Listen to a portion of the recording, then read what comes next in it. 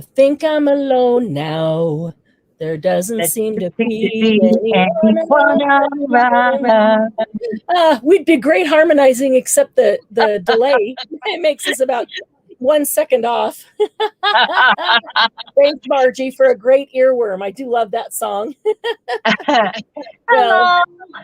I love it for a while till it's been in my head for however long. And yeah, Yeah. enough.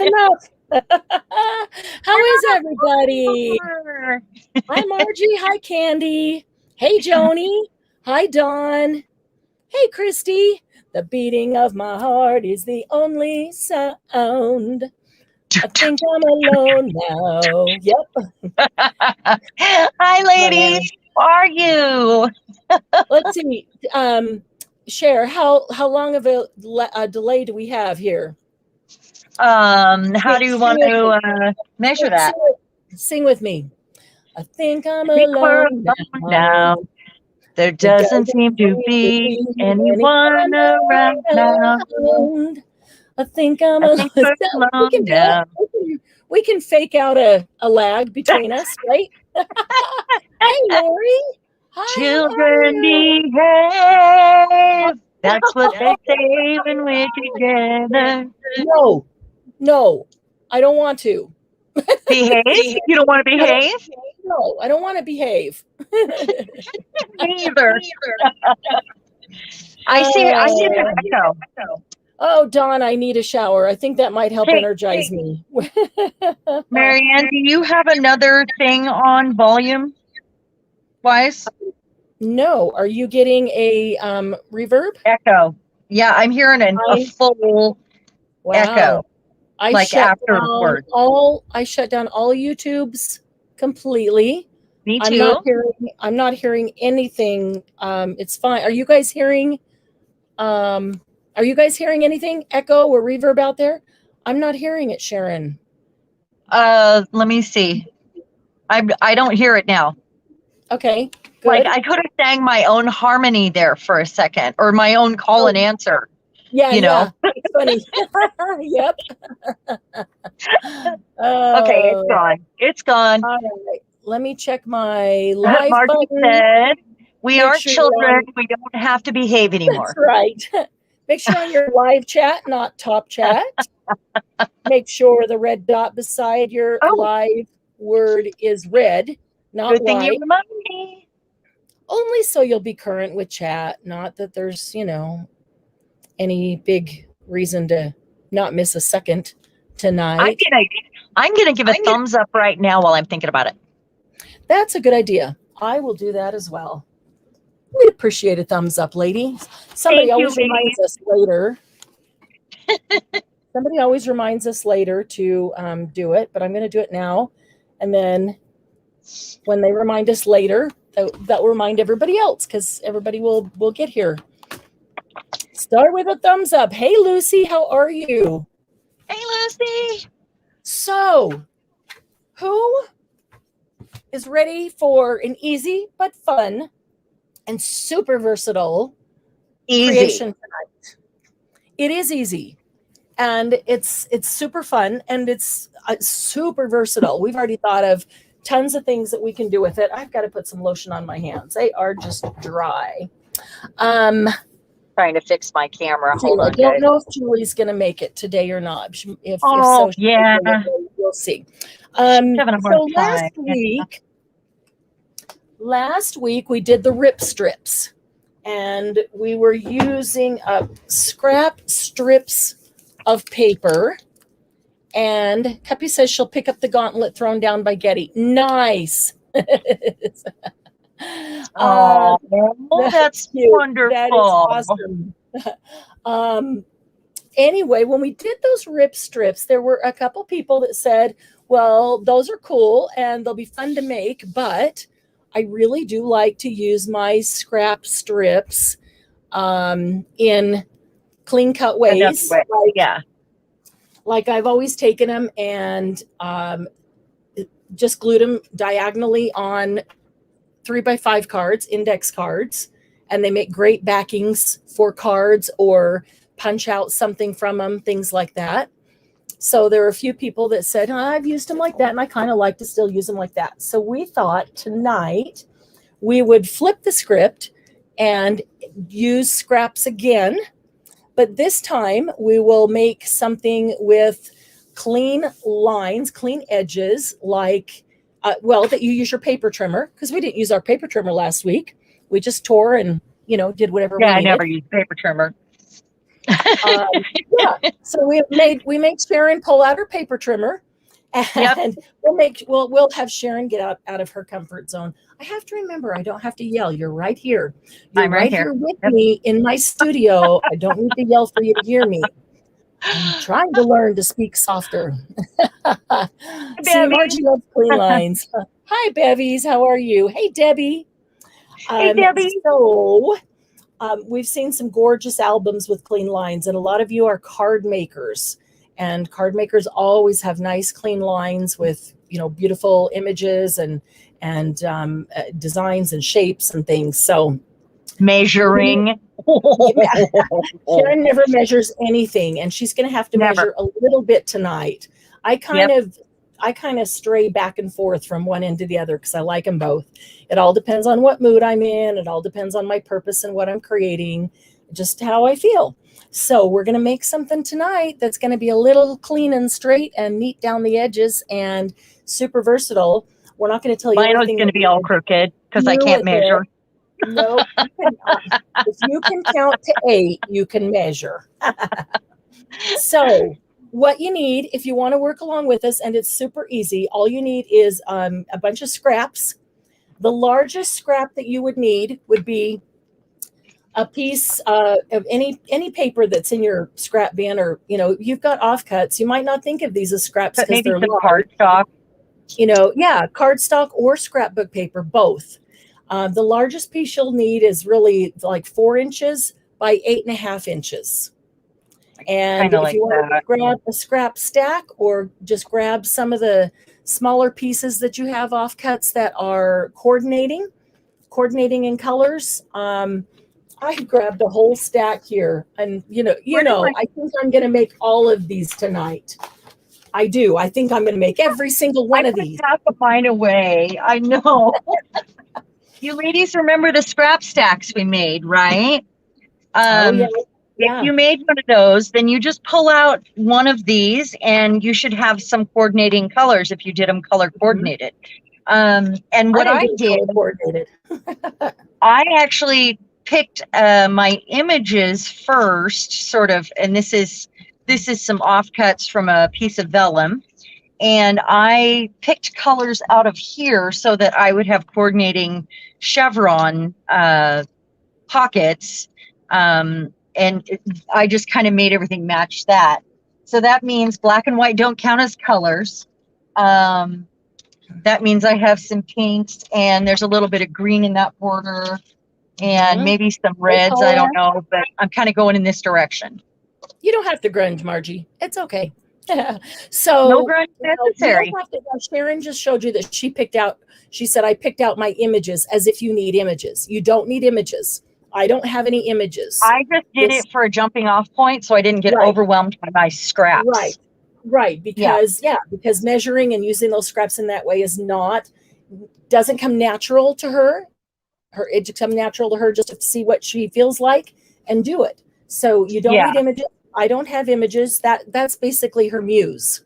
These are it's kind of like picking a piece of patterned paper, and I just took colors off of that. That's what's inspiring her. That's her muse. So what we're gonna do? Let me show you here. This is what it is. This is 4 inches across by 8.5 inches tall. I should say that in case you're looking different direction. And the reason for that is because typically when we do a journal, do I even have a standard piece of paper around here? I don't.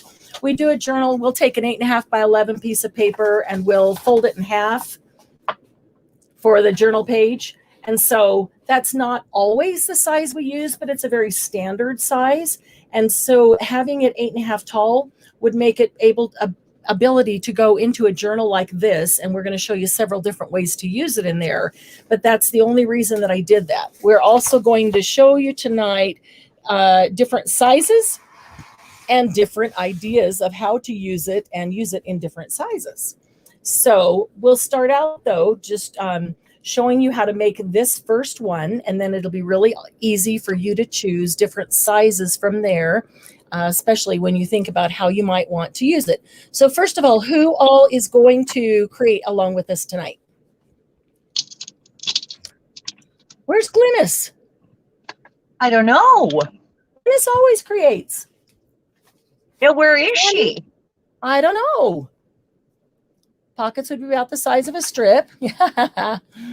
Christy, are you creating with us tonight? Dawn is, all right. Dawn, Hey. Christy, Candy. Paula, are you creating? Joni? Margie or Candy, message Glynis. Find out where she is. Okay, so I'm going to give you instructions for this first basic one. We'll walk through it together, and then we'll make a couple of more so we can show you some variations. I'm gonna go ahead. Are you making one this size first, just to walk along with us? And I am. I was just fixing the template for the triangle that I was going to make, but I don't have to do that yet. So what size do you have there? Lori. Okay, Lori's. Oh, Glynis is out to dinner for 39th wedding anniversary. Well, happy anniversary, Glynis, if you're listening in your ear, which she sometimes does. She didn't even tell us. Yeah, she didn't. She told us when her birthday was, but not her anniversary. Of course, it's been a crazy week, and we haven't all talked to each other very much today or this week. No, we haven't. Okay, so the first thing that you want to do is pick a. Hold on. First of all, Christy said she actually just came by to say hello, and she's going to spend time with her husband and son. So thank you for coming by, Christy, and I hope you get to see some of this. And maybe you get to watch it later. I read your message there, Christy. So good. Thank you. You and Paul, your whole family will be in our prayers for Monday. We pray that it'll go well, smoothly for him, and do exactly what it needs to do for him. Yes. Okay? Don't stress about it. You got a lot of people in your corner, on your side, and a lot of love coming your way. So don't worry about it, okay? And everybody send well wishes to Bevy, who fell down today, and she is in bed, hopped up on painkillers right now. Bevy. Uh-oh. Yeah. Bevy, that's not good. That's okay. not good. Okay. Sorry about that. I just wanted to catch her before she left. That's okay. First thing we need to do is pick 3 pieces of paper. They can be cardstock or scrapbook paper that kind of coordinate together, that you'd like to be these front chevrons. Can you see how these, I didn't glue them all together, did I? That's kind of big here. Can you see how these are chevrons? Let me get it up really close. So the pink is a chevron, and then the green one's a chevron, and then the flowered one, and then it repeats, pink and green and flowered. See how those are chevrons? Every single one of the chevrons is a pocket. A little pocket right there. It's so cool. So we want, I was going to pull that paper out, Sharon. Great minds thinking. Yep. What paper? The black and the pink that you have there, the velvety stuff. Oh, yeah. Yeah, I almost pulled that out. I have this velvety one. Yeah. I think going to, for this first one, first I'm going to move this over. I'm feeling, that's really pretty. I really like that. I don't know, that's not going to work for the first one. Okay. I'm feeling kind of purpley. So everybody get your 3. And then you need 1 piece of paper for the base. The base is the 4 by 8.5. And so how big do our papers need to be? So for this one, you're going to cut 1, 2, 3, 4, 1, 2, 3, 1, 2, 3. Okay, for this one, you're going to cut 3. No, you have to cut 4, and there's a reason. You're going to cut 4 rectangles out of each of these 3 coordinating pieces of paper. And that rectangle is going to be 2 inches by 4 inches. And you need 4 of each one. So if you have a scrap that's, or a couple of scraps, you can cut a couple of them out of this one and a couple of out of another that are, like sometimes I have multiple scraps of the same paper right here. So you'll need 4 2 by 4 inch pieces of paper from each of these 3 coordinating. And then you notice that my base paper right here is not the same as any of these. It's completely different. So you can see the top right there. But it does. Well, you can scraps, I would hope so, because then they're not scraps if you've got that much of it. Yeah, well, but Yeah. if it's a 12 by 12 piece of paper and I used half or 3/4 of it, that's a pretty big offcut. Yeah. Oh, yeah. I mean, these were in my scrap bin, and these are pretty large, but I'm feeling kind of purpley today. So I'm going to see what I can do with these. Trying to decide. So 4 by 2. I can get 4 inches out of these. All right. And we can make it any size. It's just they have to be a certain size to. Well, this first one that we're all going to do the same will be this. And then, after that, you and I are going to do some different sizes and things. And they can do more of this size, or they can do different sizes, that they might want. Because once they see how it lays down and fits, they'll say, oh, I think I'd like to try making a teeny tiny one. And then this piece of paper that we're cutting now, the 4 by 2, will be different on every size that you make, kind of, sort of. It could be the same. So I'm having to learn how to use this paper trimmer I bought from Ivy. I'm serious. It's not funny. Sorry. I'm not laughing at you. I'm laughing with you, my sister. I mean, I've used it to go, oh, I want to just cut this, but I've never used the measurements on it. Yeah. I didn't need to. I mean, I do really organic things. So I can't see your paper trimmer. Oh, it's over here. I'm doing it, though. I'm working it out. So this is 4 inches by 2 inches. Okay, so I've got 4 of this one that are 4 by 2. And let me see. Oh, man. So we're doing, how many of these squares do we need?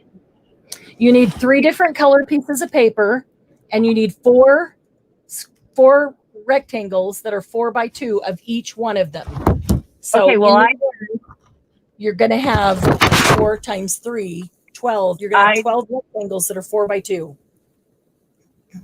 Okay, I only have 2 of these fuzzy black and white or black and gray ones. So what I'm going to do is cut another one to go with it. Or those 4 by 3? They're 4 by 2. Okay, they look bigger than that. That's all. Well, they might be. I don't know. I'm inept with the measuring.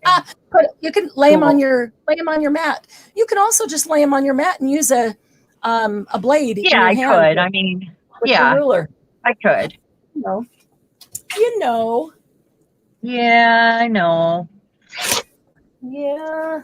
So 4 of each of the 3 colors, right? Yep. 4 of all 3. 4 each of 3 colors. So you'll have 12 rectangles, 4 by 2 of 3 different colors. Okay, I'm doing 4 different colors because I'm doing 2 of the black and white ones, or black and gray ones, whatever, of 2 different designs. So they will total 4. You get what I'm saying? Okay. I do. Okay, so I guess as long as you end up with 12 pieces that are what did I do wrong here? I'm going to have to find something else that coordinates with this, because 4 by... Yeah, I made them 4 by 3. They kind of looked Yeah, they didn't look rectangle enough. They looked Oh, I'm closer to looking square. That's all. 4x2 and it's just not right. So show me yours. Show me what you got. Okay. 4x3. I'm sorry, 4x2. See, and I probably could have made more of 4 these this then. way. No, you probably could have, and 2 that way. Yeah. So if you have a strip that's 4 inches wide, I don't think this one is. This one's only 3.5.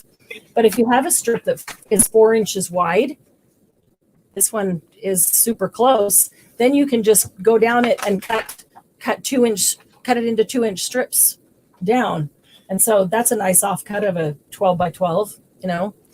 Well, I started to make myself a template when we were beginning, and yeah, that didn't go. I didn't finish. That would have helped me a lot, though. You know. Yeah. Okay, wait.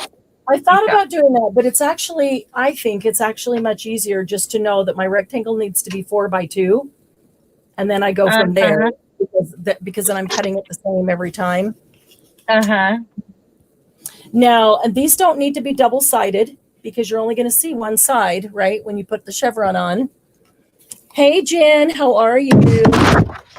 Hey, Jen. I feel like somebody's crooked here. See, this is why I don't measure. I'm so not. You guys know that I use the other side of my brain so heavily that it is hard for me to math or measure. It is like I'm on crazy creative mode all the time. Dawn, we totally understand. If you get a chance to put it on and watch with her, then do. If not, we totally understand. Okay. Yeah. Hope dog gets feeling better soon. Bye. Oh, yeah. Grand dog is not feeling well, so she's got to go watch Grand dog, you said? Grand dog is not feeling well, so she's going to watch granddaughter. All right, Jen, you are just in time to catch up here. We've just barely started, and you have to do this along with us. One. You need 3 different pieces of paper that coordinate. They can be cardstock, scrapbook paper, whatever it is, just some that kind of coordinate in colors. And you need to cut 4 pieces of each one that are 2 inches by 4 inches. That's all. 2 inches by 4 inches.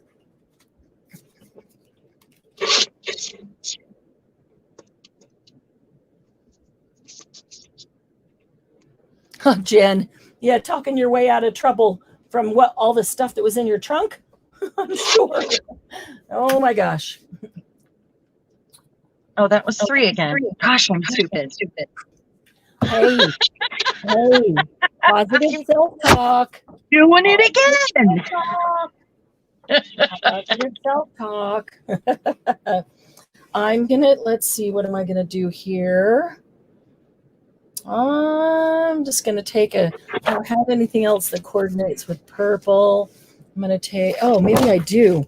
These little things that I used made on the gel plate last week will work perfectly for this if I've got something that coordinates with the color. That teal. Oh, that would go with the other one that I was looking. Oh, okay. Yes, that's perfect. I'm gonna make this one after all. What happened to the others? I'm gonna make that one after all. Yay, yay, yay. All right, let's see if that would go with this. I wonder it would go with that. Oh boy. Now I'm in trouble because that would go with both, and I don't want it. Okay, so easy to get 4 out of that. I could probably look at this and figure it out all day, but you tell me to measure it, and it's another thing. Yeah. Well, we realize, Sharon and I talked about it. We realize that we are figuring things out, but not we are often asking you guys to step outside your comfort zone. Yeah. Especially those who've been scrapbookers and card makers, because everything you've done always has been measuring. And we often are asking you to step outside your comfort zone and just let it go free form. And that it can be very uncomfortable. But it's fun once you learn something new, doesn't mean you have to do that all the time, but it's nice to have it in your bag of tricks to be able to do it all. So we thought that we'd pull Sharon out of her comfort zone tonight, and she'll learn how to measure, right? Math is hard. Counting to 8 is not hard, Margie. It's not that I don't know how to measure. It's just that my brain won't conform. It's refusing to conform all the way. It's okay. So do I want to use, I really want to use this, but that means I would need to get another one of these out because I don't know if I have 3. Usually I make up samples ahead of time, and I did not. So you guys are seeing all this, which is what I do. Befuddled a sale, or I'm packing orders or something, and don't have time to do any of that ahead of time. So we flipped the tonight. Yeah. I like having time to do that. I don't like not being able to do that, even just because we can show 2 different ways of making things often. Or 2 different, even if they're done the exact same way, they're still going to be slightly different. Okay, there's 2. Yeah, because you and I do things differently, so it works out. And part of the benefit of, darn it, I cut that unevenly. Part of the benefit of having us as a team is because they get to see 2 different ways of doing everything. Exactly. And when we became a partnership, that was our goal. Right. We figured with our experience and our outlook on things, that we would have a more well-rounded bag to grab from if we join forces. So we kind of like that. All right. Remember 4x2. They keep talking, and sometimes when I'm talking, then I end up cutting things wrong because I'm talking and I just stick it in the trimmer wrong. So 4 inches by 2 inches. Now I'm using some of these from the gel plate, and they're not exactly all the same, but it's okay because they all have colors that will go with these others. So 4x2, 4x2. You need 3 different patterns that you can save the offcuts too from these little pieces. Oh yeah, we're gonna need them. They will work to make teeny tiny ones. Well, and we're gonna fill these pockets also. Yes, and you might want to use them for that. So 3 different pieces of paper that are 4x2 each. That one does need a little bit of shine, just a little bit of glitter. Doesn't have any. A little bit of glitter? Yeah, it doesn't have any shine, and the others like it have some shine. A little bit of shine. All right, so if you're working along with us and you're cutting those, say done in the comments when you're in the chat, when you're done. Shut your pie hole. Who you telling to shut your pie hole? I'm gonna do a quick little glitter splatter. Not glitter. It's just Stamperia iridescent aqua color, just on these 2, because the others have just a little bit of sparkle because I used some gold metallic on them, and these didn't get any metallic. So I just want to give them a little bit of metallic, just a tiny bit. Just because I am feeling gold metallic today. And because she can. Because I can. And they're not even flat. Yeah, because they're from the gel plate. They're not even flat. I haven't flattened them. It doesn't matter. They'll end up flat. Don't worry about it. Hi, Gigi. Hey, Gigi. Oh, hope you can stay longer than a second. You haven't been feeling very well. There's still so much stuff people are dealing with. Oh, yeah. I'm still yapping at me. How many 2x4s? Pick 3. Here, I've got 3 different pieces of paper. They all kind of coordinate color-wise, and each one you need 4 2x4s. 2x4. You could hit. Oh no, you can't do that to hubby. No, don't do that with a 2x4, Jen. No, don't go there. So I have 3 different ones, and each one I cut 4 2x4s. So let us know when you've got 2x4s. You're going to need 12 total 2x4s, correct? Correct. Yep. How did I do that?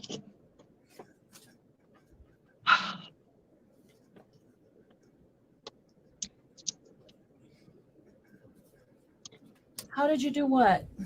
Nothing. Did you? It don't matter. Yeah. It don't matter. That's how everybody feels when they start using a paper trimmer, when they start being a card maker or whatever. Oh, Gigi, it's been a crazy day. Well, I use a blade a lot for things. I just don't measure. Right. That's everything. Yeah, that's what I'm saying. Yep. Mark only needs 1 2x4 to correct her hubby. Mine's tall. He'll need 2. That's funny. That's funny. Little bit of glitter. Yep. All right. 1 will do it, Margie. 1 will do it. Too bad it's illegal. Yep. You guys are funny. How do I have some short ones? I don't understand what I did. Well, what I always do is I start talking and then I cut it wrong because I'm not paying attention to where I'm setting it. Is that what you did? 2x4 conversation. Yep. Just a sec. Let me grab another piece of this. Yeah. Got 1.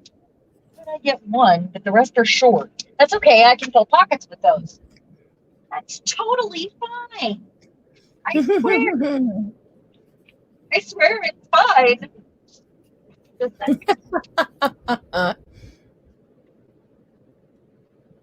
This is pretty close to telling Sharon what to do, right? Yeah. Because it's outside her comfort zone.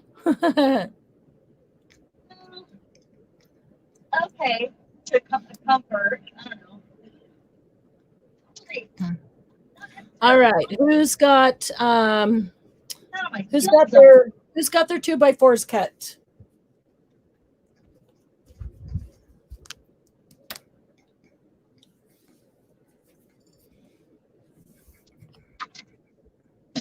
I'm thinking one of these.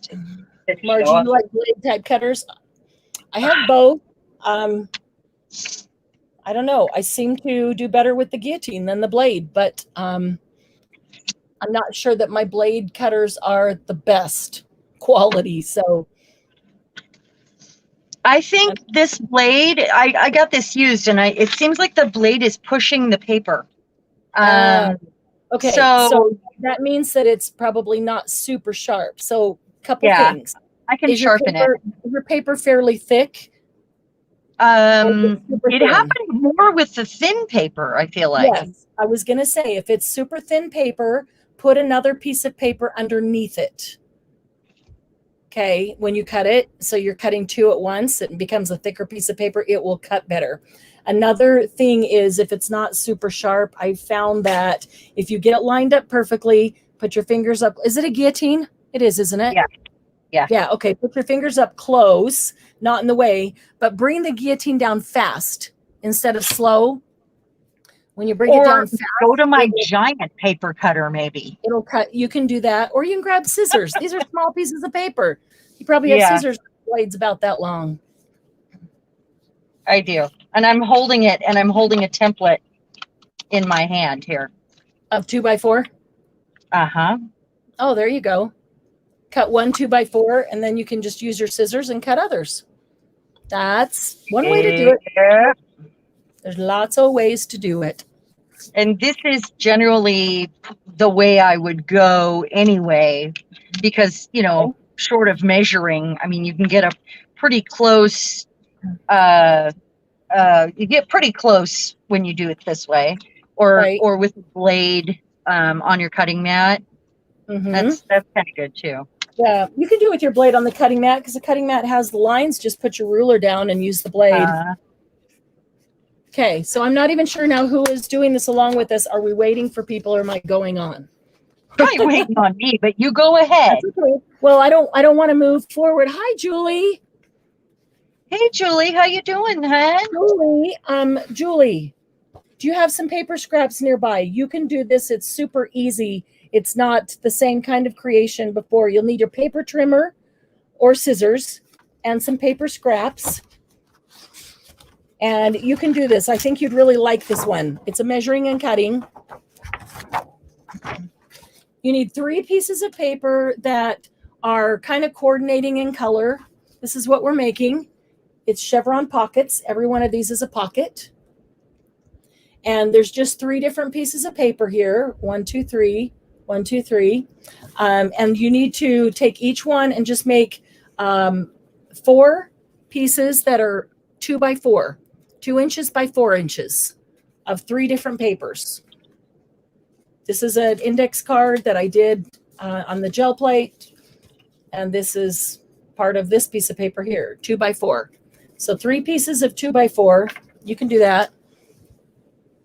Oh, you're in the lounge room. Okay. Candy, are you doing along with us? Glynis will catch up when she gets back. Of course, it won't be till halfway through because but she can go watch it on the way home and be caught up and know what to do when she gets home, and she'll whip that out in no time flat. All right. So, all right, I'm going to move forward in case people are sitting there waiting. So we've got 3 coordinating pieces of paper that are cut into 4 strips of 2 by 4, and those are going to be the chevrons. Now I need something for the base, and the base is 4 inches by 8.5 inches. And for this one, I think while I was sitting here that I decided just to use, I've got some offcuts that are just like off-white, cream colored, because that would go with, they're going to be covered up by the chevrons anyway, so it doesn't matter. But if you want something on the back, you can think about that. In fact, if you use something like this orange one, and the back is white, you could use the white as the side you put the chevrons on, so the back has the orange showing. So I'm going to use this one. Okay, so this one we want to cut 4 inches wide. I hope that's 4. Yep, it's just shy. It's just over 4. We want to cut this one by 4 by 8.5. And I have a trimmer here that only goes to 6. So I'm going to set it down on my mat and see where 8.5 is. And I'm going to make a tiny mark, and that's where I'll cut it. Okay, there's a pencil, a very dull pencil. 8.5 is right here. Okay, and that's where I'll cut it.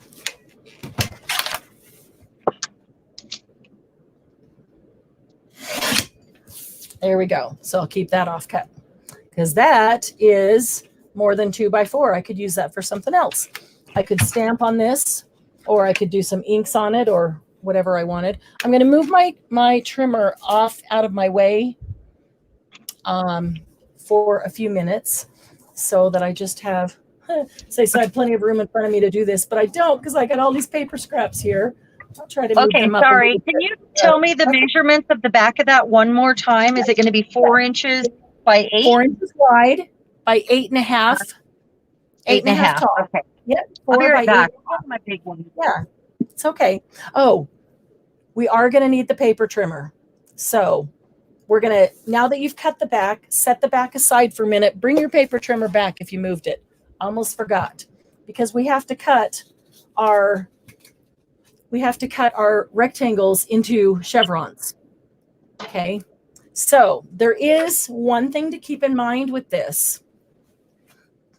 I should have, I did cut a couple samples ahead of time so I could show you what I mean.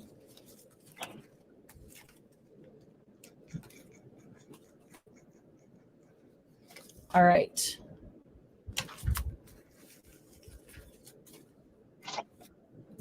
Okay, this is the only part where I will say pay really close attention. Here are two pieces of paper that are 2x4, right? This is the same as this, what I started out with before putting it on here. Okay, so what I'm going to do is, and here there's no measuring, it's just putting it in the paper cutter, and I put one corner up at the top, and I put the other corner right on the blade, right on the line, and it's just taking a minute to line up, make sure both corners are right on there, and then cut it. And when you cut it, you get two perfect triangles, okay, that are corner to corner. That's all you have to do. Or you can set it on your mat and put a ruler down corner to corner and use a blade to cut it. But here's the tricky part. So I'm using this, and I cut one rectangle into the two triangles, right? And I'm going to lay one like this, and the other one is going to go like this, and that creates my chevron. I want the same side of the piece of paper. So the two that I cut cannot go together. It requires two of the same side, and that's why you have to have 4. Because watch, I will take the bottom, I'm going to separate them so that you can see. Hopefully everybody, they're really light. They're really light in color. I'm going to put something dark underneath them. Here's one, and here's another. Okay. So here's 2 that I've cut. I'm going to take the bottom one of this one that I've cut, and I'm going to set it here, and I'll glue that down. I'm going to take the bottom one of the second one I cut, and I'm going to glue it on the opposite side, and now I have a chevron. Make sense? And then for the next row, I can take the top one and turn it over. Wait a minute. I have to do the same side first every time. You have to do the left side first or the right side first, doesn't matter. I'll take the top one and turn it upside down. Of course, I'm going to do a corresponding color so they're not just the same. And then I'll take the other top one and turn it upside down. And there's my next chevron. Get that up close. There you go. But do you see how I can't take, they don't go together, those two? They were the bottom or the top from the 2 different ones. Yes. So you have to use 2 tops to be a chevron, 2 bottoms to be a chevron. So in the end, you will end up using 3 chevrons of 2 of your papers and 4 chevrons of 1. And you could decide which one you want it to be that you use more of. Maybe the one that you did 2 of each color for you, Sharon. But you will have a couple of triangles left over, and you can use those later. Okay. So are we having to flip them over? But you have to flip it upside down. But here's the thing, when you cut them, you have to cut one direction, and then you have to how to say this in the most clarifying, least confusing way. Okay. I would have wanted to go the other way. So here's an example. I'm going to take one of them, and I'm going to pick any corner, and I'm going to use that corner, this corner to corner. Okay. I'm going to do another one exactly the same, that is corner to corner. Opposite corner. Tilted the same way, same direction. Now the last 2 have to tilt the opposite way. Okay. They have to go the opposite corner to corner. Got it. Because half of this one and half of that one are going to go together. Half of this one and half of that one are going to go together. So they have to be cut opposite corners. Unless you have double-sided scrapbook paper and you're just flipping it over. Unless, well, yes, if you don't want your whole chevron to be the same color. Right. You can flip it over, but then half your chevron will be one color, half your chevron will be the other color. And if that's okay with you, then that's fine. So I'm going to lay these out like this, so I won't forget. These 2 need to cut from this direction. These 2 need to be cut from this direction. So I'm going to set these two off, but I'm going to keep them laid in that direction. And these two are going to go this corner. So I'm going to line up the top one up there. And then what I do is just put my finger up there, hold it in place like a pivot point, and I kind of pivot this outer corner until I get it over the blade. And then I go back and double check the top one to make sure that it's still in place.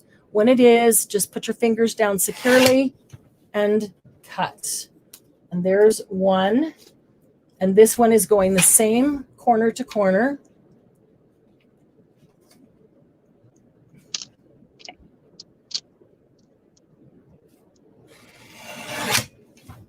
And almost easier is just to set it down, use a ruler and a blade. But if you don't have one of those handy and you do have your paper trimmer, then this is how you do it. Okay, so these went, let's see. They were this way. Okay, they were this way. And so they went top corner to bottom corner. And so these are facing the opposite direction, and they'll go top corner to bottom corner. Margie said she has a Chevron punch she's going to use, and it's so much easier. Is it this large? Wow. That's kind of cool. Julie said, can you do that on the TV? Hold on. Candy said, clean for me. Julie, you'll probably have to up the quality 720 or 180 if available. I don't know what's happening. Oh, it's about blurry. Okay. Oh, she's saying it's blurry. Yeah, my YouTube is clear. Hang on a minute. I do want to see. Okay. Light, because I see the reflection. Oh, that's not the light that's reflecting. So doesn't matter. Gonna stay anyway, and that's all right. Okay. All right. So now I'm gonna do that. I did that with one group. So I've got all these triangles. I'm going to set those aside right here. And I've got two more. Here's one. There's the other. I've got two more sets of 4 pieces of paper that I'm going to do that to. So I'm just laying mine out this way. Perfect. So I get them. Well, and have you got all 12 cut? Yeah. Okay. Well, you are fast. Really? Well, didn't you? Well, I only have these ones cut. I thought you meant the box, the rectangles. Have you got all the rectangles cut into triangles? Yeah. I did not. Triangles before you lay them on the paper. I do not have them all cut into triangles yet. Okay. What I have here is, I want my other ruler.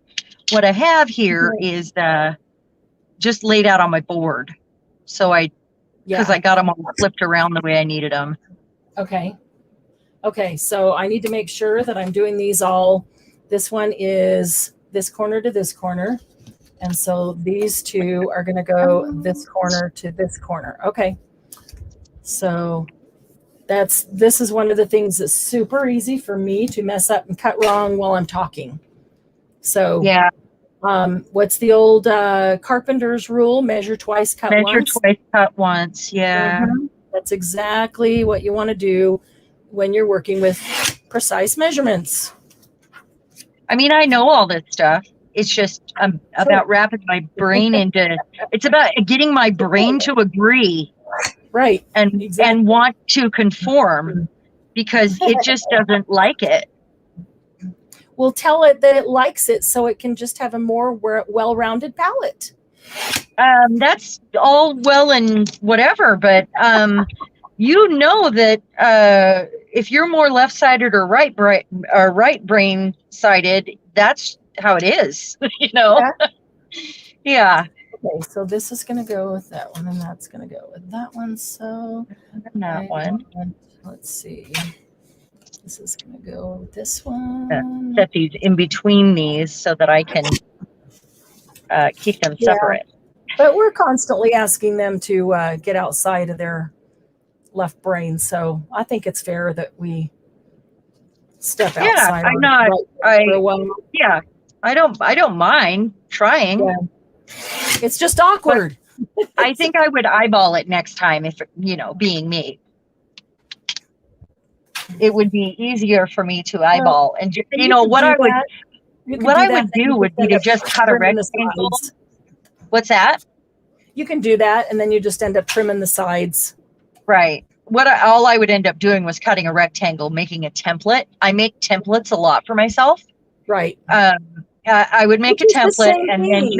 just use the It's template. Yeah, it's literally the same thing. You it create a is. template of what you want Yeah. instead of measuring each one individually. You get it the right size and shape. Okay, once you've got those cut, then you can move Margie said, at least you have a brain, Sharon. at least. Oh, that's funny. Awesome. The Chevron punch, I think I'll use. I found it clear now. Nice. Yay, Julie. Almost not as big, but I'll be making much smaller ones. Yes, we're going to make some teeny tiny ones too. When I'm watching on the big TV, I feel like I'm being mentioned on international TV famous. Oh, nice, Julie. And Julie Parker is joining us tonight from Australia. Julie, how's the weather in Australia? It is international, technically. It is. It Yeah. is, definitely. Okay. Yeah. So once you have those all cut, lay them all out before you start gluing.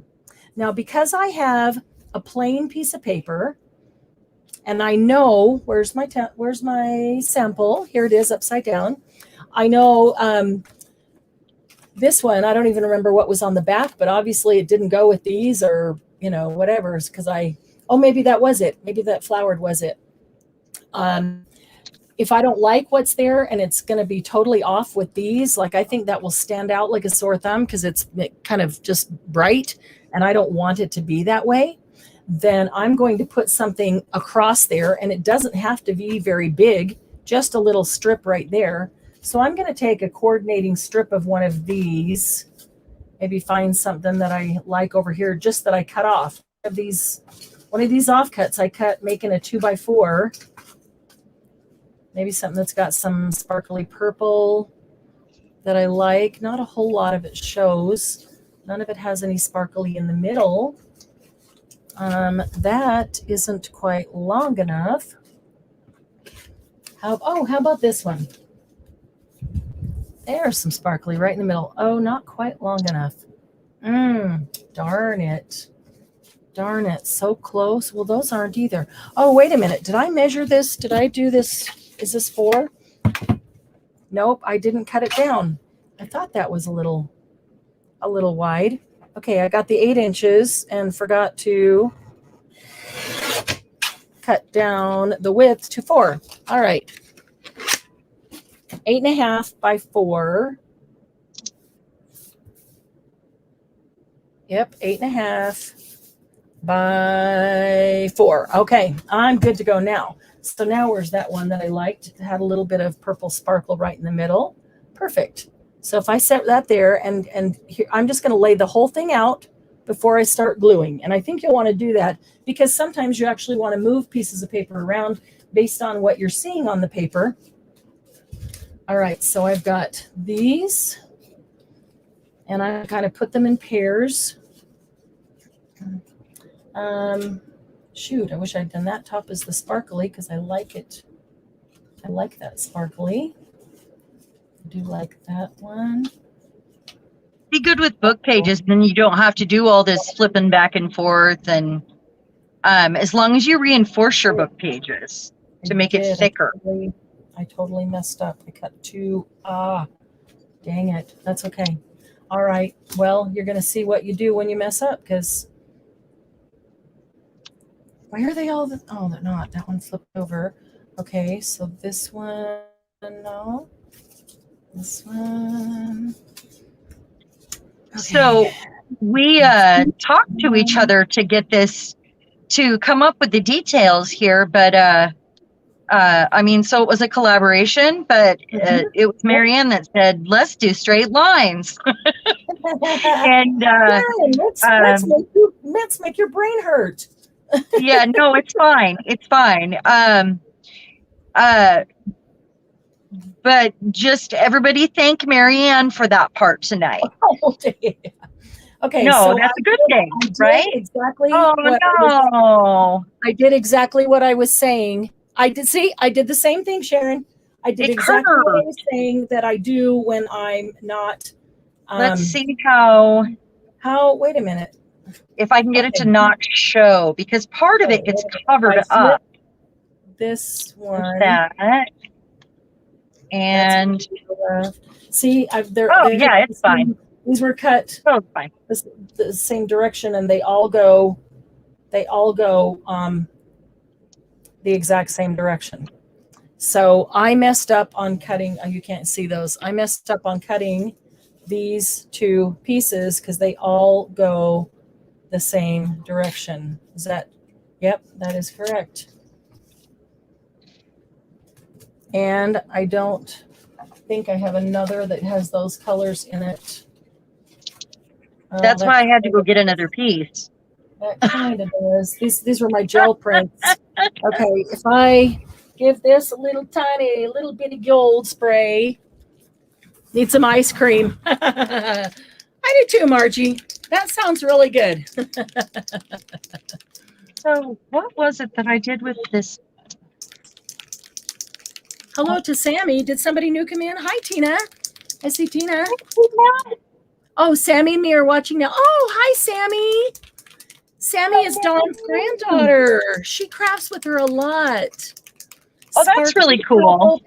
Oh, Sammy will love my sparkly purple paper, huh? Hang on a minute. I got to give this one a little bit of gold sparkle. I'm just holding it over the trash can so I don't get gold everywhere. I just got a lot idea. I just got a lot of gold on it. Idea.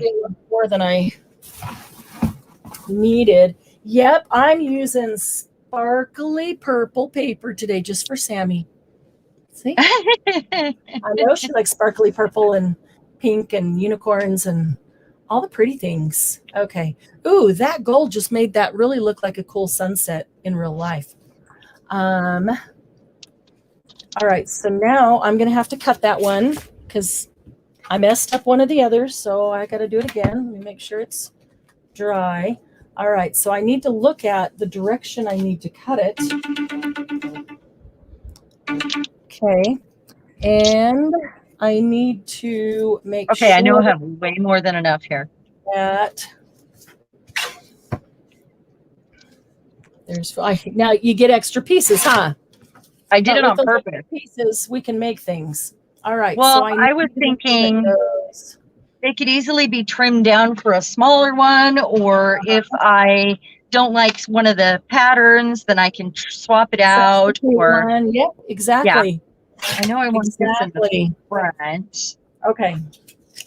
So if this one was cut on this diagonal, and I know that I need a stripe. This one should be cut on this diagonal, right? And if so, I'll have this, and that will go with this, and I'll have. Are you guys confused yet?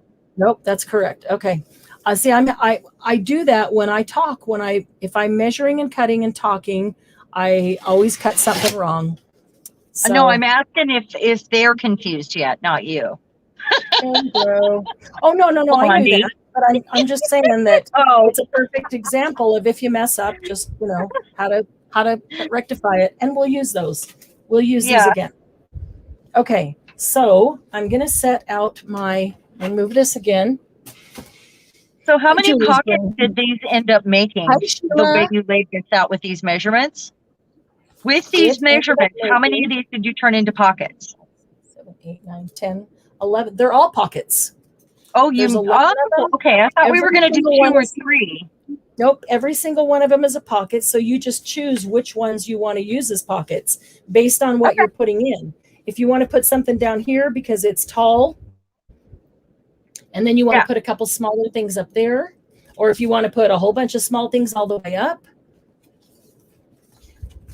Okay, so let's go back to here. Where's my pretty purple flower, purple sparkly flower? That is my top. All right.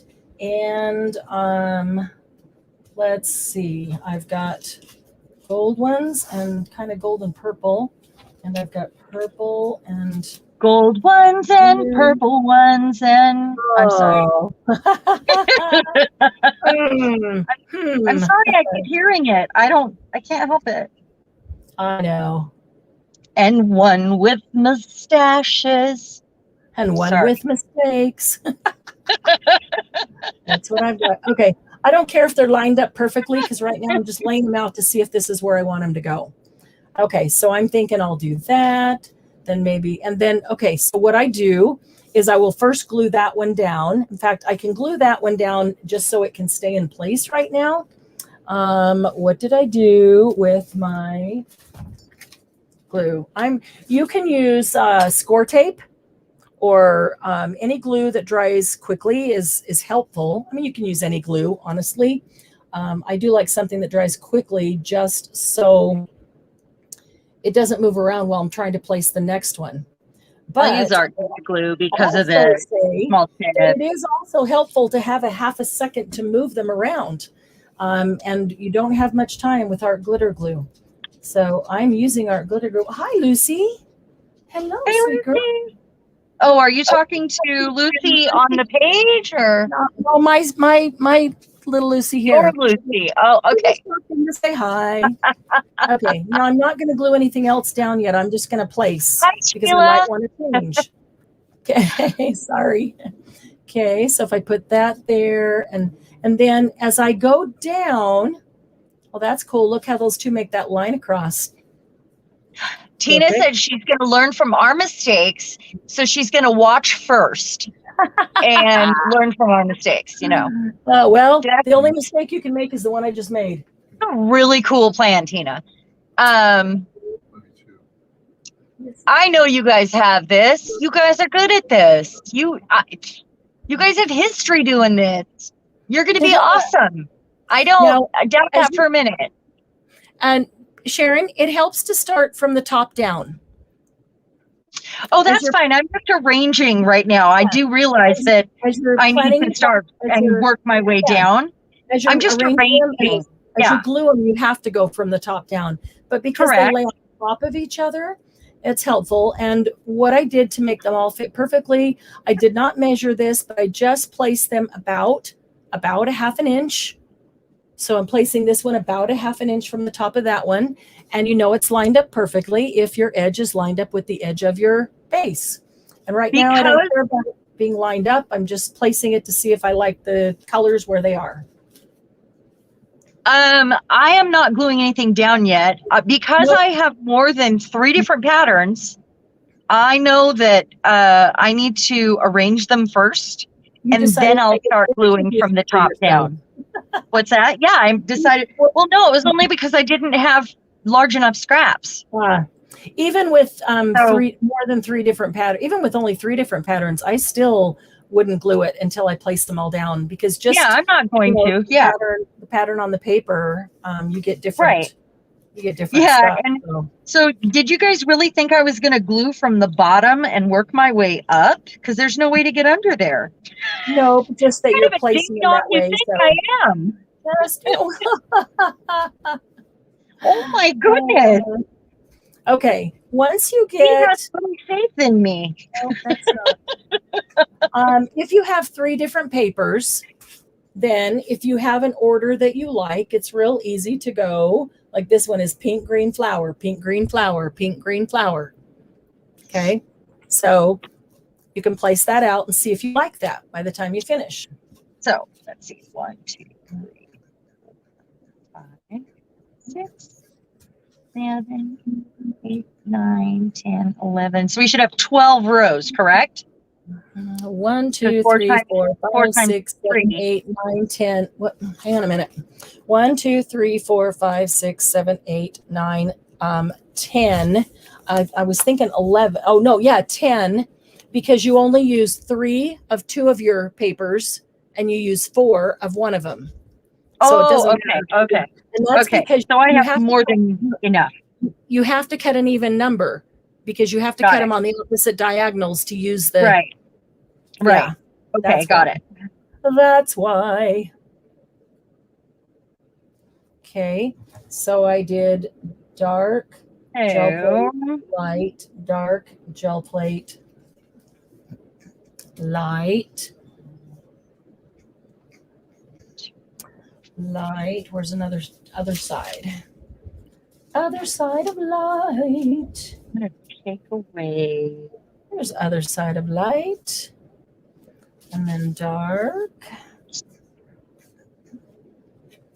What I want is more of this velvet paper, darn it, that I miscut. Dark. That would make my Gel plate.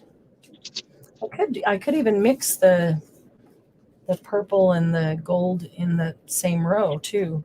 The whole things could be mixed and matched, but keeping them the same one at least helps you to see 1, 2, 3, 4, 5, 6, 7, 8. Yeah, big old space there. Let's see. Dark gel plate light, dark gel plate light, dark gel plate light. It is time for the light. See the light. What direction? This direction.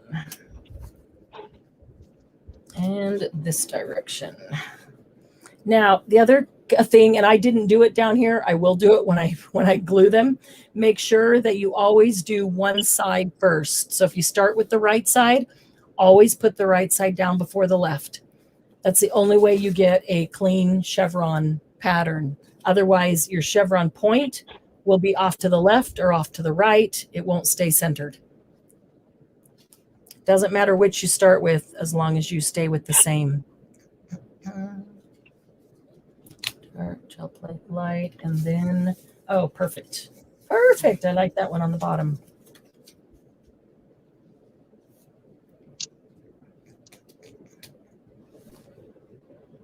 So these are the ones I'm going to save for later. So I'm going to push all these extras off to the side so I don't mix them up with the ones I'm actually using.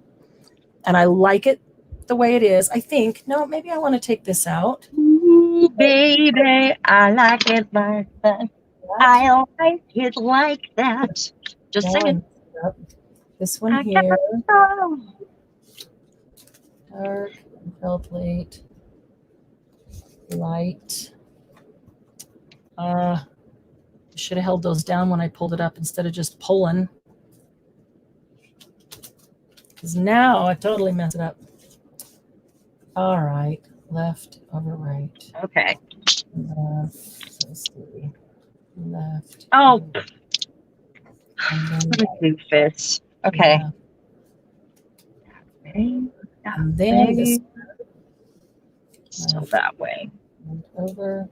And then this one. Left with right over. And then this one. Darn it, I really want that to work.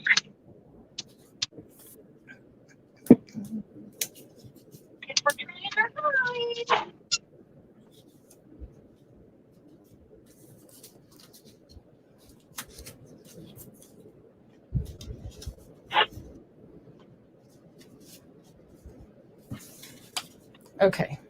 All right. I like that pattern. So I'm going to keep it all together with my hand and just slide it off to the left. So I keep them right where they're going to be.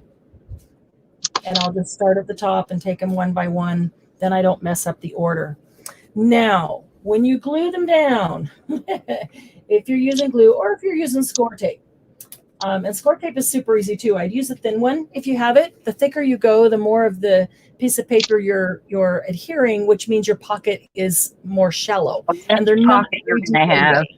These are they're fairly shallow anyway. So when you glue them down, it doesn't matter what side you're on or what you're gluing.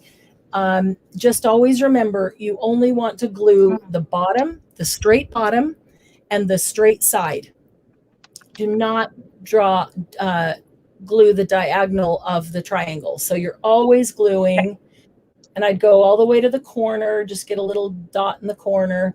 I guess for this, it's actually easier to use glue only because these tiny corners, but if you're using score tape, maybe you stop a little short and put one drop of glue, afterwards to get the corners down. Kind of left top off there. Okay. So I'm going to glue the corner, and I want to stay as close to the edge as possible. I only need a tiny bit. It's hard for me not to over glue things. I always want to put too much glue, and you barely need any, especially if you're using art glitter glue or barely art glue. You barely need any, honestly. Okay, and then I'm going to turn it over, and you can always hold the diagonal side because there's no glue there. And I'm going to start up at the very corner of the base. So I've put this piece here because my base was, just plain boring, but I'm still, and even if you don't put a piece there, you're going to start up at the very corner. So make the point meet the point meet the corner, lay it down. As long as this side right here is flush, you're good. And there you go. Then I'm going to go grab the other side of that. Same thing. I'm going to glue the bottom. And then the straight side, straight bottom, straight side. Just don't glue anything that's diagonal. And same thing. I'm going to bring it up to the corner. That's harder for me to do with this hand, so I'm going to bring it down. But you just want the point to meet the corner and the edge to meet the edge. And your bottoms should be lined up perfectly, but if they're not, don't worry because they're going to be covered up. Okay, and there's my first chevron. And the sample that I did it with both cardstock and scrapbook paper. I think all scrapbook paper, I feel like it would be too easy to tear some of them because if you're sticking things in and out, but mixing the cardstock and scrapbook paper, I found very effective and it worked quite well. Now I'm just going to eyeball about a ½ inch. That's all. You're going to make it all the way down. You get to the bottom, you put 1½ inch, things over the bottom, you turn it off. But about a ½ inch gives us the exact space that we need for this many.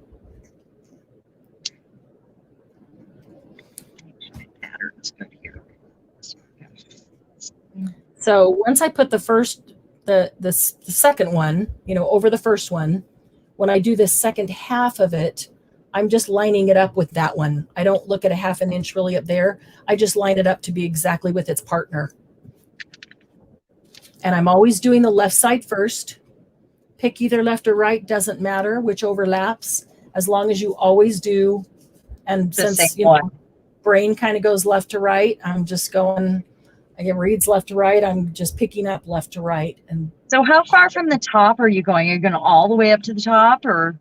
The point of your thing should meet the corner of your base. Okay. All the way to the point of the corner. Yep. All right. And then from there, just leave about a ½ inch space between each of them.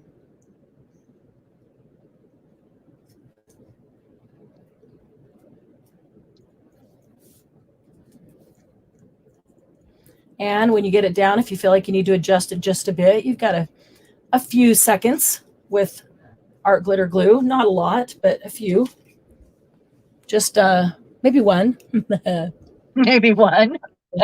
I'm gonna go back here and check on comments a bit. Yeah, sorry, I'm super concentrating right now. That's okay, I'm good.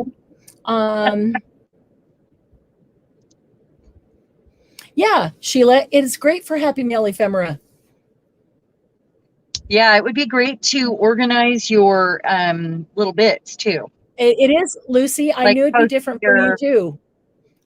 Post stamps Lucy's a very freeform artist, and this is not normally what she does, but sometimes it's good for us to get a little bit out of our normal brain. Our brain. Yeah, because it also then makes our brains start thinking of different things too, just because something has changed. So not a bad idea for us always to try something that is not our norm. So Lucy, you and I can put we can put stamps in these, like postage stamps. Jen, you totally ignore them. Yeah, these are great for storing stamps. Faux stamps, postage stamps. perfect for that because you can store a bunch in each row. And we'll show you how you can turn them into a folio in order to do that. Jen, just ignore them. Just totally ignore them. Hi, Cheryl. Didn't see you come in. What is happening with the ignoring? Jen said, how does one push through Saturday Night Live, which I love and look forward to, whilst getting hit with drama/nasty messages? Oh yeah, I just ignore that crap. I'm over it. Watch, if you're doing this and you're doing it along with us, just don't look at your messages. Oh, Jen's having anxiety. Try and be back. Sorry. I hope. Yeah. Sorry. As long as you read them, you're gonna feel that way, honey. Just please don't. Yeah, just don't. Ignore them. Use a piece of washi tape to hold them together, and then pick them up. That's a good idea. Like every other or third one, if you wanted deeper pockets. That's what I just did. Yeah. Another way to make deeper pockets is to make your starting rectangle bigger. And then if you're doing this same size, you still need 4 inches wide, but go 3 inches tall instead of 2 inches tall. And then you will have deeper pockets. Quit talking in inches. I don't understand you. So if you wanted deeper pockets, you can just skip right in the bottom of the field. Sharon, are you putting something at the top? Your base. Okay, for the top. So Sharon's base is gray and her top papers are black. So they're a good match. So she's just leaving that. And I just didn't want this bright. It feels white when I do it there, even though it's cream. Is just like too bright white. So I wanted to. What are you talking about? The base. I put this little strip across the base to cover that triangle on top. That's all. All right, so let me get the rest of these glued down. I feel like my art glitter glue is going to glue shut while I'm adjusting these. No, because you keep. You mean the one on the piece of paper or in the bottle? No, in the bottle while I'm adjusting and getting ready to put the glue down. You're not taking that long to do them, though. I am so weird about closing up my ink pad immediately and my glue immediately. Immediately. But you're putting this down and 10 seconds later, you're ready to do the next one. Yeah, I guess so. 10 seconds is immediate. You're using it immediately. It's either use it or close it up. I always heard use it or lose it, but okay. Depends if you're talking about glue. Use it or close it up. Use it or close it. Let's not go there. Nope, let's don't. I hear it too, Margie. Knock it off. Nope. Julie's dad just called. Oh, that is so good. Wonderful. It was nice to hear his voice. Julie, that's so great. Julie's honey, I'm so glad. Positive thoughts and love going her way, and she can't go visit him because she's been sick. And he's been in ICU, guys. Yeah. So it's really nice for her to have a moment to talk to him. I'm so glad that he's well enough to talk on the phone now. Days ago he wasn't. Yes, he's going to be having surgery on Monday. Well, that's great. And Julie, that surgery is going to help. I really feel that based on what you told me. I really feel that the surgery is going to help. He's having surgery on Monday, and it's going to help. It's hard to have surgery when you're already sick, though. When it is because you're already worn down. Yeah, it is. But if you've got infection or things inside that need to come out like that, you need to get it out, or you'll only get worse. So yeah. Sounding very drowsy. That's okay. As long as he was talking, that's just so good to hear him. Good to hear his voice, Julie. That's awesome.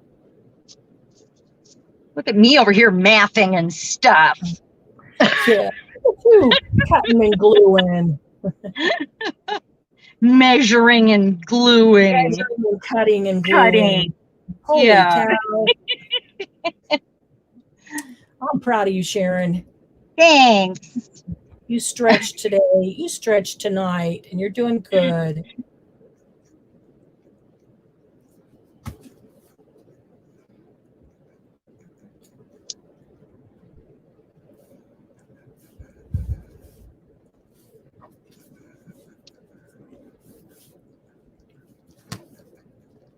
So when I start, this is just a piece of cardstock, which seems kind of flimsy, but by the time you get all these chevrons on, it's a nice, thick, heavy-duty piece. Yeah. I'm thinking it would make a great book. Yep, exactly. And Sharon's one of the things, some of our ideas to use it for. Yes. Do you want me to share that now? No, I think as soon as we finish this one, we're done? I think we all should start another one. I wish I had more of this color to do that one, and we can make a couple things. Or I don't start another one, and I just do it in another way. Yeah. You have enough to make two of them? I would have to get more paper out. Kind of the same to do that. Yeah, I don't think so. Well, let's talk about some of the ideas to use it. I think you'll give me a headache before that happens too. Yeah. Let's talk about some of the ways to use it, because I also want to make different sizes, because I have thoughts about those. Me too. So I thought it would be fun to do them with a couple pockets and do the pockets a bit deeper, and you just make your rectangles deeper. So instead of 2 by 4, they'd be 4 by 4, or I mean, you could go 4 by 4 on them, and then put like a cover on it and tie a thing around it, so it's like a wallet. And I thought about using them as I'm thinking it is like a wallet. I think more folio is what I'm thinking, but it's the same concept of the wallet, but having two where let me find like here's the next one I'm gonna do. I have these are cuts from a Minte page. I'll cut this one down, and so I have these two halves of the door, and so I'll make those the back, and then I'll let this be the inside, and I'll make the chevrons on this, and then I will bring the back together. It's not cut down to size, but I'll bring the back together. I'll probably glue a strip of fabric, just a thin muslin or something like that will bend easily, make a nice joint, and then bring them together. And then, so when they come together, these two doors are coming together up front, and then maybe put two little eyelets through them and put a tie. And then on the inside, I could store ephemera or postcards. Stamps. I'm thinking the stamps on the postcards. Those kinds of things. And so it comes together and ties, is pretty on the outside. Then when I open it up, can lay it out, there's all the stamps. That would make a fun little happy mail for somebody, wouldn't it? It would. It's not just happy mail, but in a journal or in a pocket, or the other thing is gift cards. If I do that, and you really want this to be something you store stamps in, you could make 3 or 4 of them and make a spine, in essence, a joint on each one with a piece of muslin. I did some little stamp holder books or ephemera type books a while ago in a tutorial. Same concept, where you just put a piece of muslin down there as that joint, and you could put 3 or 4 together, and so you can turn multiple pages. The 2 on the inside, you could actually do chevron on both sides of them. So you could store just a ton of stamps in there. Another way to use it would be to put a piece of tape or some sort of a joint, so it is a flip out on a page, and then or even a tuck. But it would be an awesome flip, wouldn't it? Say, either a flip out or washi it to the side of the page, and so it becomes a side tuck. and however many tucks you want down the chevron. Multiple tuck page. Yeah. I did it. Yay! Nice. From here, they look like Halloween colors. Do they really? It's red and black and white and gray. The red looks orange. The red looks orange. Oh, does it? Because it's on craft. Oh, and there's this one is green. I had 2 of those, but I didn't have room, so I ended up just using the one. That one. But yeah, I really this like is that why one. I'm going to use these papers that have the reds and greens in them. It's not Christmas. It's more pink than green. No, but yeah, this they don't color look matches. Christmas It's like roses, and Uh-huh. here's more of the roses. But I thought I could use the green for some of the tags. So I can put that right in the middle. Matches, it matches one of the. And there are roses on this paper too. And like Paris and postage stamps, and which is perfect for postage stamps, if that's the case. So I thought that would be perfect. Okay, so I put the, obviously I should have brought this over and looked at that. I put these just slightly closer together than I did the other one, because I now have, if I put this down, I've got a lot of space on the bottom. So remember those extras that we had cut off that we just have sitting there? I'm going to throw in an extra row.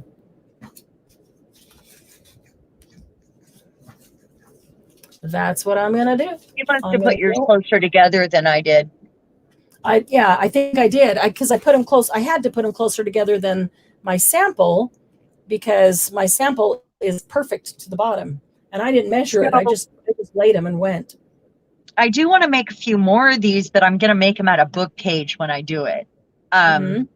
So maybe some that have been sewn together. Wouldn't it be cool with stitches? Like cut out your rectangles, which I probably won't measure. I'll just make rectangles and make sure they're all the same size. And then sew one across the bottom. Sew down the sides. Yeah. It would be really fun like that. I did leave the top pocket. I didn't glue the bottom pieces on the top pocket. So the top pocket is deeper than the others. See if it worked. Yeah. So my top pocket, I only glued the sides and underneath this one to connect those two. So yeah, that's really fun. It's almost a herringbone instead of a chevron. If you see the paper crossover. Yeah. Like a braid I put in my hair. Yeah, and depending on what kind of paper you use, you might see that more. You could use 2 different color papers, one on each side, and you would see that differently. Okay, now I'm going to put, I still have room for one more. Good heavens. Wow. I so do a deeper one. Closer. Oh, I've got more. One. I've got more here because I cut, we always have, if you did them this way, there's always 2 extra because you had to cut them in evens, so you have the extra one to match them up with. But I'm thinking make a deep one so you have a nice big deep pocket in the front, or in but it doesn't cover the white, and it's still never going to be deeper than these are. That's why on the deeper one I cut it 4 by 3, which gives a wider triangle, which makes a deeper pocket. I don't want to see that white underneath it. I could just put it on and then put some trim. Well, I was thinking put them on a strip at the bottom, with a strip at the bottom, so it's deeper. And then put a strip of paper over it and don't glue up. I could put it on and then put a piece of trim, a strip of trim on the bottom, but I already got or not glue on that one. Just a thought. Well, what do I have? What do I have as strip? What do I have as strip? Let's see. I do that one there.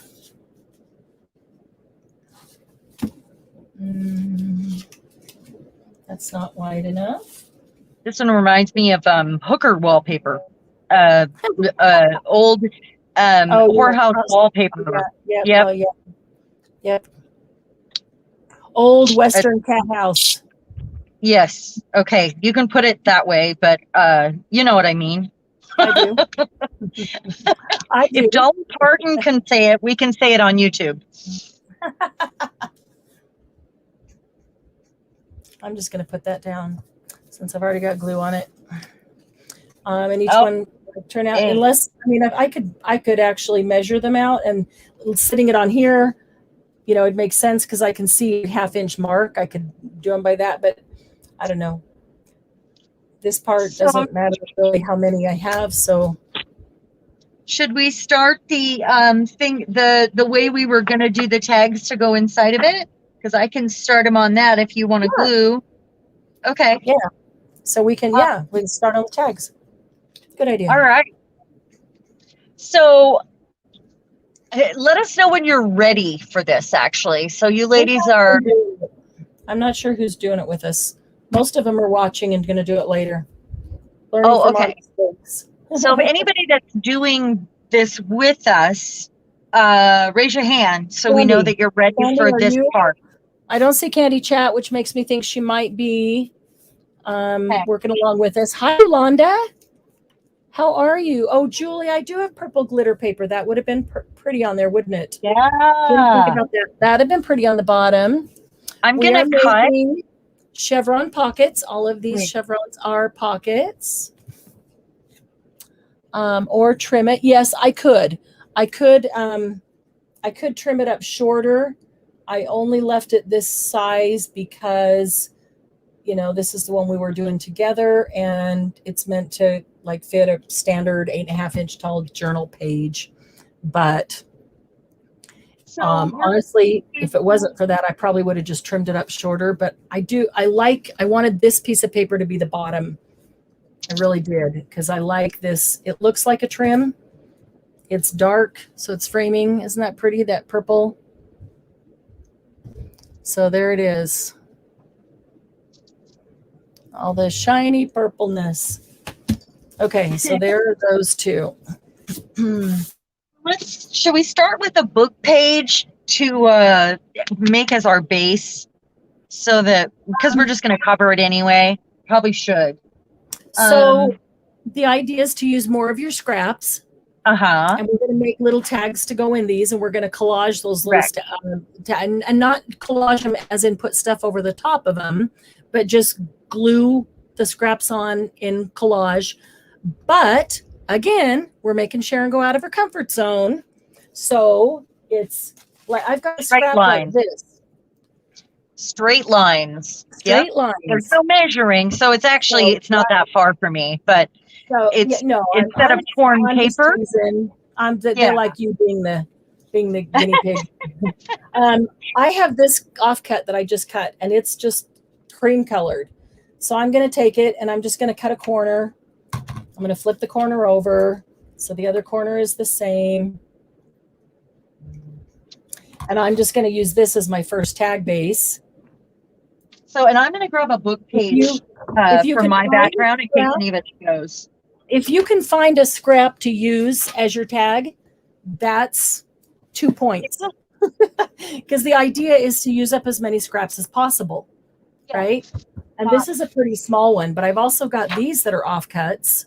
So I do like, let's see, maybe I'll do like a 6-inch tag here. What 6-inch tag? Maybe 6 by 3.5 is pretty fat, but I kind of want it to be able to be a journaling tag. So I want it to be kind of fat so that there's room to journal on the back. Yeah, I have lots and lots of book page scraps, by the way. Okay.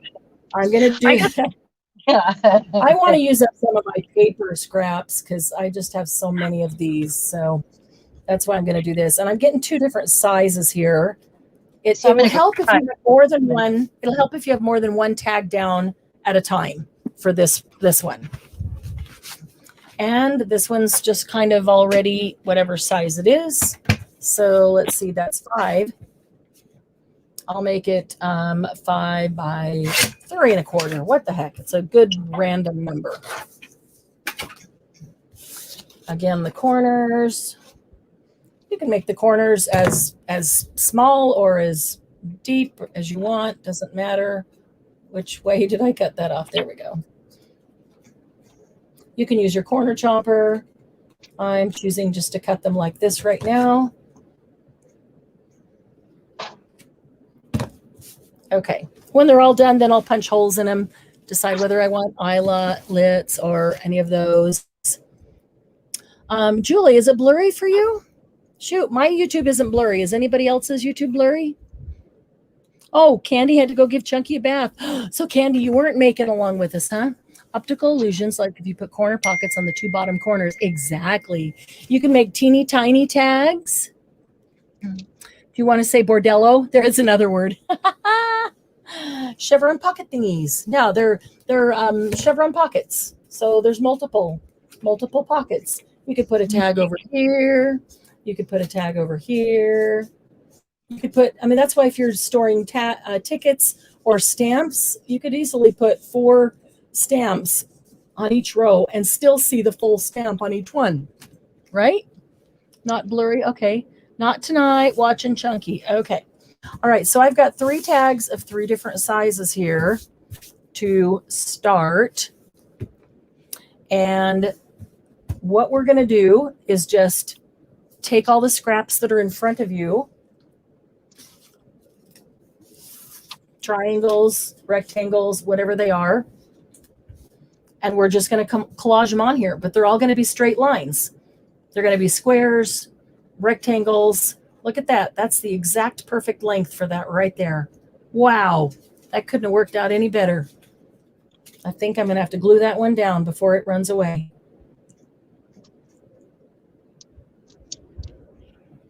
I'm really liking using these index cards that I did on the gel plate.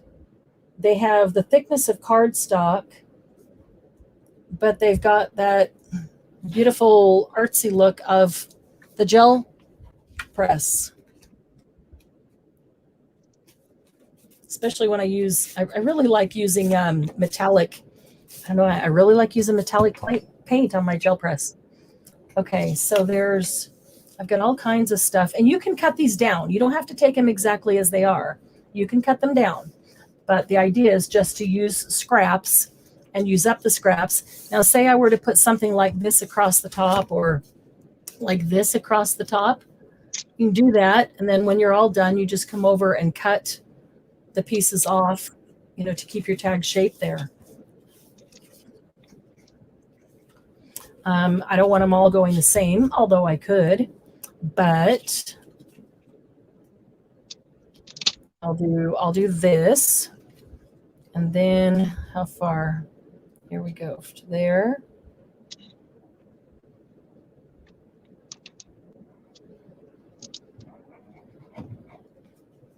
Doesn't take much glue. I'm going to put this one down. So my largest ones are going to be this size here. Mm-hmm. The rest of them I'm going to make way tiny. Mm-hmm. I'm going to make some little ones to go with some little. Some of them will be booked and I'm hard. just going to cut this one off, and I can use that little square somewhere else.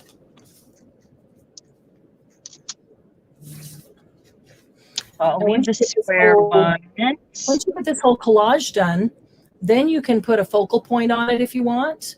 That's when it's easy to punch something out and put it on there, or an image that you have somewhere that you really like, or something that you stamped and colored, or things like that. Thank you, Paula.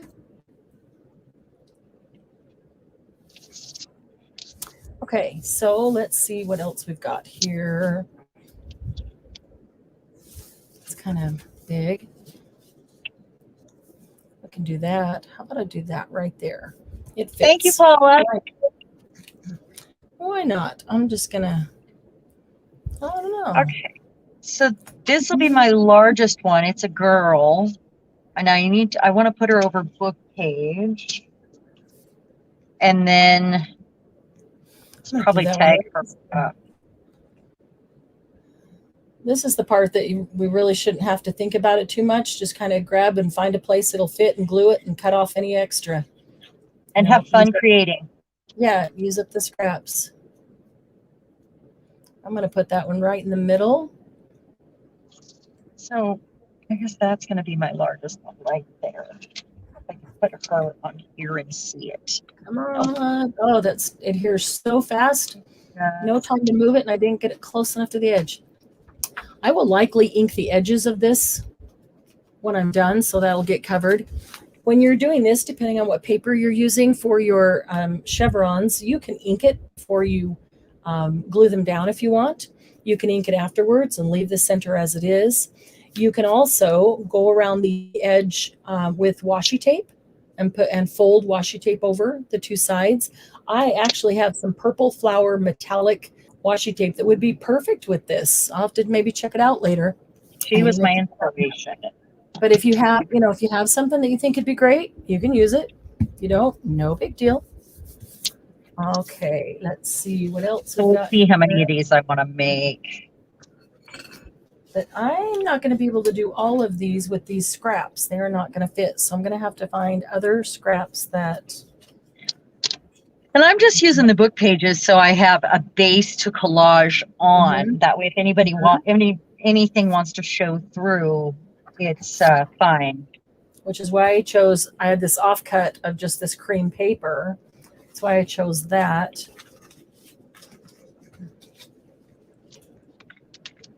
I think I want to use that.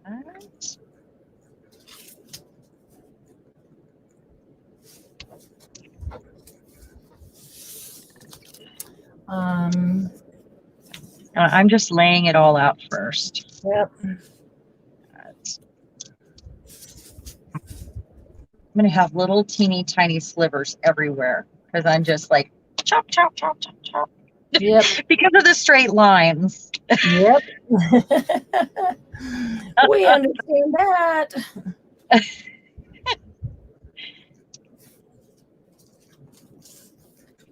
I think I'm going to chop that right there.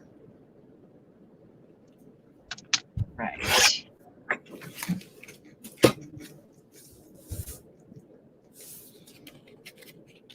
Yeah, sewing around the edges is something that I'm looking forward to doing.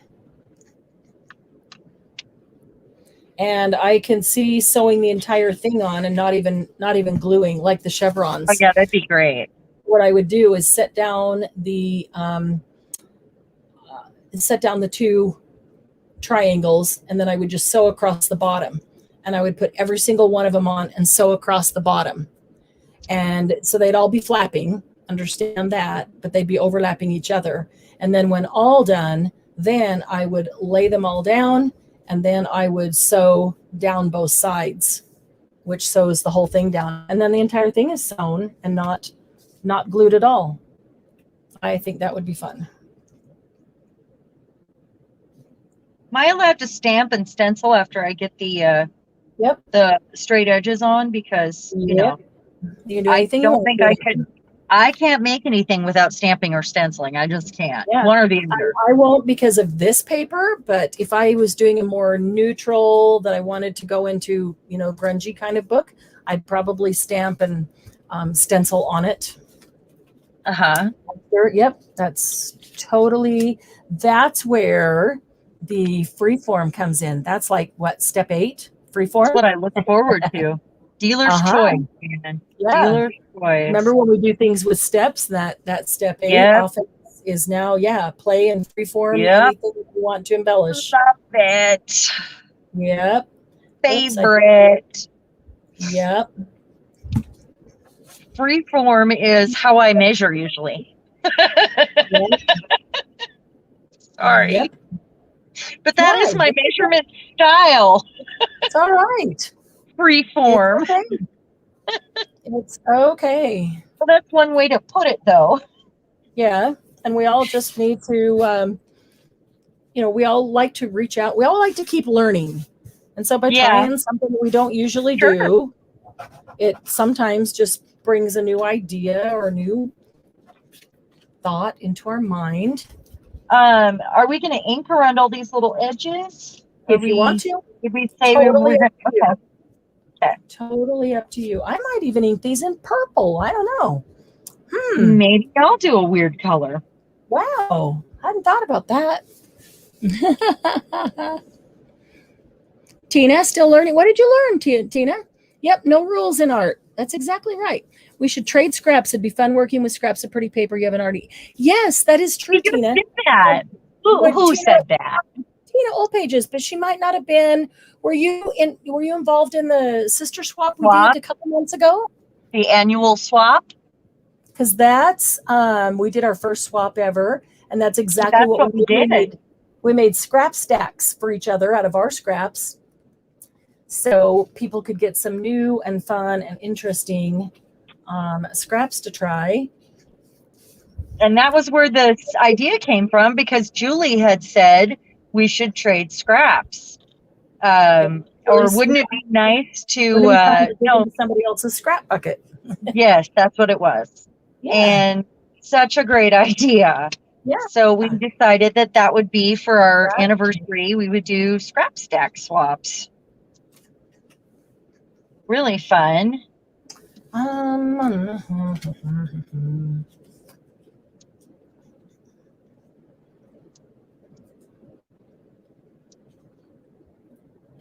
Okay, so if I do all that, and I can even get a little grunge in with that. Nice. Okay. So I'm just laying all these out here and there. That's what I'm doing, and I'm going to cut, so I'm going to mark that.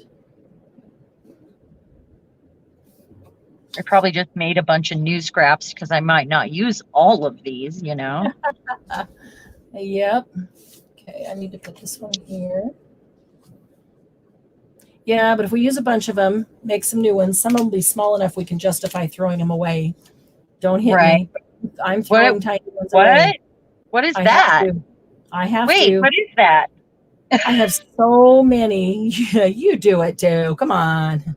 Nope. We started doing it. Never. I have to throw. You guys see me when I do, by the way. I'm like, hey, I'm throwing this piece away on Saturday night. Because I'm crazy. Just throwing around paper. Because I have so many scraps that I don't need to keep the teeny tiny. Or look at MST. See, Tina? Great minds run in the same gutter. And right there with us.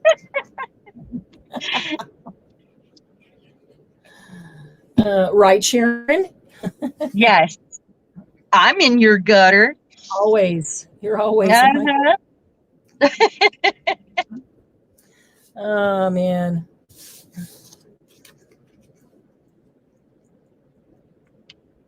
I will say it's a lot more awkward to collage with straight lines. It is uncomfortable. There's something that when you lay down a torn scrap, it goes down easier. The lines blend better. There's just a lot of reason why we usually use torn paper scraps, or at least ruler torn. Yeah, but it gives you an entirely different background, an entirely different feel. But it is a little awkward because trying to get everything to line up. And now where did I put that piece I was going to put across the top? Is that this one? Nope, it was the grungy one. Where did I put the grungy piece? So what I'm going to do is I got to take out a mutt. Have you noticed that we lasted longer this time? Yes, I haven't heard a thing. But I'm going to take out a mutt now. And I'm not going to glue until I come back, because I'm trying to just make different little piles here, and then I'll glue away. Okay. But that would be my process for making math making like this, in case anybody wants to try it like this. I'll be right back.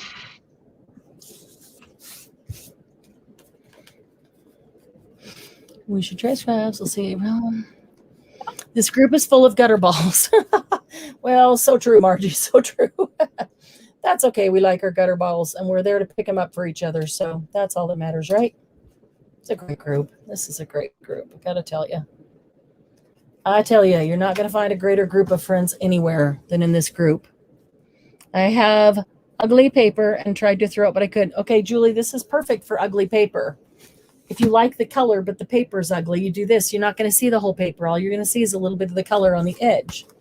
And if you cut it up and mix it up doing collage like this, and then you put a focal point over the top of it, it just becomes background color. So again, you don't have to see the ugly paper if you can't bear to throw it away.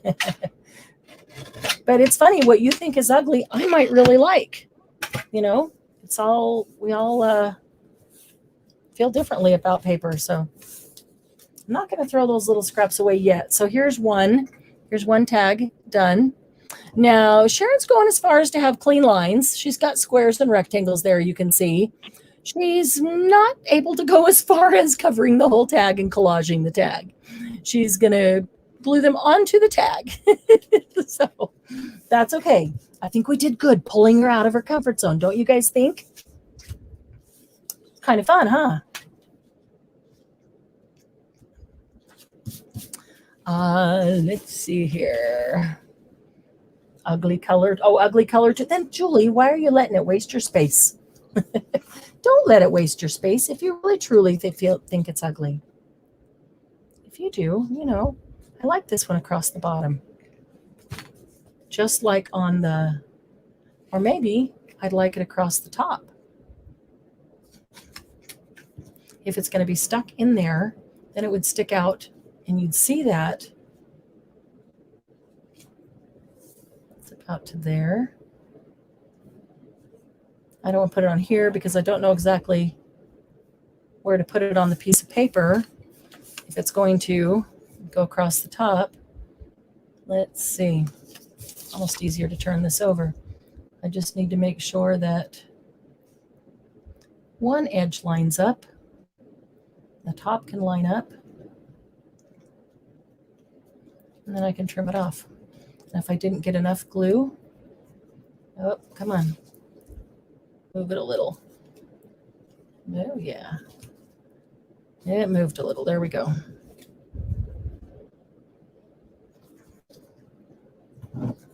Okay. Didn't get enough glue all the way over. That's okay. I'm going to trim it up before I put more glue on. So I only get where I need. Only get glue where I need.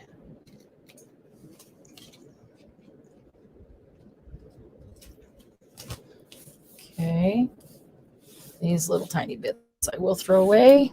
I'm only saving these corners in case I end up with a corner on a tag that needs to be covered. And once they're done, I will throw those away. I'm really having to not keep every single scrap I make. Way too much. Oh, that's pretty. That's super pretty up on top. It could even be left as that, huh? And then you could stamp something on. This could be a gift tag, a to and from. That would be really pretty.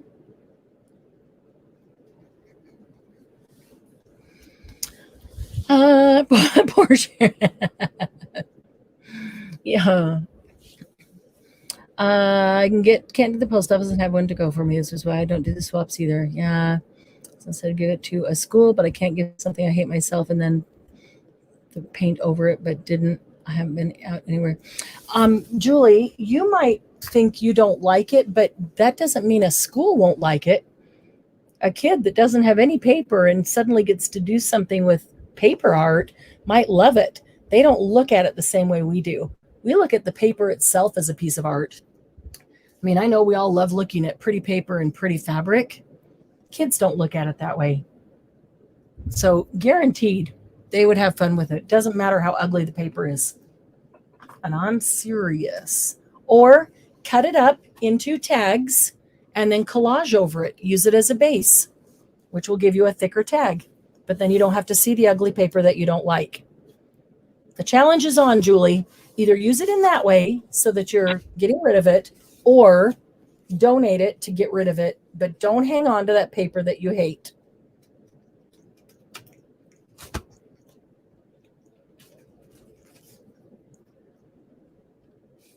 Okay, before I go farther, just so I know how actual wide it is, I'm going to trim this one.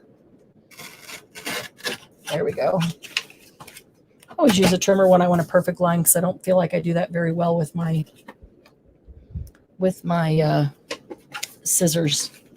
That one down there needed to be trimmed too.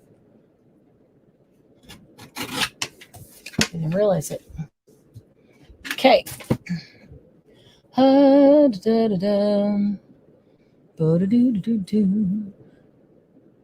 see? Margie gave it to the Girl Scouts and they loved it. Julie, you were just a true artist at heart, and most kids aren't looking at it that way, I promise. But a true artist can always take something ugly and make it pretty. So you can take a piece of paper that you don't like and collage over it and turn it into something beautiful and never even know what's underneath there. I feel like I need to get some more of these other colors over here. That's going to be awfully small if there's a little strip down the side. I do like the gold. Look what I got. Say hello. Oh, is it Percy? Oh, hi, Percy. Hello, Percy. Now, I could do 2 triangles. I could do that one and that. Oh, that, yeah, they didn't come off one another. Maybe they did. Yes, they did. They actually came off one another. It is hot outside. Oh, I know. I walked out at 5:45 this morning and it was, oh my gosh, hot outside. I thought it's not supposed to be hot already. That is dreadful. Yeah. Dreadful. All right. So I think what I'm going to do, I want this down here. I'm going to cut straight line across. Line it up here. I can line it down the left side to make sure I'm getting, I need it to be straight, so my next piece of paper will line up to it. That's all. And that's just enough to go right there. Perfecto. Okay.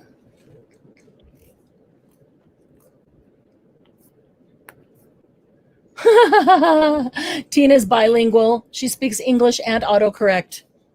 That's awesome. That's awesome, Tina. You know, that's funny because you do, you know, it autocorrects on you. You don't even need to correct it. I know what you said because we're all so used to it that, yeah, we just get used to, we know exactly what you meant. It's so funny.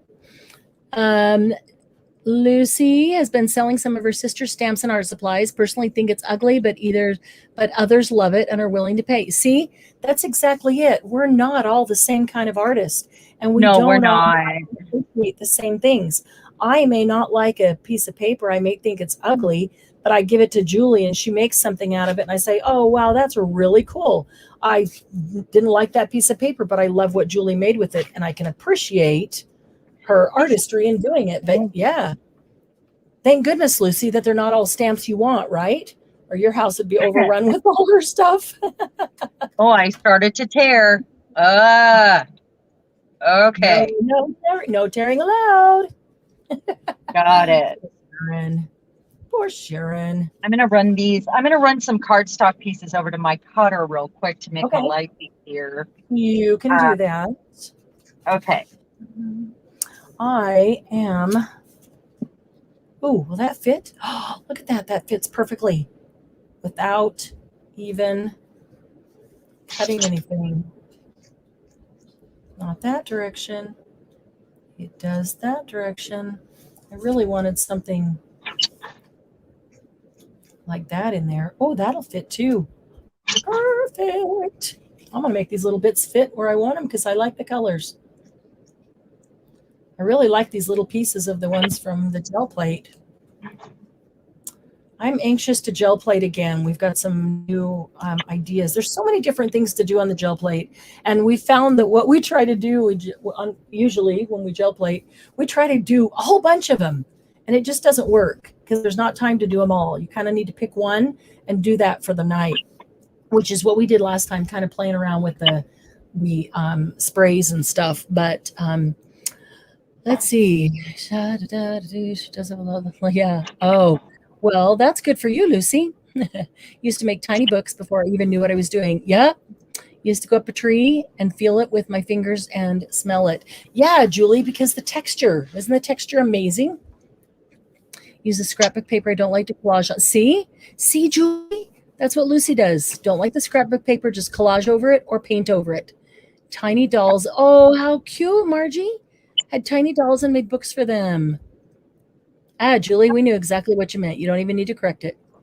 So Tina, I was going to say earlier, if you are interested, I will send you a scrap stack for for those 2 stamps that you have. I keep meaning to message you and get busy, but I was thinking, since you are interested in scrap stacks, other people's scraps.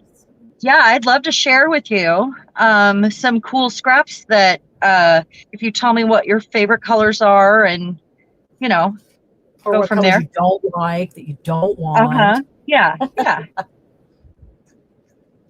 Which I don't have a lot of pink. I think I have every other color probably, but not a lot of pink. That's just, Yeah. Just where I might fall a little short. I do have some pink though. I mean, don't get me wrong. There's pink. There's pink in that room. I know there is. Yeah, there is. Well, and because some sets come with pink, and Sure. And I don't use them maybe, or I do have, and I have some pinks I like. They're more like raspberry pinks and stuff. Ooh, I like raspberry pink. I'm looking for one that's thin enough to go right here. Oh, I'll bet the other half of this would, wouldn't it? Darn, it sure would. Okay. I need to get something to glue on because I don't want to get glued on my desk.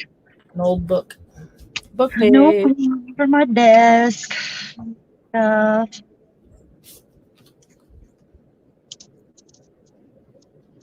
There we go. Okay, so I'm going to put this one right in here. I'm going to ink after with a brush, I guess, because it's a lot of little pieces. Yep, me too. I'm going to cut that off and use the other half of it for right next to it.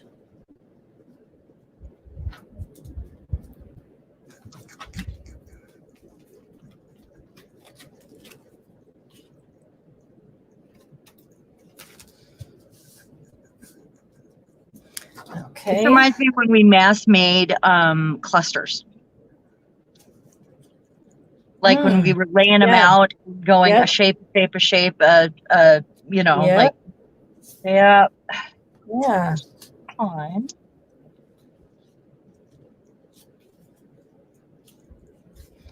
How about that? So because this other one is vellum, I'm going to have to put those on with tape afterwards. I have my feature here. There it is.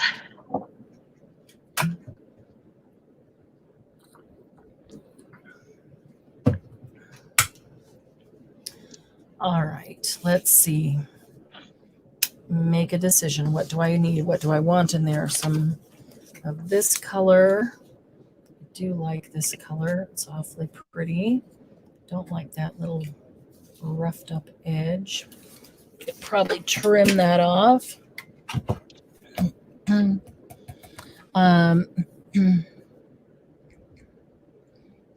Julie's asking Margie, what size journal is the smallest you've made? Lucy, I was making junk journals before I knew what they were. I've been repurposing books and recycled materials for the past 25 years of working in school libraries. You know what? I keep meaning That's great. to go out into the garage and pull out my first, I will say, junk journal that I made when I was 13 that, before junk journals were a thing. I was never into traditional scrapbooking, but what I made ended up looking a lot like today's junk journal. And I made the cover out of, now let me think about what year this was so that you appreciate it. Don't laugh. I made the cover out of furry orange fabric. Oh my gosh. I know.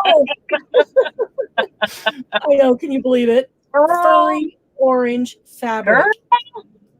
Yeah. And it was one of those great big binders I found somewhere in the house. I found a giant 3-ring binder, I think, from my dad's office.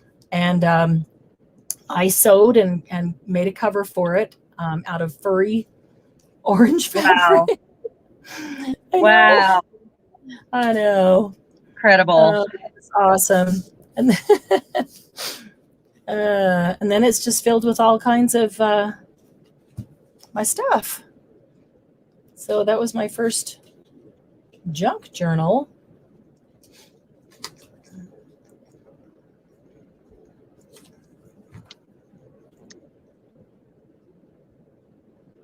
Because it wasn't like scrapbook pictures. It was like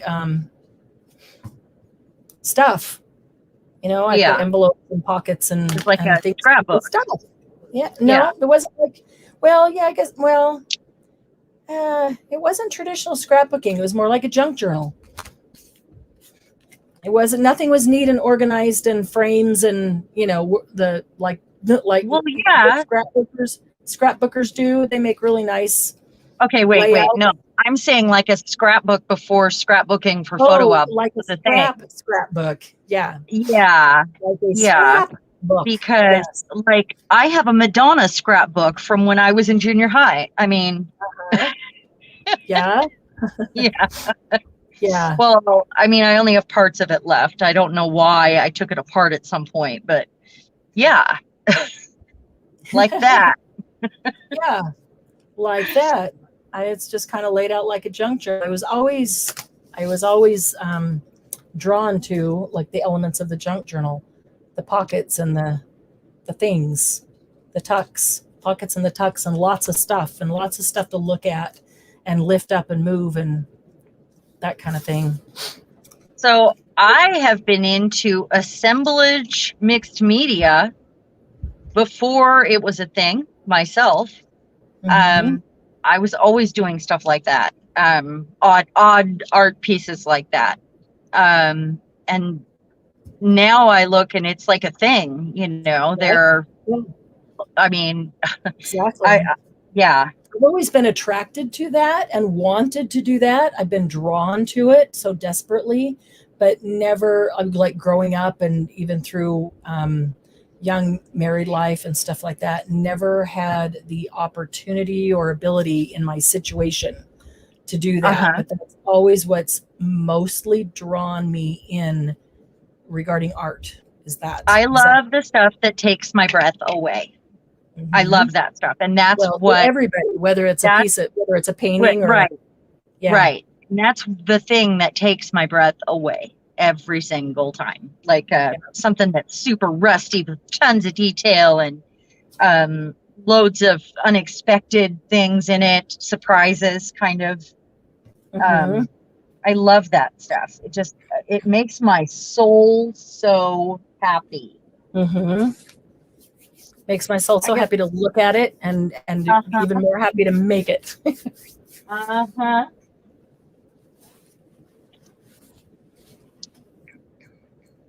Tina's been slowly organizing all the supplies she took with her back into the newly organizing process you had started. Good. You'll have to tell us about what's the new organizing process that you're going to use. Margie says, that's so awesome, Lucy. I think most of us who really love art and books have done something similar.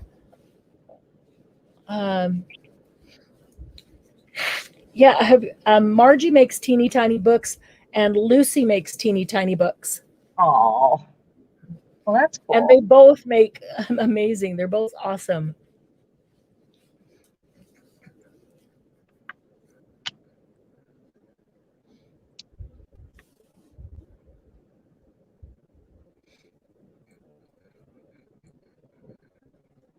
let's see. Tina, I need to look through my cases and find that Mona Lisa one that was stamped on a tag.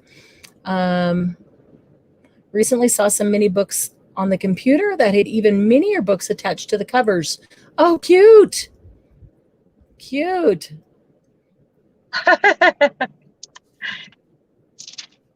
Oh, tiny charms that were leather-bound junk journals. I've got some little teeny tiny journals, books, that have foam in them, but they're like a thing you buy in some of the junk drawers from the sale. I had a couple that I sold, and then I had some left that I haven't put in containers yet.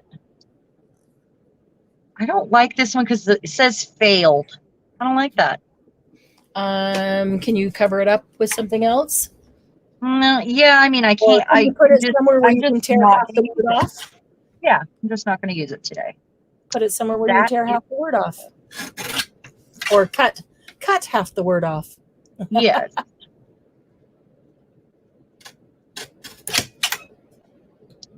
Oh, you know what? Use it somewhere where you can put art never failed. That's a good idea. I like that.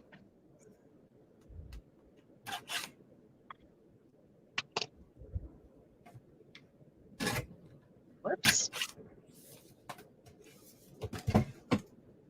Just because it's true.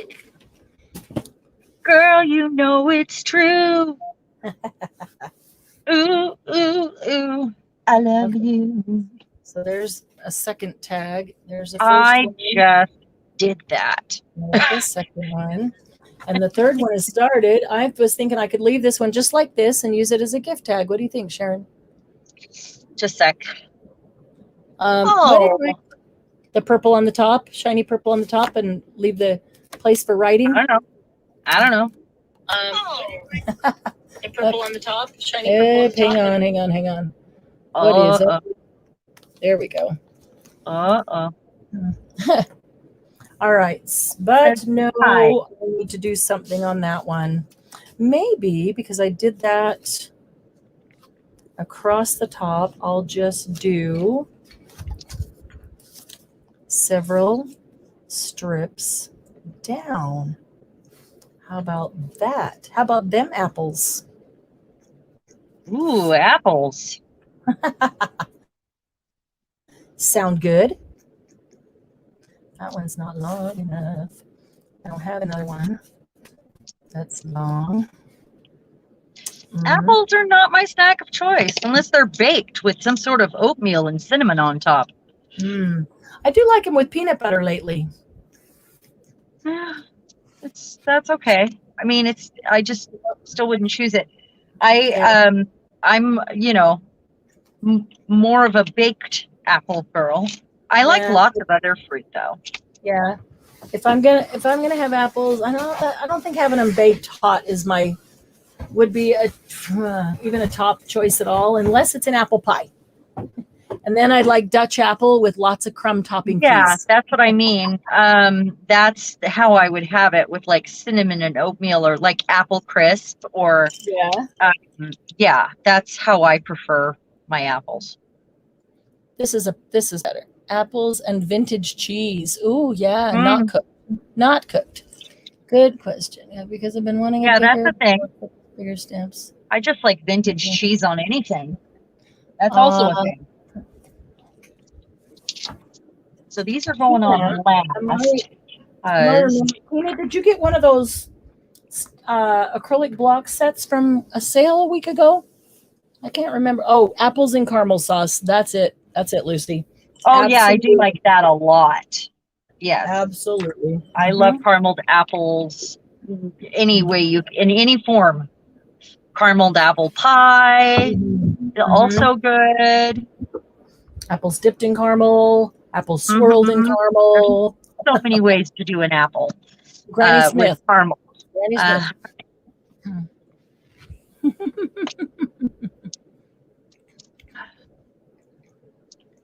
Hi, Laura. Didn't see you come in. Laura Chai is here.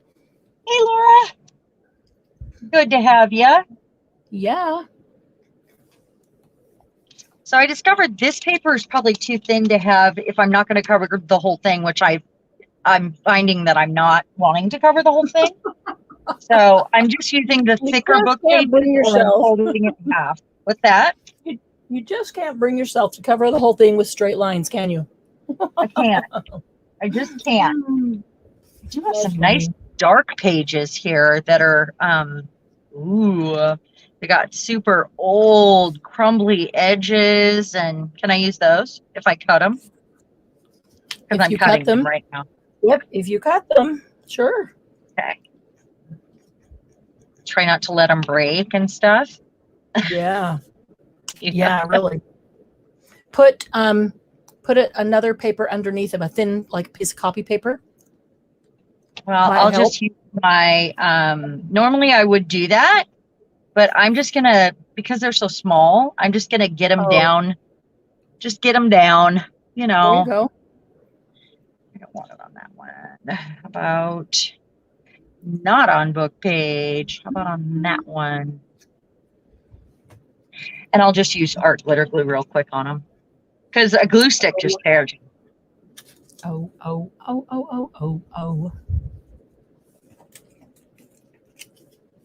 And another song. Yep. All right. I'm just trying to figure out how to get these things down. I need to just get them down and get moving on. I'm moving on. I've done my time. Not the words to that song, but it fits. Huh? I don't know this song. I'm coming home. I've done my time. And I'd like to know what is and isn't mine. Yellow ribbon round the old oak tree? You don't know that? I know the chorus. Oh, tie a yellow ribbon round the old oak tree. It's been 2 long years. Okay. Do you still want me if I don't see a yellow ribbon round the old oak tree? That one on there. I left out a whole section there, but that's okay. I only know the part I sang. That's it. That's all I got. That's all right. There is. Hey, Glennis. Hello. Hello, Dolly. Oh, hello, Dolly. You guys didn't know you were signing up for Saturday night sing-alongs, did you? Oh, yeah, it's Saturday night karaoke. Everybody grab your mic and let's go. I haven't had a karaoke date night in so long. Glennis, and that's part of the problem. Yes. Happy anniversary. I sing Feliz Cumpleaños, but that's really happy birthday, and your birthday's already passed. So I don't know happy anniversary in Spanish. So happy anniversary, Glennis. Yep, Margie knows tie a yellow ribbon. Glennis knows it, loves it. Yep, that's a good song.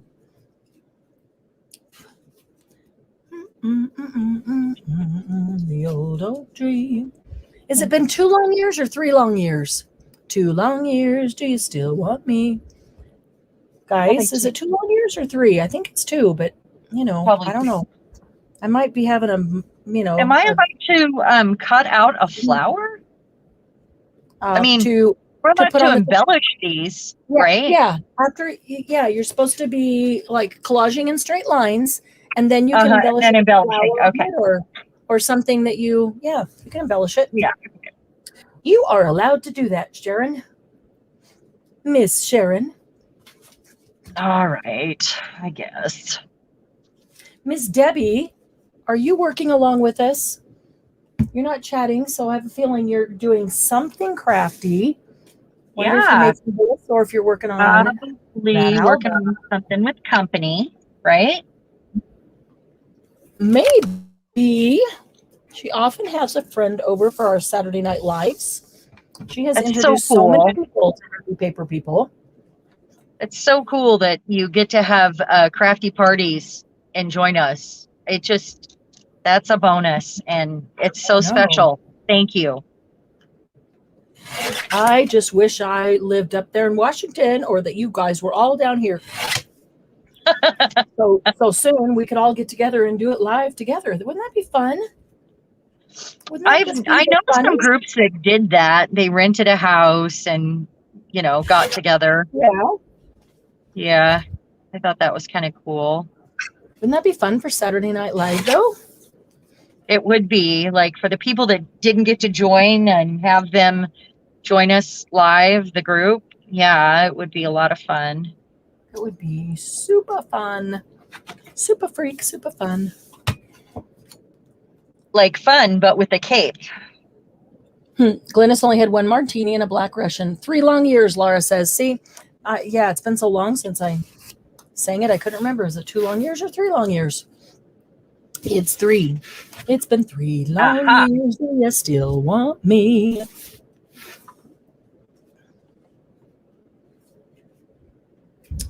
Okay. Let's see. Do I want to trim it up the other direction as well a bit? I think maybe I do. Just a hair. Just a hair. Well, let's see. How much of a hair do we need to cut off? What do I have? That one. That's cool. I'm talking to myself. I know. That'll work. That's okay. I'm doing the same thing. It's about that time when you start laying things down and figuring out where they go that we start talking to ourselves. Yeah.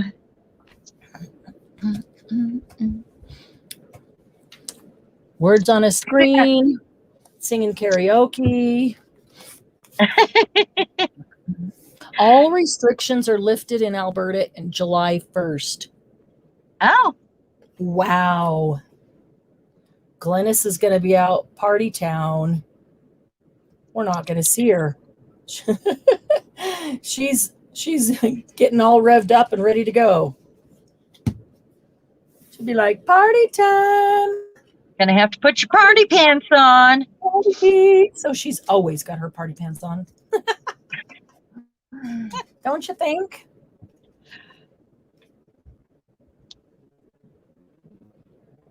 Don't you, Glennis? So got some here that I'm going to embellish, and I'm making piles.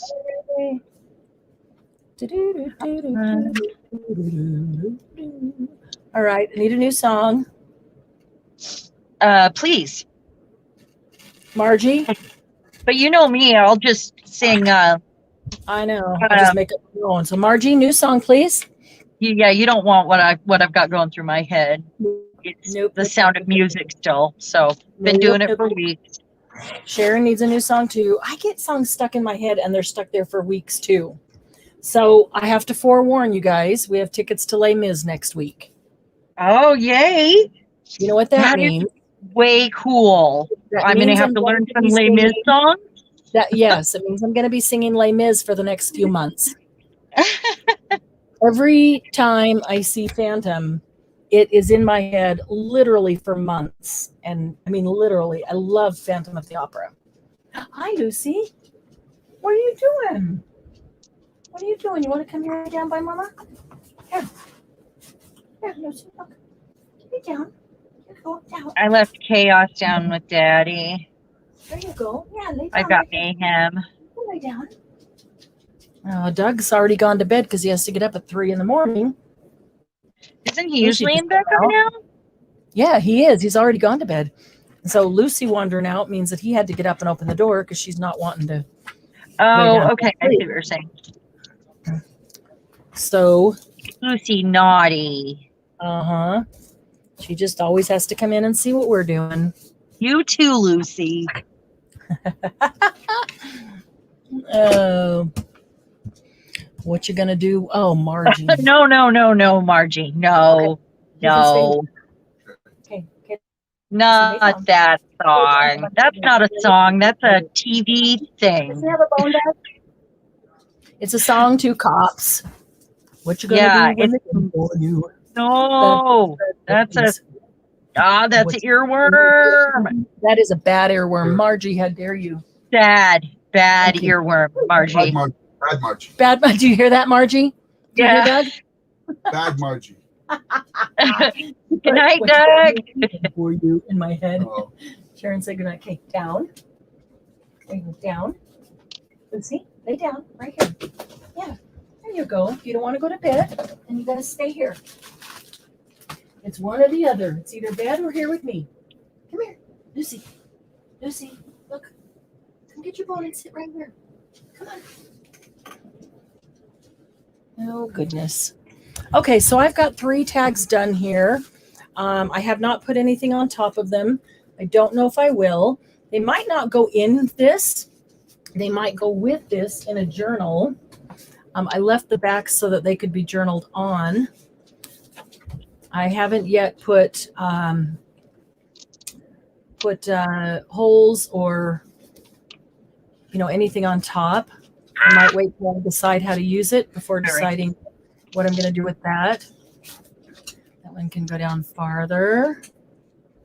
They are cardstock on cardstock, so they're getting a little thick. And let's see. Oh, bent that one. Nice. That tells me that I need to strengthen or not do that right there.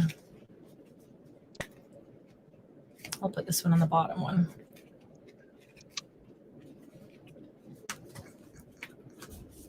Come on. Hopefully I didn't glue it shut. I might have. This one's a little wide. Nobody knows the trouble I've seen. Lucy, yeah, come here. Come here. Come see Mama. Come here. Come on up. Up. Nobody knows. You hear Sharon? Here, come up. Hey, Lucy. There we go. Okay, walk over here. Walk over here. No, I have the blinds open and she's wanting to walk to the window. Walk over here. Walk over here to Mama's desk. There you go. Yeah. Is that because she hears people? Can you see her? No, she just the blinds are open and she can see outside. Oh, okay. There she is. Say hi, Lucy. There she is. Hi, Lucy. Did you see the nose? Did you see her nose? There she is. Glennis said her charger's gone. Margie's laughing her butt off right now because Lucy put in baby shark. No, Lucy, do you have little kids at home or grandkids that somebody has to make I did not know what that was until recently when somebody had to stop and sing it for me. Baby shark. I had no idea what they were talking about. I don't know it. Well, that's because you don't have little kids at home or grandkids, so you don't need to know it. It's probably like a Barney song that would get stuck in my head. And it's very repetitive and awful. It's like Sherry and lamb chops. The song that never ends. Repetitive. Like that, yeah. Okay. Very, don't sing it for me. Don't sing it for me. Shooby doo. Like the banana. I like to eat. Because it changes just one word each verse. Yep. Yeah. You don't need that in your life. Scooby Dooby Doo. Hi, Lucy dog. You see her nose? She stuck her nose up there. That's as far as she could reach. Lucy said no one needs to know it. Really. The baby shark on YouTube once and don't even remember it. I'm not even going to play it because I don't want that earworm in my head. That is no, you do not need that in your life. Just if you don't have grandkids and you don't have small children, don't hurt yourself. Do not hurt yourself. Okay, so I think I want to make let's see. I got over here. I got all kinds of stuff. I don't know about this straight line business. Darn you and your straight lines. Sorry, Charlie. No. What you doing? I didn't even bring any treats in for you. Are you just watching out the window? It's still light outside. It's 8:30. It's still light, so she's just watching out the window. That's all. Yeah, it's been light so late. I feel like when I was a kid, didn't it feel like it was August when you were like, oh, I can't wait till summer when it's dark till or it's light out till 10 in August. It's not in June. It's not in June in my brain. I know. What am I gonna do here? I need more paper variety here. Like, wanna come up? Look, come up. Lucy, here, up. Good girl. Oh yeah. This. Walk forward. Come forward. Walk. Good girl. Yeah, there you go. You want to craft with me? There, Lucy's crafting. That'll be fun. That'll be fun. Here we go. Which paper should we use? Which paper should we use? That one? That one pretty? Do you like that one? We're sniffing it to see if she likes it. How's she doing? Do you like this one? Nope, she pushed that one away. Do you like that one? Hey, Edna. When she wants a treat, I can go pull out treats and she'll come over and sniff it. And then if she doesn't want it, she pushes it away with her nose and then turns her head. Very aloof. Like, nope, that's not the one, Mom. Keep trying. Something else. That's funny. Yeah, the longest day is June 21st, right? That's my mom's birthday. Hi, Edna. Well, glad you're here. Edna's been under the weather. She just recently had surgery. So glad that you are even. To see you. Yeah. No, don't eat that tiny little metal airplane, and don't eat my earpiece. No. Why do you have a tiny metal airplane? It's a charm. Oh, is it the paper airplane? The paper airplanes? Yeah. Okay. Did I send those to you? Nope. I got a whole bunch of them. Oh. Okay. So I think that I am going to make a little one. This one's not going to be teeny tiny, but it'll be small. And then I'm going to make a teeny tiny one. Deciding if I hate to waste that piece of paper because that's really good. Maybe this one will be the base. Some of this vellum, I'm actually I'm putting a little tuck on these tags because, vellum is difficult to work with. And I thought it would be fun to just do a couple little tucks to tuck this pretty vellum in, like the one with the corset right here. Right. Instead of connecting it, I just have it sitting in there. That's kind of fun. And then I've got the little hairbrush here. In a tuck. Oh, Lucy. I've still got to embellish them further, but that's fun. What's wrong with her? Are you beating your dog? She's just trying to talk to me. She wants something. Oh, okay. She's doing what Mayhem does. What do you want? Besides some love and attention. Maybe how about I'm going to run out and get her a treat and fill up my water. Okay. Okay. I'm going to do that. Thank you, Edna. Beaches with Bette Midler. Oh, yes. Are you trying to earworm us with one of those? The wind beneath my wings? Because, it could happen. You guys are the wind beneath my wings. No joke.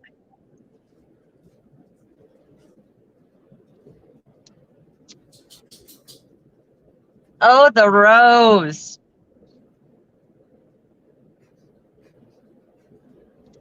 How about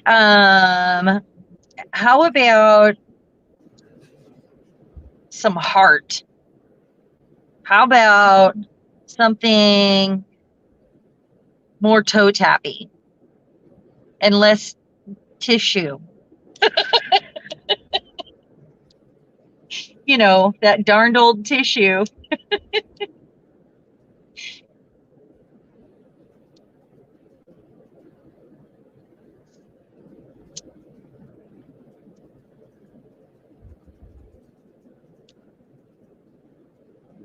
Can't see where I'm at here. That'll work.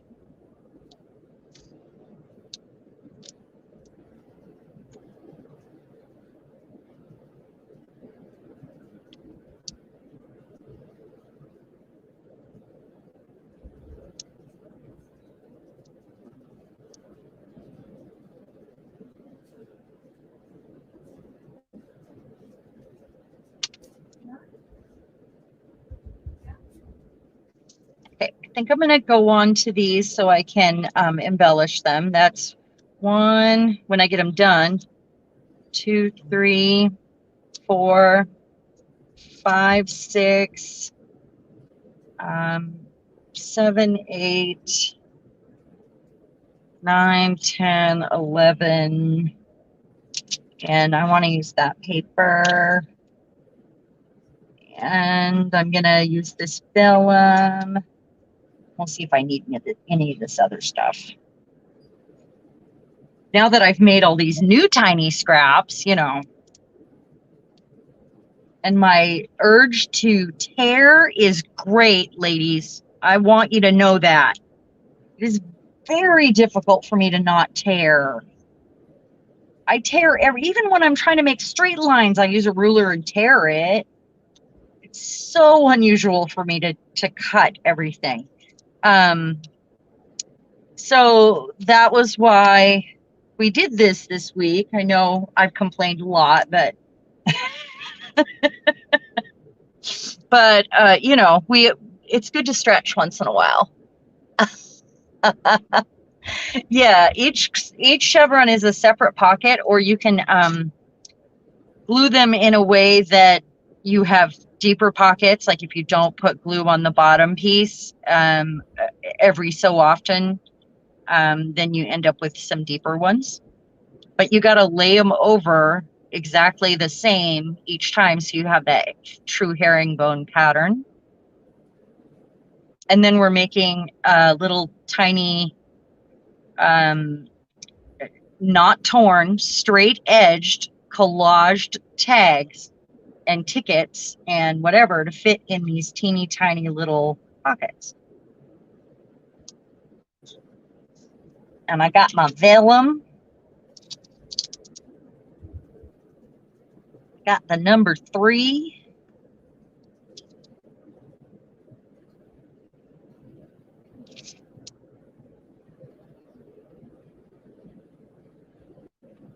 I need water. I'm having a hot flash right now. Slap me silly. Our house is a very, very, very fine house with 2 cats in the yard. Life used to be so hard. Is that how that goes?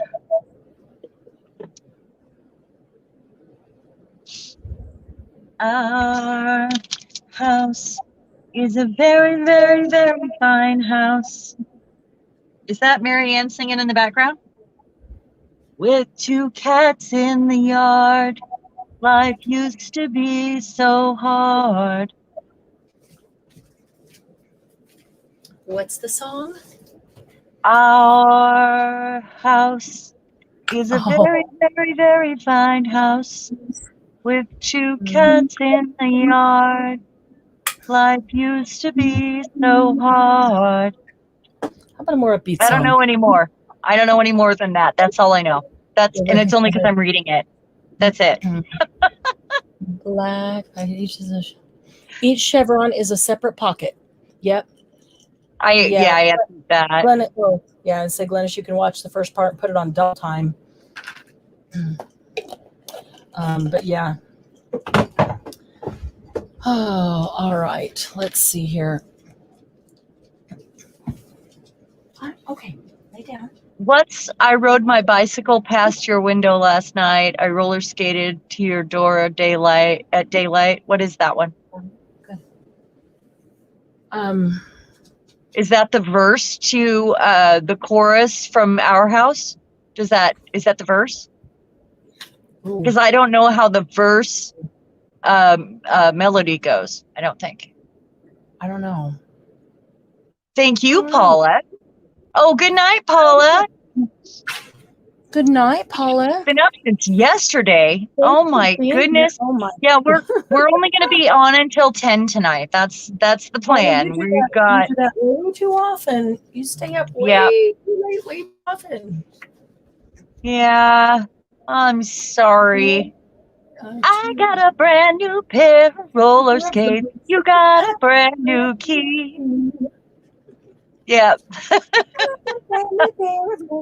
got a brand new key. That was way out of tune, but that's a fun song. Okay.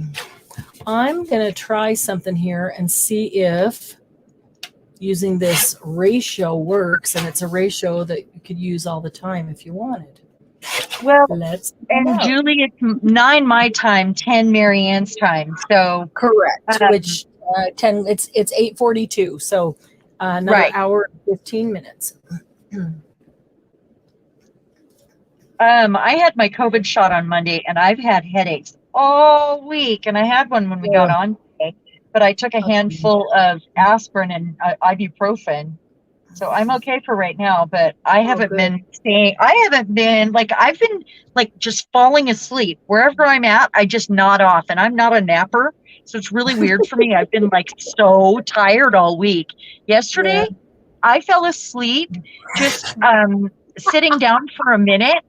And then when I woke up, I could barely keep my eyes open and fell right back to sleep when I sat back down. I talked to Sharon on the phone. I hung up the phone from her. Literally 20 seconds later, I texted her with a question, and she didn't respond because she was asleep. Well, and I was telling her how tired I was. Oh my gosh, I was just yawning, and it was awful. And because I don't take naps because I feel groggier when I wake up, so I just don't take naps. That's only because you're not getting enough sleep. If you get enough sleep, then you wouldn't feel groggy. Yeah. Well, you know, I have sleep issues. I know. Yeah, it's hard. Hard to sleep. I'm not proud of my sleep issues. I'm trying to change them. Yeah. Well, sometimes it's easier said than done, and until they get a couple things figured out with me, that's how it's going to be. Absolutely. Yeah, for sure. Unfortunately. That's okay. So, and here I am. You know, I get about 5 hours a night, I'd say. That's pretty common for me. Night and a good nap is good. Good nap. I nap before this week. I napped once a year. Right? I mean, you do that about a good nap each day, and you'd be fine. What's that? 5 hours a night and a good nap each day, and you'd be fine. Yeah, that'd be if you could fine if I could do that. Into your mindset. It'd be great if I could do that. Sure. Yeah. I have to agree to that though, personally. You know, like that it is hard to say it's okay to take a nap. And I just wake up so groggy. That's my problem. I'm so groggy if I take a nap. Okay, so I have 1, 2, 3, 4, 1, 2, 3, 4. I probably don't even need. Julie, I think Julie wants you to sing "The Rose" by Bette Midler. They were talking about it when you were gone, and I was saying because they first said "Beaches," and then it was "The Rose," and then it was "The Rose" in the other order. And I was like, "How about a happy up song?" Yeah. Man, it's been so long since I sang "The Rose." I love doing that in 3-part harmony. Yeah. If I had the words out in front of me, I could do that with you. Yeah, I just ate chocolate, and so my mouth is all stuck together. Yeah. Can't do it. Some say love. Oh. Another day. Is a flower. Yeah. Okay. Another day. We'll get the chocolate out. But I know the tune. I mean, I could. Yeah. And we'll get the tune. That's no big deal. So I like singing the first verse solo melody, and then the second verse I love doing a lower harmony to somebody doing the melody. And then the third verse, somebody else needs to do the harmony and the lower, or somebody else needs to do the melody and the low harmony. And I can do, and I do the high harmony. Because I love all the parts. And so I don't like to sing the same part all the way through because I like all of them. I want to sing all of them. So she's greedy, lady. No, she's just weird. I can't decide. Okay, one time we sing it, I'll sing low harmony. One time we sing it, I'll sing high harmony. Oh man, they're all such good parts. But I want them all. I know, and can even put a fourth harmony in there if we wanted to. You know. Yeah. Yeah, you know. Let's see. Like a good melon. Yeah, you know. Yeah. Can I put them crooked? Am I? Nope. Do they have to be straight? No, I mean, no. I mean, can I put my embellishments on crooked? Oh, yeah. I got straight collage here. Yeah, straight collage. Yeah, your embellishment could be crooked. Sure. Or what not. Do you think, we let her make her embellishment crooked. I mean, and the embellishment can be anything anyway. So, right? Exactly. You can put the embellishment anywhere, anyway. Okay. Just checking in case I need to or want to. Lucy, come here. You know. Either come sit here or like go to bed. Melon. Maybe I want this lady in here. A good cantaloupe. And this one here. No, I definitely don't.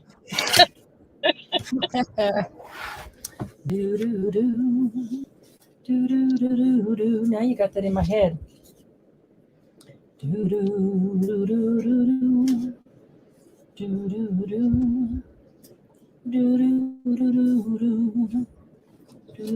I don't remember all the words though. It's been so long. Wow. It would be easy for me to pull those out of my brain because people do them at karaoke and stuff. I mean, I hear it all the time. Well, I just have never done it because everybody else is doing it, you know. That's one of those that everybody does. I've never done that. Yeah. Never done that at karaoke. We haven't had a date night since before COVID. Yeah. Because we would go once a month, you know, and we haven't been because of, I've never done karaoke, Doug and I. Really? I used to karaoke business, you know, so. I used to do karaoke when I was single. They had karaoke when you were little? When I was single. Oh, I thought you said when you were little. Oh, no, when I was single. My dad always had a band when I was little, so it was like karaoke, but with a band. That's cool. With a band, yeah. That's cool. Karaoke, but with a live band. That's even better. Yeah. My dad was, you know. There's two songs I always used to do. I never liked doing the ones that everybody did. That's what I always avoided. That's exactly what I avoided. Let's see here. One was a Vince Gill song and one was a Colin Ray song. Trying to think of the names now. Those were the two I always. They're both country, right? Yeah, but they're not country. It's funny. I listened to country back then, and I don't listen to country now at all. I haven't listened to country in years, but they're not. They're the ballads that are crossovers. Yeah. Ooh, that's kind of cool looking. Now I got the rose in my head. I can't think of. Let me see. Vince Gill. It was. Yeah, I often get that song stuck in my head, or if a song is playing, then I can't come up with anything else because that's all I hear. Yeah, my brain can't more than one song because I'm singing along in there. Uh-huh. Yeah. Yep. So I need to embellish these. That one. That one. I'm gonna put these on white. That's what I'm gonna do. Yeah. Well, no, I was gonna put them on this. I was gonna let this be the. That's what I'm gonna do. I'm gonna put them on this. And let's see. Get these over here. Doesn't go that way. It goes that way. Okay. There's a line. Oh, I love Enya, Margie. Ooh, yeah. We actually have some Enya in the car for when we go on road trips and we don't have our service. Yeah. Yeah. There's another bunch of music that we've been listening to lately, and it's tribal Viking sort of rock. It's not really rock music. It's very tribal and it's very ancient sounding. And did you ever get to listen to that, Marianne, that I sent you? I did. Or Yeah, did you not find it? Oh my gosh. And I actually got Bill one of the CDs that he's been listening to on iHeart for our anniversary. And now I've got so many of these things in my head. I can't think of it. I can't get it. Yeah, get it to my head. it's so good. There's really not words to sing along to, but it's so deep in the forest. Perfect. And yeah, it's so good. Lucy, when you say hallelujah, are you talking about hallelujah, hallelujah, that one? Hallelujah. That song that gives us goosebumps? That one, you mean? Open up the door, walked out and opened the door, and she went out. I just left the back door open. Okay. Why is Doug up? Yeah. He's supposed to be in bed. Okay. Because I had to let Lucy out and go potty. Oh, well, I guess it's okay. You're not. Good night, Doug. Good night, Doug, from Sharon and Margie and Julie and Lucy. And all the ladies in the morning and everybody else. Hallelujah is one of my all-time favorite songs. It is such a good song. Absolutely. Lucy, I don't have to go potty. That was awesome, Lucy. What are you talking about? I don't have to go potty. That was awesome. Clever, yeah, clever That's girl. one of my all-time favorite songs. What I love is if you go on to Amazon Music, well, like anywhere else, I suppose, that has music, there are so many different artists that have recorded that. Yeah, and every one of them sounds different. I love it. I actually have a whole playlist titled Hallelujah. Of that and song. all these, yeah, it's just a ton of different artists singing that song. I can listen to it 15 times in a row, 15 different artists. Seriously, it's just. Oh, I get it. Yeah. It's beautiful though. It really is. Song. That song builds up and it gives me goosebumps every time. Yeah. And I'm not religious, like that kind of religious, you know. Well, I'm spiritual, but I am not religious like that. I don't, so, yeah. I don't necessarily hear it as a religious song. No. It's music is a religion, and it is deep there. I mean, like deeply there. It gives me goosebumps. The Hallelujah feels religious to me, but not in the sense of my religion. Yeah.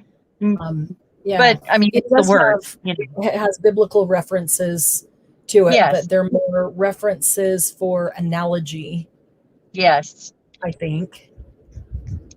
I love it though. It is. Yeah, that song gives me so cool. Well written and sung. I got to tell you, if you haven't heard this version, Lucy, maybe you've heard it. Let me go look up. Gosh, I always forget. Library. Hallelujah. I got to tell you guys, this is a little harder for me. I love Pentatonics doing it a cappella. Oh, the Pentatonics are good at everything. Yeah, and if you haven't heard the Canadian tenors doing it a cappella, I love it a cappella. But I like anything a cappella though too. Where is this guy? Where is Katie Lang does a good one. Love even her. Leonard Cohen wrote it, and I even have a version of him singing it. Shoot, where did it go? Why isn't it in there? Mm-hmm. That song's going to be in my head for the rest of the day now. Oh, that song gets stuck in my head for weeks on end. Yep. That's not a horrible song to have stuck in your head, though. Nope. Really, it's not. Nope, it isn't. I always have The Sound of Music running through my head lately. That's funny. I really rewrite every verse, whatever I'm doing throughout the day as I'm moving through the day, to that song. I don't forget why I went into that room, basically. Because it's running through my head. So, and I'm a songwriter, so it comes easy for me to rhyme like that and find a good way to get there. So I can find the words to explain why I just went into that room with that tune. I know it's weird, but that's how it is. I play games with my brain and make up songs about what I'm doing to get through tours. Straight No Chaser is amazing too. Love them. Oh, dang it. I should have asked Doug. He'd know his name right off the top of his head. And I don't know why it never got into my list. Paper. Come on, Lucy. Here, come up, right here. Come here. I made all these new scraps. They're smaller, but they're still scraps. Oh, let's see. I've got Hallelujah going through though. Okay, I'm gonna get out some flowers and some butterflies. For some reason, this is not how I envisioned this end to look, because I thought I would end up with a more industrial, but because I chose this paper to begin with, this vellum as my muse, I ended up. It sounded like a kid. I ended up with more sort of pinky colors or reds and flowers and. You see Lucy waving at you? Oh my gosh! Oh, Lucy. Look! Put your face right here. Put your face right here. And she did. She put her face right where I touched. Oh my goodness! I was going to try to get her face on camera, but she didn't stay there very long. She's sniffing around my desk. No, what's over there? Okay, I just don't want you eating anything that's little tiny and blingy that doesn't belong in your mouth, sweetie. Aw, that's my sweet girl. Yes. Oh, you used to be so tiny you could sit right here. Julie needs a Lucy hug right now. Oh, yes, she does. She said she wants to hug Lucy. Oh, she comes up and she will stand up on her hind legs, and she can just stand there on her hind legs. It's funny. Oh. And then she'll put her 2 paws up on my shoulder and then just put her head on one shoulder. That's exactly what Julie needs right now. Lucy, yeah. Right there. Look, grab that bone right there. Yeah. There's a bone right there. There's a bone. Look, right here. There you go. Get that bone right there. I got to grab some embellishments for this. Yeah. Let's see. Teeny tiny things. That's what we need. There we go. Just the small stuff. That's my sweet girl. Yes. That's my sweet girl. Oh. Yes, you just need some mama loves, huh? Oh. Yeah, that's it. Okay. The one I'm thinking of, I just asked Doug. The one I'm thinking of is not Hallelujah. It's The Sound of Silence. I also love The Sound of Silence. Talk about that one. Yeah. Okay. the new version of it, the but rock it's version of it. Yes. well, but there's a Oh, a heavy metal rocker that that's what I'm saying. sings, The ballad version of yeah, it. Yeah. who Yeah. sings Sound of Silence. Disturbed. That's who My it is. my husband has done that a few times on karaoke. Have you It's heard one of Disturbed my do favorite the songs. Sound of Silence? Yeah. Yeah. I like the Yep. Sound of Silence a lot too, like Hallelujah. What, Lucy? What? What are you trying to say? What are you trying to say to everybody?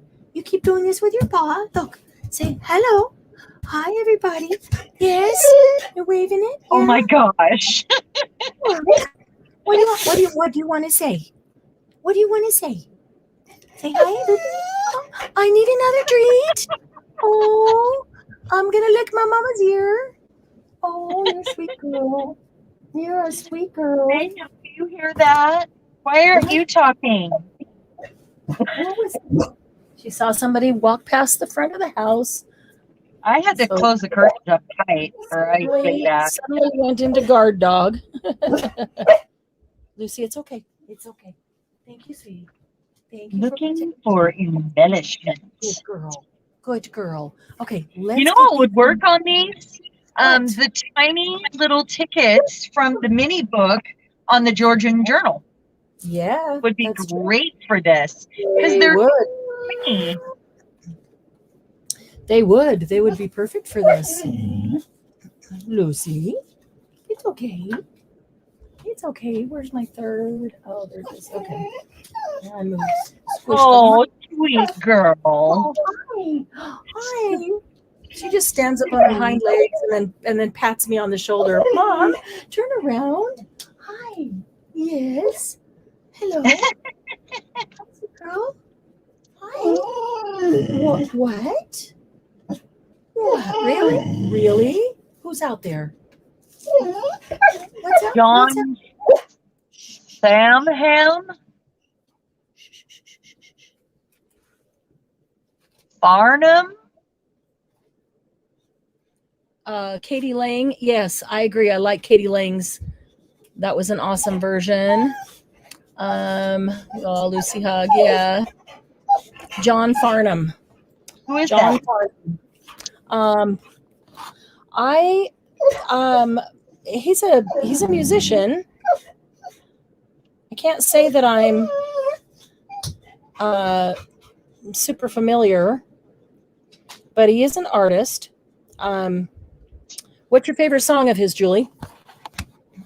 She is singing for me. Oh, the Tiny Tags from the Mente book would be good too. Yeah. Age of Reason. Okay. Let's see. Well, that one's not available on Amazon. So I can't look up Age of Reason. I've never even heard of the person. So I only heard of him because Julie mentioned him to me once before. oh, well. That's where I heard first. So that's why I say I can't say that I'm super familiar with him, but Julie has mentioned him. I'll get some darker pink.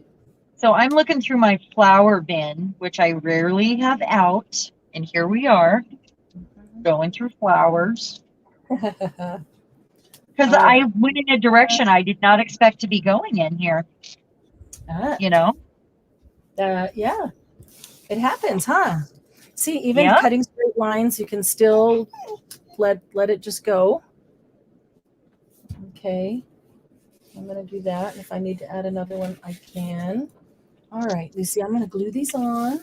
Aw. I should have brought some more treats in for you, huh? It was the inspiration paper that I picked. So I chose the color palette. So I chose a small color palette, you know. Do I want red or do I want pink? I mean, I think the red goes better, actually.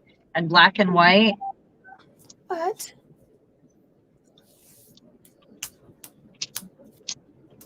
I can't decide on that yet. It's kind of in between somehow. Down. Margie, Oh, Glynis. Oh, hold on. It is, Lucy. I will send you a link, because it's not in English, and I have to look, so it doesn't, I never remember it unless I look at it. What is that? The song? The Tribe song, the thing I sent you. They're Again, so I went amazing. back to find it, to listen to it again after I wanted Doug to listen to it, and we've had so many texts, I can't find it. Oh, okay. It honestly, I feel it in my soul. And when he was first listening to it, I actually went down on a Saturday night. He had fallen asleep in front of the TV on, and he had that on. It was in the living room, and he had it up pretty loud. And he was asleep in front of the TV with it. Right. But it's very, it feels like the dawn of time.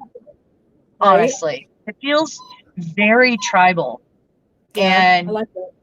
it is just, and I It stirs your it soul up every Lucy. time.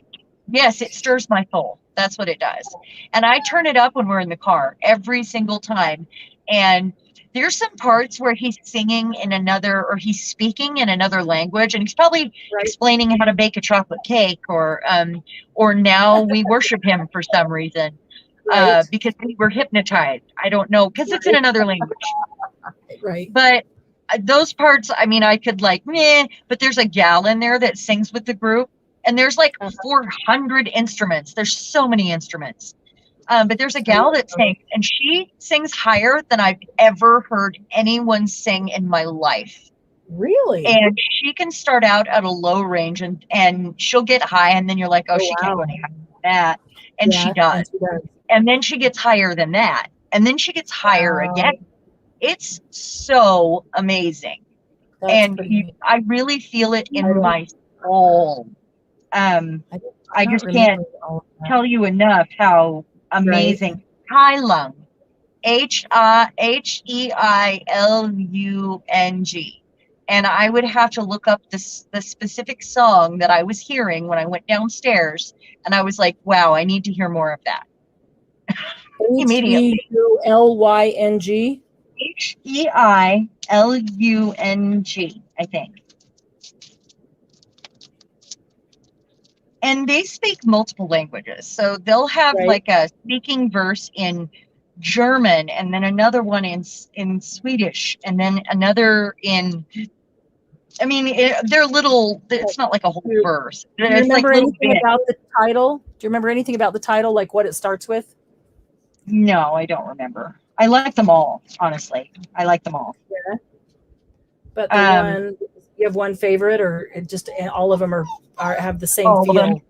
Pretty much. Well, Bill has some favorites.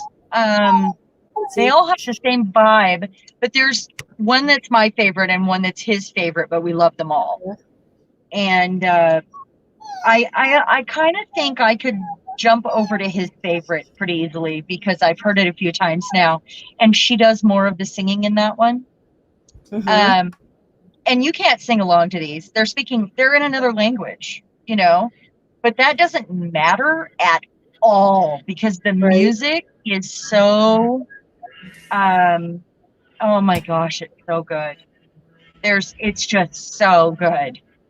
It's very drumbeat and like not really marching band, but it's very but that handmade Native American drum sort of. Tribal drum. Very tribal. It feels caveman-y. It's what it feels like. Yeah. Honestly, that's what I would say most about it. It's very caveman, and feels like the dawn of time. Like where music started, maybe. Here comes. Here comes what? Are you playing one? Yeah. I can't hear it. It's coming.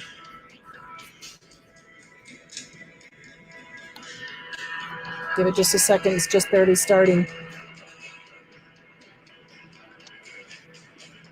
sounds more like a tune right now because I can't really hear much.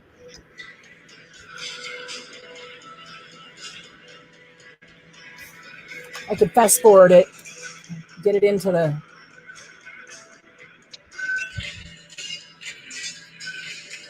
I don't think it sounds the same. It sounds like another song. Hold on. Well, yeah, I just picked one song, the first one that was there, because you couldn't remember the name. So, but yeah, there's tons of them. If you could tell me the name, I can pull it up. If you can tell me the song that you're talking about, sure and what I'm saying is this sound is way distorted. Sure everybody wants to hear it now. Okay, I can give you. Well, so I said if you can even remember what it starts with, because they're all like Naruto, that's the thing. Proust, that's the thing. Spanrand, Kriegsdollar, Alpha Der Haiti, Hawkins Calder, in Maijin, Alpha Der Haiti. Oh, the one you just said last. Alpha That's one of them. No, the in Maijin, Maidjan. I think so. I remember seeing that on iHeart. Hammerer Hippier. I like that. That one, absolutely that one. Pick that one. Okay. Yes. But I'm worried that it's going to be so distorted on here from device to device. Let's see.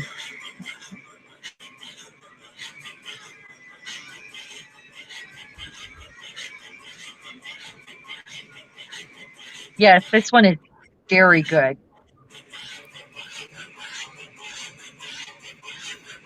Okay, Julie, give me just a second.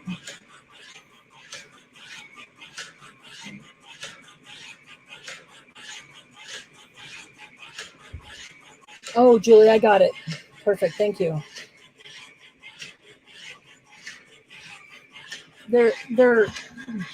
It's not like a normal song that goes right into a song. This is my favorite one. There's a lot of build up and a lot of music. There's a lot of instrument to it, but it's a lot of toe tapping, like get up in your chair and move, sort of. Yeah. And this is my favorite around the house kind of song. Yeah. And this one builds this is a lot. Good workout song too. It builds a ton. But if I wish I could remember the one that Bill loves the most, she sings a lot in, and it's very melodic. And I wish I could sing along because I don't know what she's saying. Sure. I would totally have, because I know the tune. I've heard it enough. Right. It's so worth it. Like to. Well, I bet you could get the music and learn the words in Swedish or whatever. Lucy, come here. Sit down. Come on, lay down by me. Stay here. Don't keep going in and disturbing Daddy. Lucy. I have a hard time seeing things in straight lines, ladies. Like, I'm having a hard time embellishing. The triangles are easier for me because they don't seem quite as straight because they're triangle and they're odd. But yeah, it is. Yeah. Especially after all the stuff we've been doing, it's strange looking at straight lines. It's definitely more difficult for me. Yeah. It gets our brains out of their normal routine, and anything that shakes them up will help us be more creative. Hi, come on up. There you go. Oh. Hey, wait, I need to click back here. I am in. There we go. There's Lucy's face. There's Lucy face. There's the Lucy face. Let's see, maybe we want to end in blue here. Make it nice and dark. Or do we want to end in pink? What do you think, Lucy? Should we end in pink? Are you making another thing? I'm making a little one. I'm making one that's 3 by 5. So I tried something, and to give you an easy way to find if I make a different size, how do I know how big to cut my rectangles? And it worked. It's worked now twice because another one that I did previously. If you cut the rectangle, however, figure out, just make your base, however big you want it to be, the base. And then that tells you exactly how wide it needs to be. So I'm using this 3x5 card so I know my rectangles need to be 3 inches wide, right? So just cut the width, the height. I know they're going to be 3 inches wide, but just cut the height half of whatever the width is. So the others were 2x4. So these I did 1.5 by 3. Now you can always go deeper. Like the others, I told you that I did a 2x3 to make deeper pockets and less chevrons. This one I would probably go 2x3 if I wanted deeper pockets and less chevrons. Poor Lucy. Yeah. I should probably go grab a couple of treats so she could just sit here and eat. Okay, Margie, you know what I want to do? You were talking about using the tiny tags from Minte. I want to make a little one and use my tiny Alice tags. I want to make a little one out of Alice paper and use my little Alice tags in it. Yeah. Lucy, all right, we're going to go out and get Lucy another treat. We're going to get a couple of them and bring them in here. First, I'm going to put the blinds down because now it's getting dark. And as soon as I get these glued and I'm inking, I can read some comments. Sorry, ladies. Okay. This has been a stretch for my brain. Okay, I'm gonna be gone for about 5 minutes. Is that okay? Yep. Okay. We can do that. Okay, cool. Yeah, they're Julie, they're very tribal. They wear a lot of furs and they wear horns and but they're just so awesome. And that's funny, Margie. That's how you are with torn lines. Yeah. Yeah.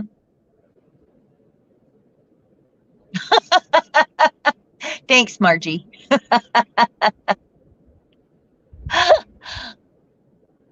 Yeah, I don't know if videos are the way to go. Just listen if you can. Because it really, they're so good deep in your soul. Really. So I don't like this one. Chuck it. This one just needs like something small. I don't know what yet. Maybe a leaf or a line or a washi tape. Washi tape's a good idea. Washi tape. That's right. That's a straight line, right?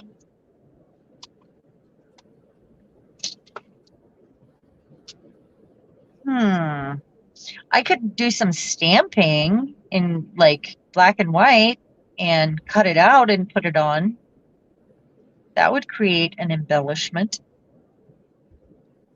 Because I haven't stenciled or stamped anything tonight and I might go insane, right? It's possible. Anything's possible, you know. I do have you know what I'm going to do? 2 of these on some white paper or some book page, and then I'll cut out the shapes. Like the key is the right size to do something with here. I'll glue it down first. Got a peacock, got a key, a little French sort of motif, something or other. Page.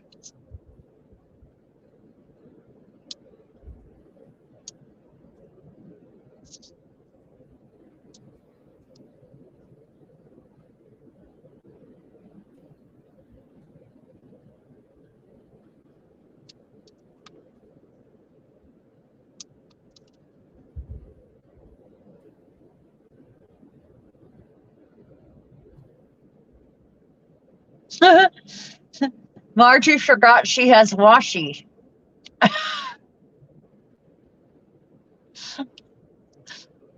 I have to keep some most of them are in that basket. I don't have many more than that. I have like a handful of them that are glittery that I would never use. And they were the first washi set I ordered, and I didn't realize how thick they would be and how glittery they would be. So those are in another box, and who knows? Maybe I'll decide that I want to use them at some point. But we'll see. We'll see. So I just don't have those ones out. Because why?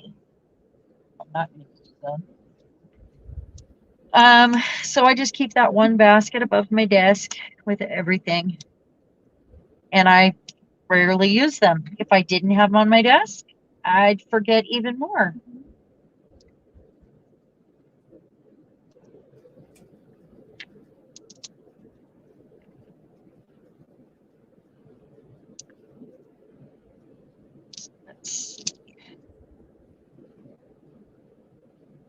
Should get different scissors though. Did I show you guys my little Buddha that my stepdaughter got me to put?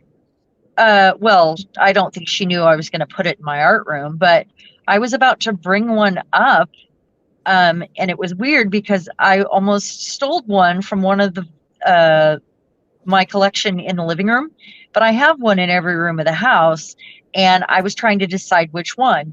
And a couple days later, I saw my stepdaughter, and strangely enough, she had got me one. So it was like I knew that I was about to have an art room Buddha, and I couldn't make up my mind yet for that reason.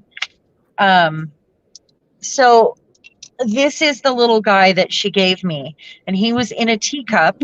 She got him at a yard sale. Did I show this? I can't remember. Isn't he adorable? Yeah. It's a candle. I cut the wick off. I took the tea light part off, and he's going to go in. I'm going to make him a little altar. He's going to go in this vintage dish with some other fun things, or at least until I make a proper little altar with, inside of a little thing, like a box turned on its side or something. This is, I don't know why they would make an ashtray with diamonds, but it is. And it's pretty awesome. And it's so adorned and old. I keep saying I'm going to look it up too. Down. Celeste. But diamond ashtray. That's right. Down. Down. Down. Okay. Diamond ashtray. Yeah. All right. So it's 9:24. Do you think in the next 35, 40 minutes I can whip out an Alice one? Probably not. I mean, if we're being well, you asked, but I don't know. Are you feeling like you can? I don't know. Oh no, maybe I'll do this one instead. I already got these parts and pieces here. Maybe I'll do this door one from the Minte door, because there's two of them. I'm going to do two with this, and so I can attach them and have them close together like a door. How tall do I want I haven't inked a darn thing yet. I'm still gluing. It's okay. It's okay. 2, 3, 4. Sometimes don't you miss just inking? You just want to ink something and you don't care what it is. It's like collaging. Yeah, or stamping or painting. I, in my dreams, have a paintbrush in my hand. Yesterday I actually painted. I did. Oh, cool. Yeah. Did you see the things I posted? One of them I painted the background with gouache, because I got that gouache and hadn't played much with it. A little bit, but not much. Oh, yeah. And I just thought it would be fun. Cool. I want to play with that too. I've got some gouache for the sale, and I haven't brought it out yet. I wanted to play with it myself first. Mine I got for Christmas. I've had watercolors, but not gouache. Some Saturday nights where we just pick a product that we're not super familiar with, or that we just got or whatever, and we just play with it and we just try. I'd like to do that anyway. I love to do that. Yeah. I'm all about experimenting. So it always glue it. And Margie, you want me to do the Alice one instead of this one? Instead of the Mente one? The Alice one will be probably a little smaller. I'm going to use the 8x8. Let's see. Let me pull together all the scraps I have sitting here. Get them out of my way. All these little scraps. Some of them I'll keep. Some of them I may. No, some of them are pretty for collage, though. The ones that I cut that out for nothing.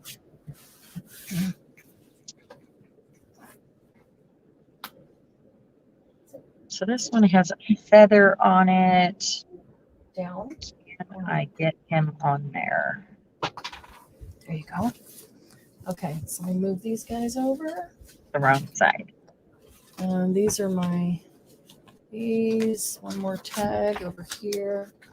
More scraps. There's some triangles that were cut out previously.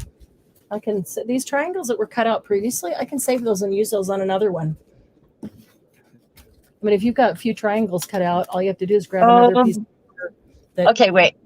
With them. Hold on. Julie said she loves the bird in the corner. Which one? Bird in the corner.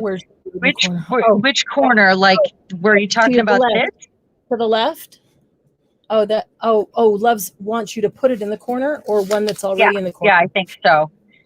This one? Are we talking? That would make it on its side. And do you see the detail on the leaf there? It's got like gold.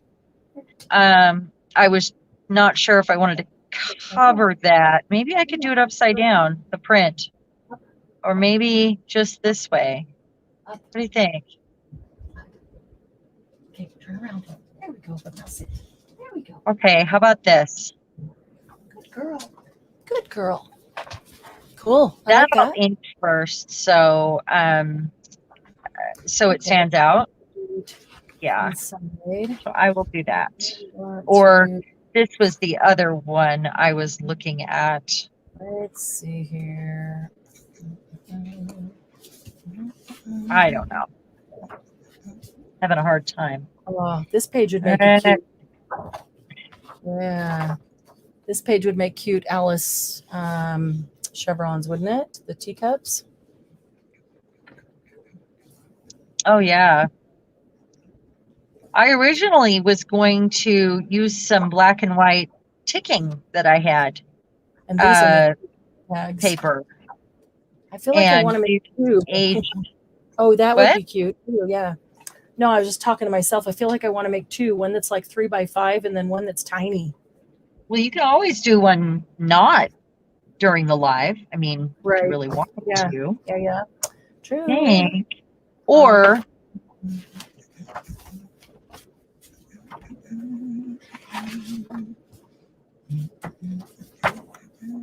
no. Now I have sound of silence in my head. Sorry. Well, that's better than some of the others. So, right? Is that what we decided? Okay. I like sound of silence. I like hallelujah. They'll both go back and forth and be in my head. I have a feeling that Daddy didn't give you dinner, and that's why you're so hungry for treats. I have a feeling. Julie, yes, that one. Oh, she keeps changing it. Okay, yes, Julie, this one. I'll wait. I'm sorry. I'll wait. Wait. The blue paper. Margie says Alice and Julie says the blue paper, the Mente. Okay. Oh, is she talking to you? I don't know. I think so. Maybe the bird in the corner was yours. Do you have a bird in the corner? I thought the bird in the corner was yours, Julie. Julie, the bird in the corner is Sharon's, right? Because I wasn't putting a bird in the corner anywhere. But if I use this, how big, Margie? We want tiny. Should we do the tiny one first? We're going to do that one. And that one, and that one's How about done. That one's done. 3 or 3.5 inches? How's that, Margie?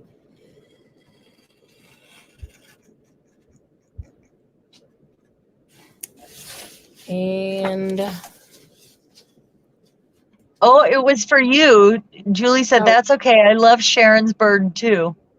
Oh, okay. So, this is what she was talking about. I'm sorry. Totally didn't see it. I'm sorry, Julie. Cool. Yeah, there is a bird, this bird up in the corner of the Minte paper. Okay. I'm going to do that one too. But, see, and right? cool, because I wasn't really feeling it covering that leaf. I didn't like it, I guess. Are you sick and tired of those now? You didn't get any dinner, did you? You Oh, didn't get why don't you go grab her something to eat? Just bring it into the studio. Poor girl didn't get any dinner. That's why she keeps wanting treats. Aha. Mine'll beg to eat over and over and over again, but right now she can have anything she wants because She's sick. You're gonna let her have anything she wants, huh? Uh-huh. Well, what's gonna happen? I mean, she's never gotten fat. She's allowed to now. I mean, she can get as fat as she wants, that girl. Exactly. If that makes her happy. And she's our treat dog. I mean, she's the one that's motivated by treats. And food, and wants everything we're having, and begs no matter what. And even if we don't feed her, she begs. Aw, poor baby. So yeah, I'm gonna go out and grab her something to eat. She gets all the people food she wants now because she's got tumors. So okay, let's go get you some dinner. We'll bring it in here. We'll take these out.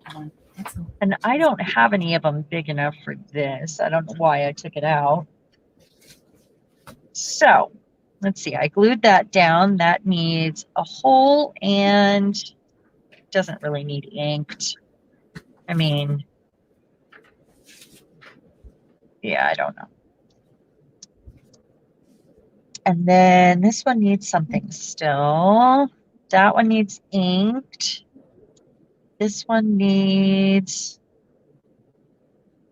What happened to the other one that I wasn't inking yet or gluing down? Did I glue it down? The heck? Oh, it was going to be the bird. Okay, never mind. So that one's going there. Getting out my ink and I'm so excited.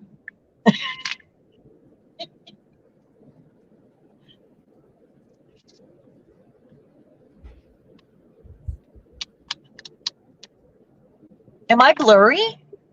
Why am I blurry?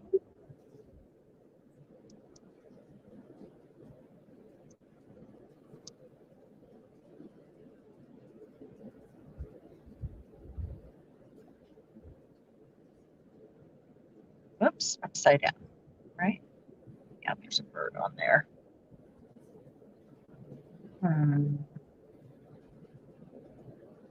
All right. So I haven't had any dinner either. Does that mean I can have lots of treats? Just checking for a friend. Checking for a friend.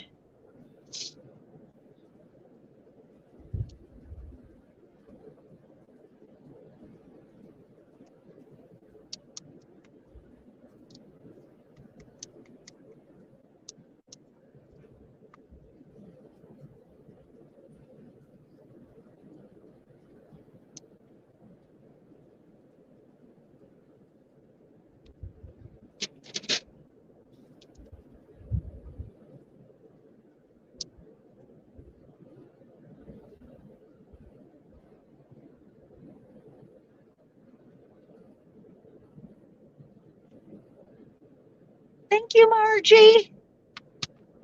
Oh, you see my very crooked hole? It almost needs 3 holes just to make it look even.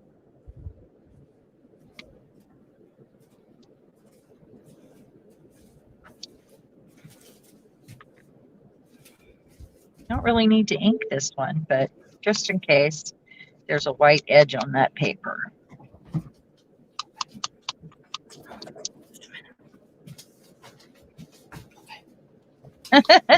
So these lines are all straight. So, am I allowed to go in with scissors and distress the edges now? Nope. Kidding. Nope. That's not clean lines. I need some juxtaposition.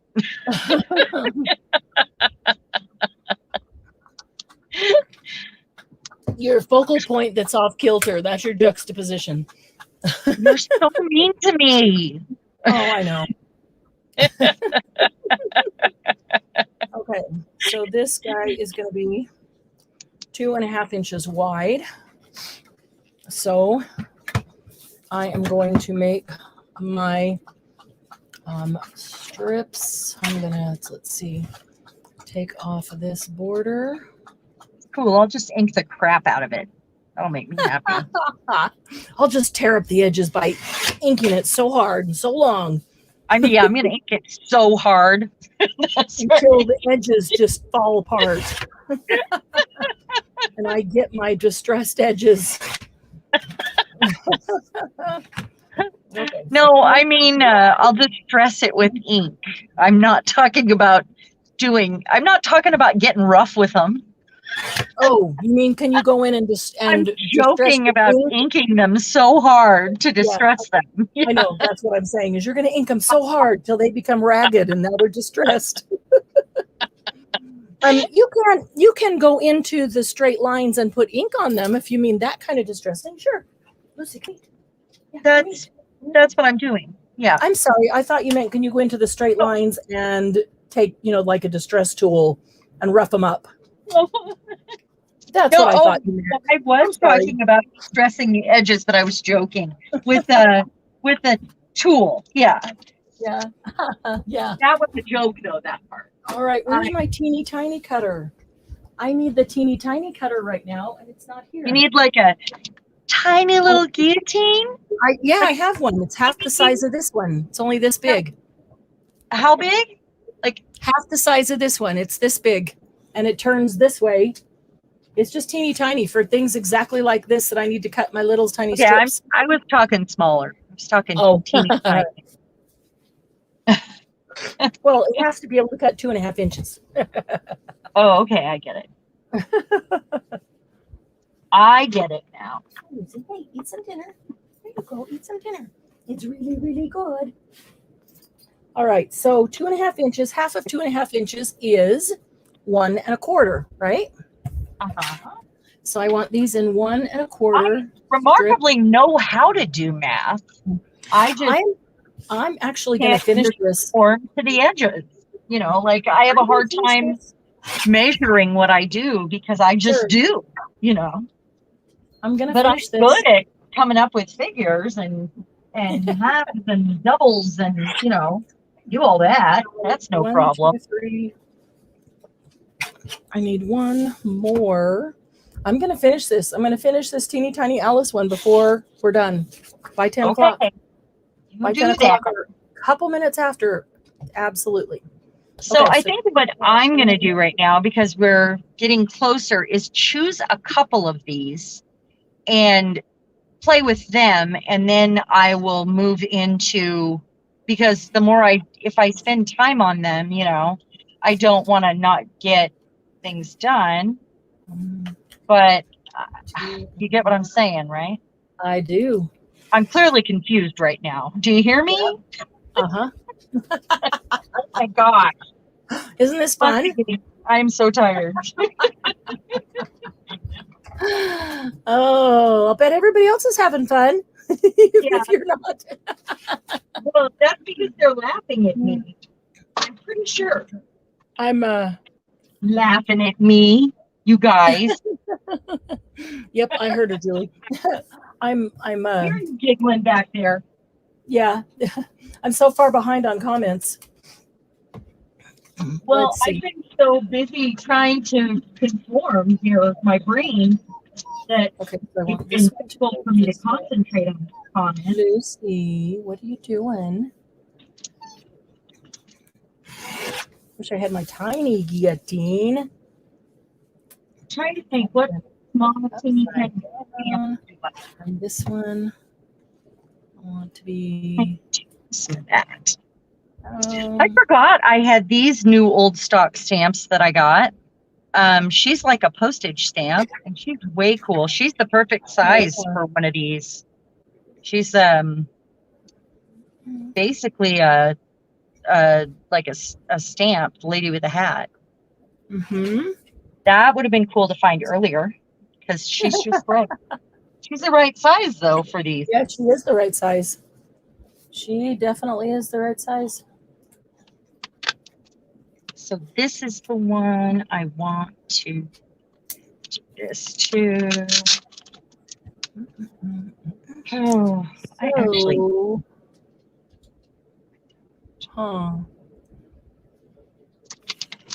I want them all to be right side up. This one. That. And this one. That one. And that's fine. Put her upside down. Lucy, no, come here. Oh, poor baby. Sit. Poor girl. I'm not letting her out of the room now. Sit. Oh, she's mad. That's what it is. She's just whining. I just pulled a little container and set it kind of in the aisle, and she won't try to go around it or over it. It's in her way. She stops and waits for it to be moved. She doesn't destroy things. So I knew if I just set it there that she wouldn't go. It would be in her way. That's funny. Yeah, so she's whining at me. Mom, come move this. Nope. Nope. Oh. Yeah. 1 1/4.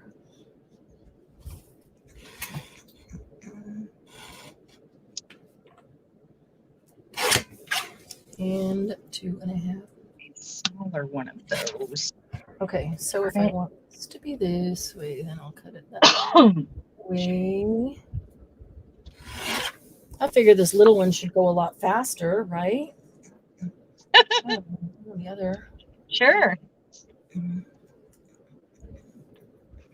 There's a lot of math involved, so I don't know if you can go faster. You're still spending as much time on each piece because of the. I mean, there should be less. Yeah, there should be less things to glue down, but I'm trying to make all these papers right side up because they're full of images, so that's taking an extra minute.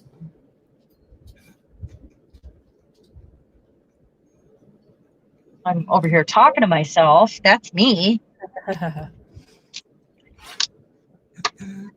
Not that. I'm gonna keep that one. Let's do this. 1 I'm over here talking to my awesome stamps. Yeah. That I haven't been able to play with yet. There we go. Perfect. And perfect one. Lucy, no, come here. Sit down. Sit. Sit. Why don't you sit down and eat some of that dinner? Eat some more. I know you're hungry. Here you go. Sit. Good girl. Sit right down by me. Yeah. Keep me company. What? Aww. What? Oh, her little cry makes me sad.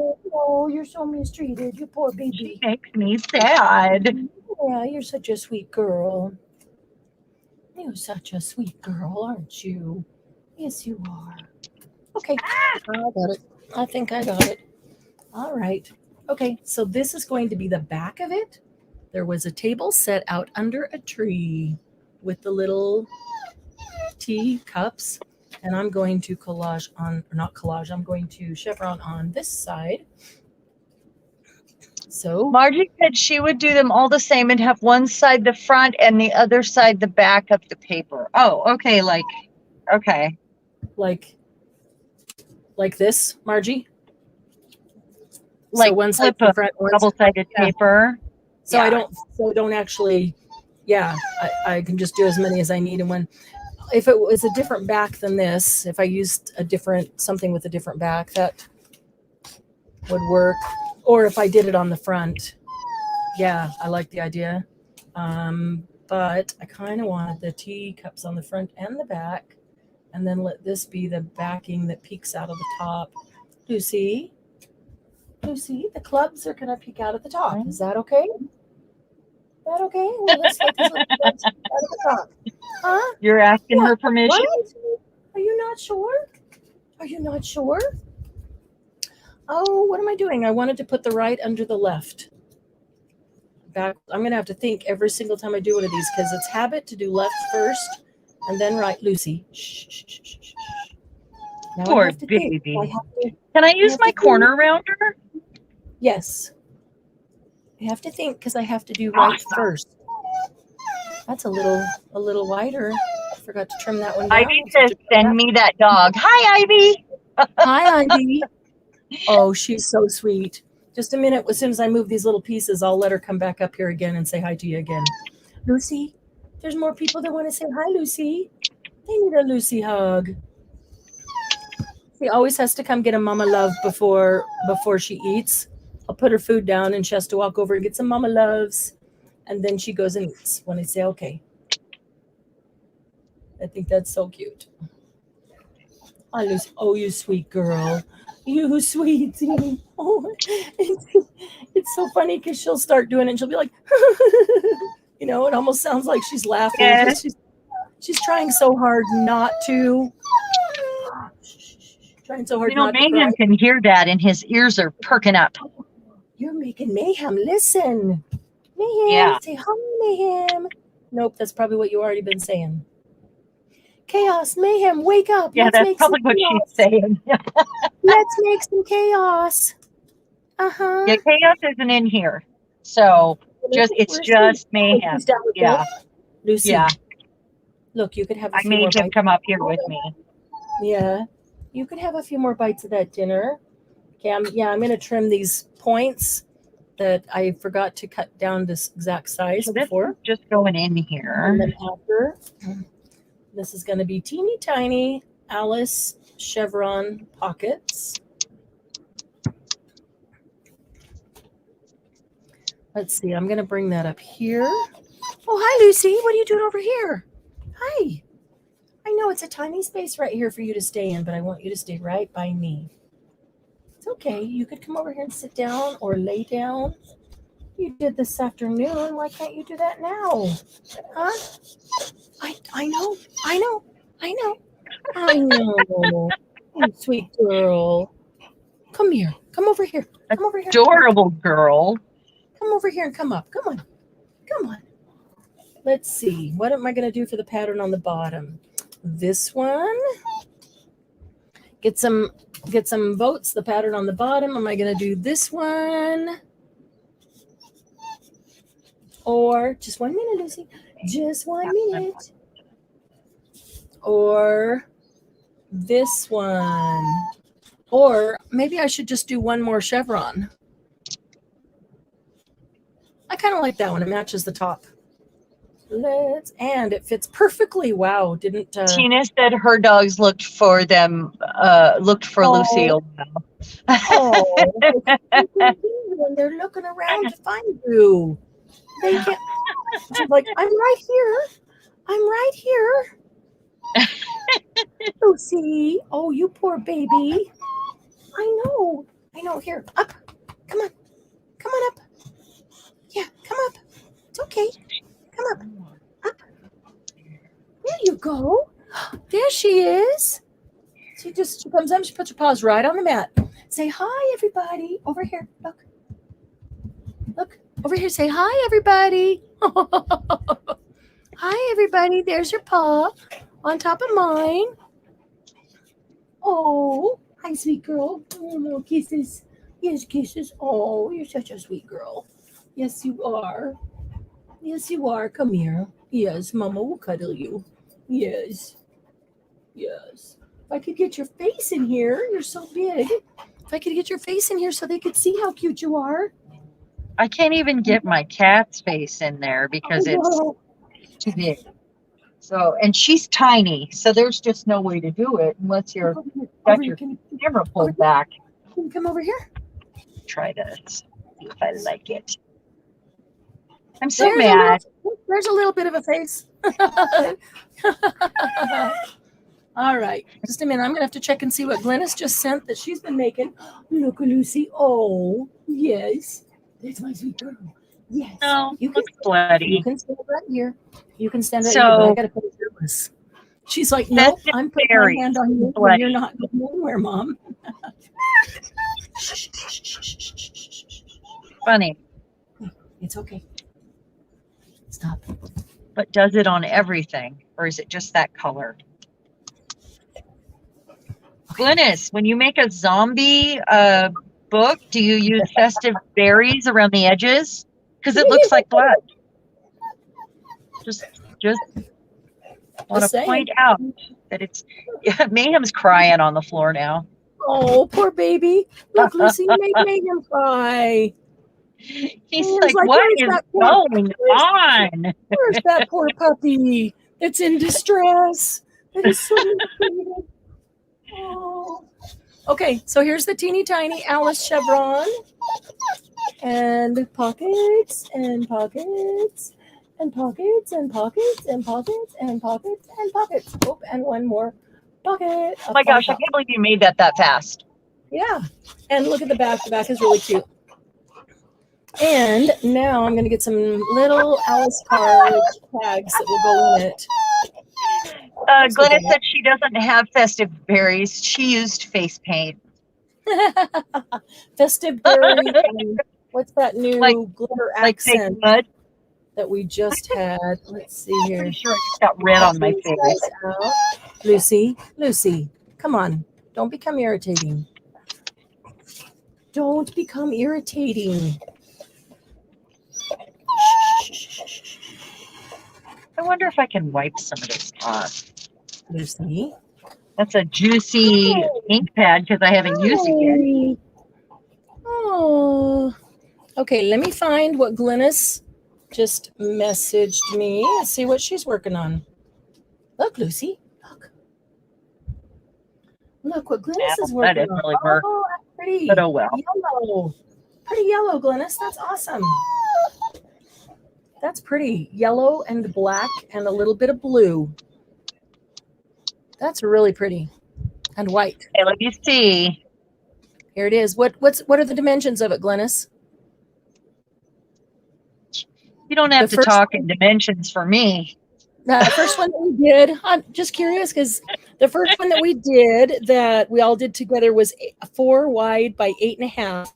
So it'd go in a standard journal like that. And then now I made a smaller one, a 3 by 5, and now I'm making this one is 2.5. This one is 2.5 by 3.5. Is that, Margie? Is that the dimension of an ATC? A 2.5 by 3.5? I just found my new favorite ATC.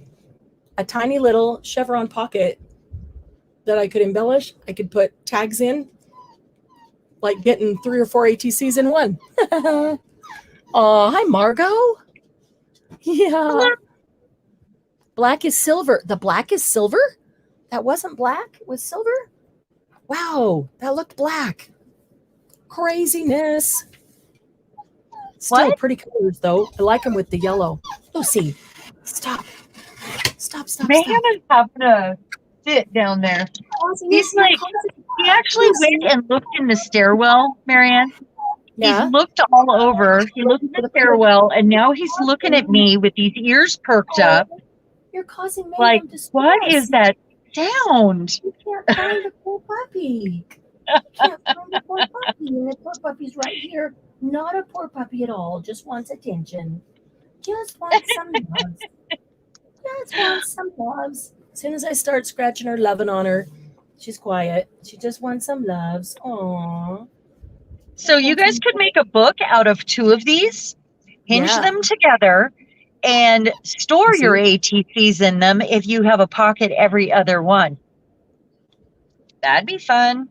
Yeah. Like if you made the pockets longer, like didn't only glue down every other one on the bottom. That would be way fun. Or you could just store, DIY postage stamps or anything like that in them, of course. but 2 of them hinged together would make a wallet. Okay, there's one little Alice tag. 2 of them, yeah, 2 of them hinged together, a wallet or a folio. Or I like the idea of hinging 2 of them together, but also hinging 2 more inside that you could do the chevron on both sides of them and have 4 times as much storage.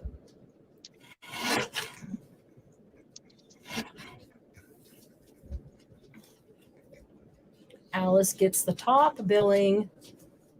The King of Hearts can have second. Except you can't see Alice. Let's put the King over here. Let's put Alice over here. Oh my goodness. Lucy. Lucy, what you is have it? to stop that. She's like, oh, you have to stop that. Poor Mayhem is having a fit. He thinks some poor puppy's in distress. And he can't help you. And you're not in distress. You're just wanting loves. It's nighttime and she just wants loves. What? Oh, poor baby. Look, you used to be small enough I could bring you up and set you on my lap while I did this. I can't do that anymore. Look. Yeah, look she's this. too big now. Look at the Queen of Hearts. Look at the Queen of Hearts. Look at her. What a mess she is. Can you see her? Yeah, I'm going to put her right here. Look, I'm going to stick her right there. When I put this in, she watches me do it. She stops. Yeah. Okay, look. Like she's paying attention. Yeah. Exactly. Yeah. Okay. Mayhem would do the same thing because if I'm talking to him, he wonders if it's for him. Yeah. Yeah. He's like, are you going to hand me that paper? That looks like a nice snack. Exactly.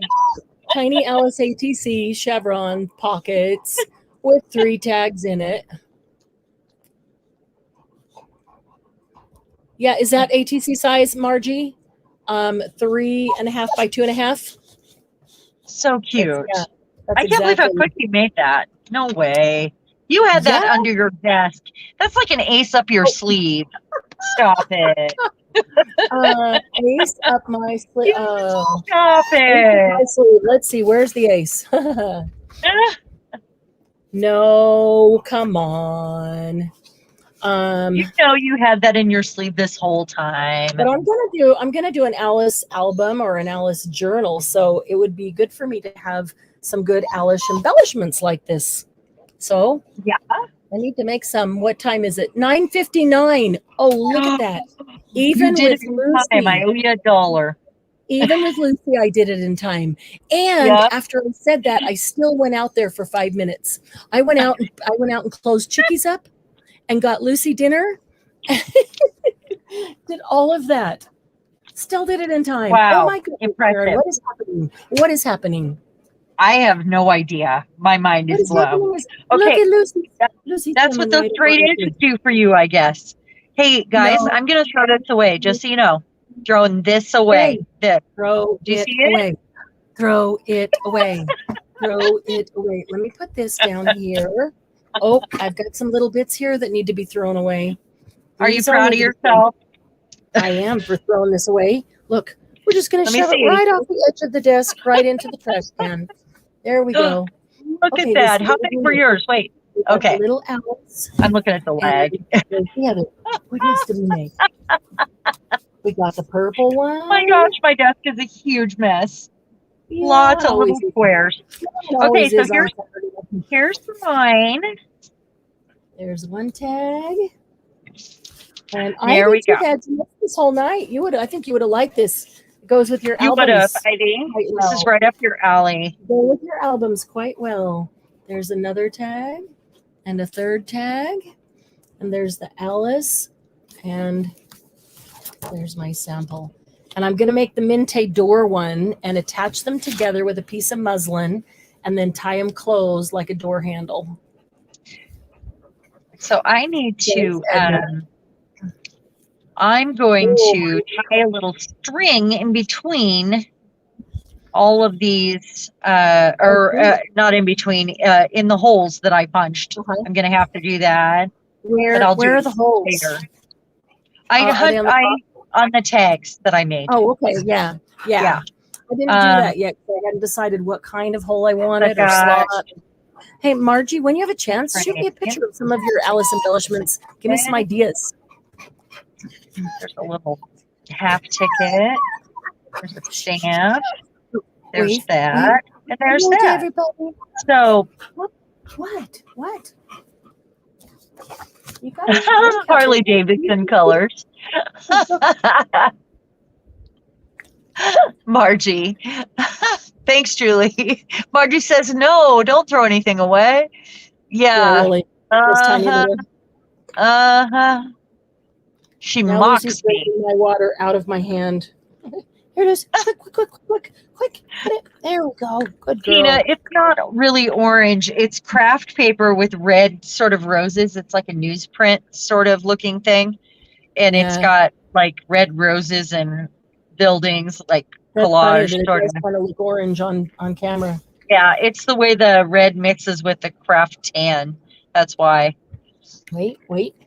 And House of Ill Repute wallpaper. It's fuzzy. Yeah, I love that velvet wallpaper. I do too. So much. I always look for the real stuff, like end rolls of it. Okay. That would be cool. Oh, maybe I should have brought our water in here. I like this one. It does look orange. Flippity floppity. I think that's going to end up on another thing. I think this is my favorite one here, though, because I ended up stamping on that with vintage stamp that matches the wallpaper almost. And then I have that washi tape that I put down on cardstock and then cut out, and it's an old key. And it's a tuck that I made for this piece of vellum with the girdle. And I really, really like this. Cute. It's a great way to use vellum if you don't want to tape it down. If you're doing something small and fussy like this, when you're doing your journals. Ooh, red on white flocked wallpaper. That would be cool too. The place I worked that in my hometown that had the whorehouse upstairs originally.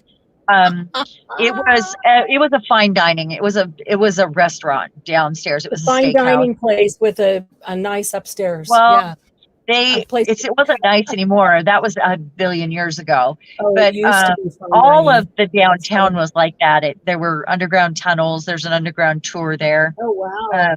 But all of the buildings downtown were like that. There were like 17 whorehouses and 12 churches originally. Wow. It was like the entertainment capital of the Northwest at one point, because it was the halfway point between everywhere. So people would stop there to, I used to work for the tours. I used to help with I would play a character, and I played over the years 3 different characters, but and helped with tours for charity. So that's why I know so much about it. But small town. Anyway, we had in the steakhouse the original wallpaper, and it was red with black flocking. Ooh. And it was so dark and moody in that area, and it was stunning. It was stunning, seriously. Wow, that's crazy. But it was the original wallpaper to that. That's kind of cool. Julie, I have flock powder too, and I have never used it. I picked it up at an estate sale. I do too. So, I got mine secondhand. Yeah. But it's awful colors. Awful we might colors. Have a night that we play with flocking. Maybe. I don't know. There's so many. These colors are pretty bad. Want to do that, but it doesn't matter. We can do something with them. I would use it and then paint over it, sure, because it's a texture. I would want. If nothing else, it adds texture, right? Right. I like that. Either. I want to try everything that I've never tried, and me too. I get that. The things that I've tried, I want to try them in different ways. Yeah, me too. I love trying every art medium. It makes me happy. I like to own a little bit of everything too, so I can play with it.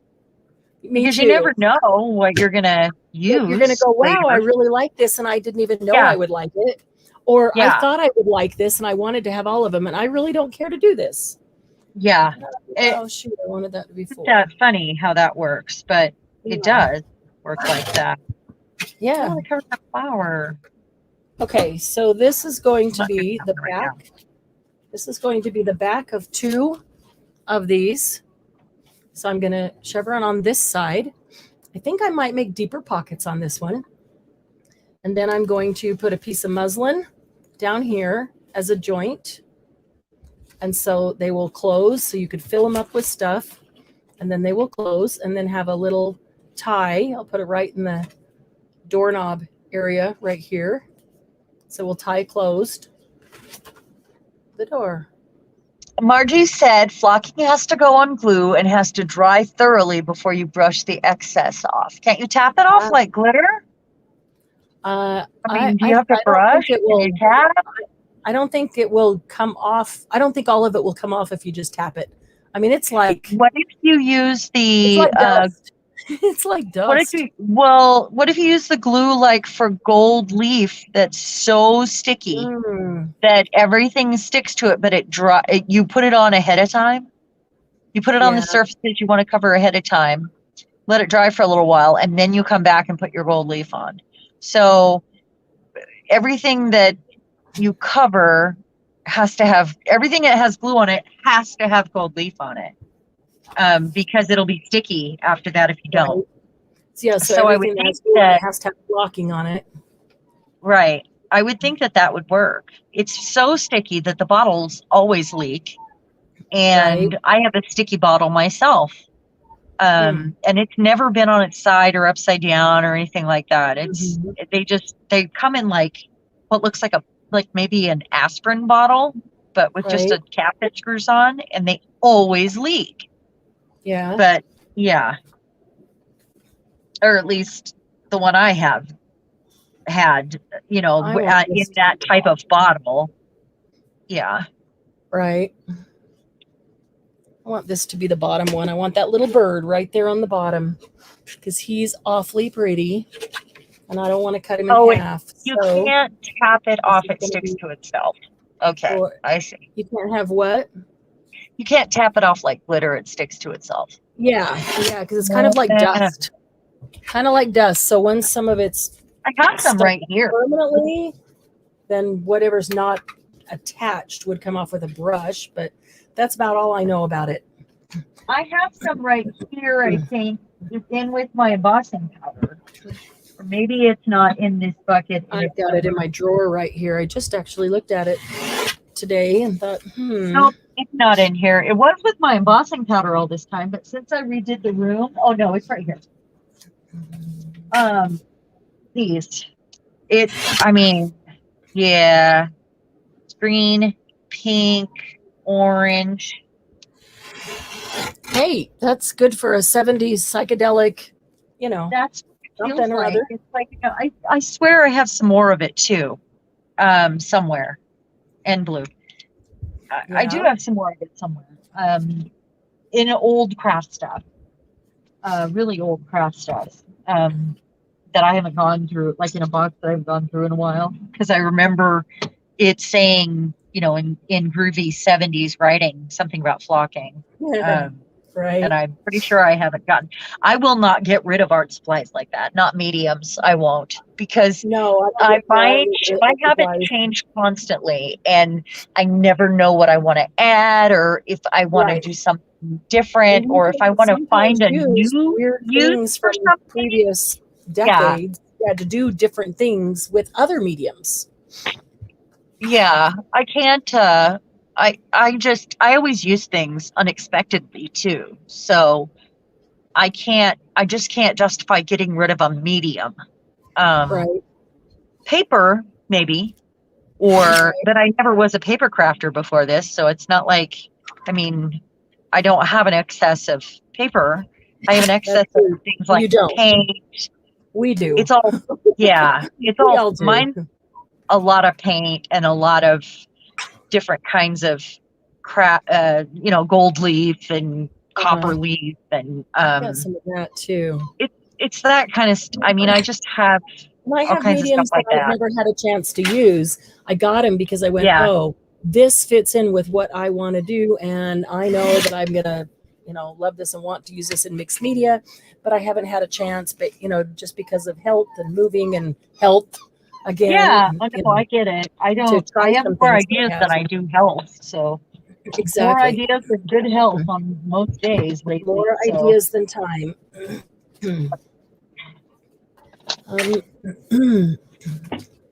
Let's see. Okay, so I'm cleaning up my desk because it's such a mess.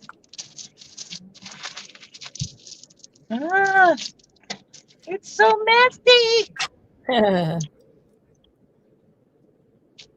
What are you working on? I'm making the Minte door one. Oh, I thought you were working on the Alice one. You just got done with that, and it's done. Yeah, I was just waiting for you to finish up yours before we close out. Done. So I was laying all of these out to share. This is the finished project. These are that I didn't ink yet. Those are the tags. I haven't inked anything that go in it, but I'm okay with that. The little mini things, basically. I have to ink it, or I'll see those straight edges, and it's over. I'll start ripping stuff. Don't I rip kind of wish that I would have inked these as I put them down, but I was kind of flustered with, looking at. But I could put a card in here, I guess. You could. Yeah, and then do it that way. But I don't know. If I ink them really hard, then they're not so straight. But depending what you stick in there that's inked, you may not really need to or want to, because most of them are dark and don't really need. I'm just thinking about these white edges on this black paper. Those are the ones I'm trying to get, like the thicker. That I get because that's thicker cardstock. Yeah. See, these ones that I put periodically are the red and green. They're from the same collection, and these are very thin. They're more like between regular paper and tissue paper. But I figure I won't be using those for pockets, and I thought even about gluing them down, but we were trying to show them the one style. After the camera goes up, I kind of thought I would glue those ones down. I might just change that after. I might just do that, but it was only because we were doing them all the same, and I thought I'd see. You were playing along tonight with our. With our plan. Like we always do that. They always do that with us. We have a plan. They play along and make what we want to do, and and they go off with their own thing. And that's the whole point: is do it and then go do your own. Make it your own. Make it yours. Kimmy says, "You do you." That's the thing. You got to make it yours. It's your style, your kind of the things you like. So but sometimes it is good to try something like this that you wouldn't normally do, just because it does make your brain stop thinking and have to purposefully think, because it doesn't just come natural. And I might do this again, but with deeper pockets, and only do 2, or 3. This was a lot of measurement to me, because it was a lot, like it was a lot of pieces. So, and that's fine. I know I can do it. This one, I cut them 4 by 3, and they are deeper. And I'm considering even leaving some of this pink in between, because I do like the looks of the pink. Because I was going to turn over and use the back side of that anyway. So I could do this and just do.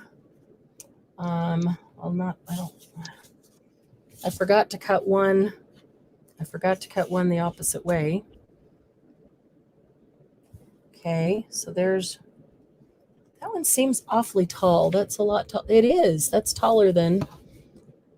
And okay, so it's 4 and it's not 3. So let's see. No wonder it's not fitting right. Okay. So I just have to cut a new corner to corner, chopped off the end, cut a new corner to corner, and now it is 4x3. So there's got to be one more that was its match that is too big.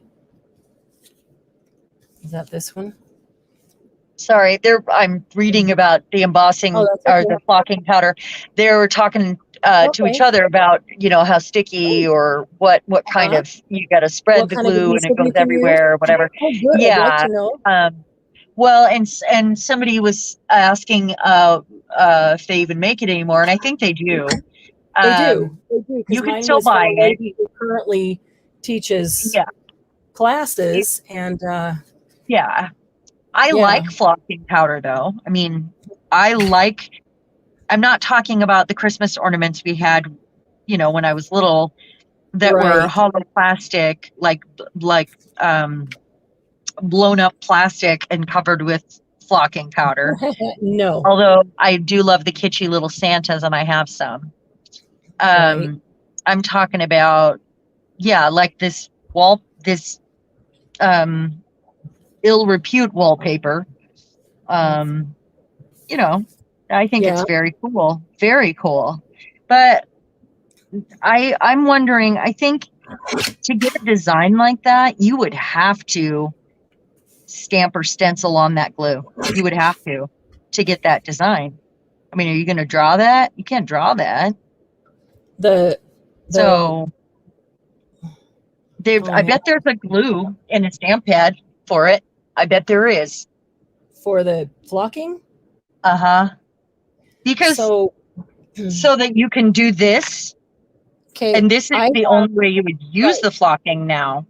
I have a glue pad. Currently, at least. I have a glue pad. Do you? You can put a stamp on and you stamp down with the glue. And so I assumed that would work with the flocking. I've never done it. I've never tried it. I feel like you'd need really sticky glue for flocking, though. Mm-hmm. But you know how you have like the embossing powder, the embossing pad. What's that called? The clear stuff, embossing ink. I have a glue. In fact, hang on a second. Here it is. There it is right there. It's okay, Lucy. Nope. Oh, okay. Margie says you stamp with it and then heat it for just a small amount of time and it becomes sticky. Yeah. And she thinks it's called heat and bond. Heat and bond.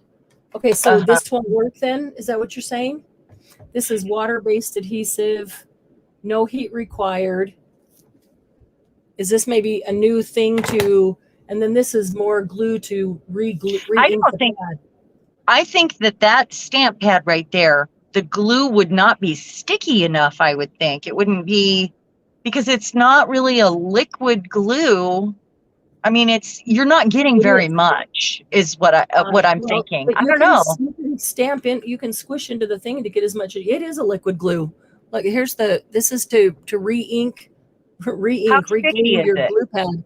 It is liquid. Huh. It's made by Neko, which makes those little tiny ink pads. Yeah.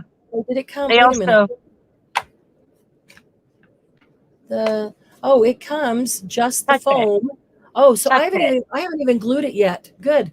Because I've had it for a while. So it comes just the foam ready to go. So I have to put the glue on. So the glue is going to be sitting on the surface when you put your stamp on it. So okay, I could totally see that working. I'm going to try it. And it says no heat required. So maybe it's the no heat version. I don't know. It's worth a try. I would experiment with several kinds of glue. It would just be fun. I don't have any heat and bond. Margie, does it work with gold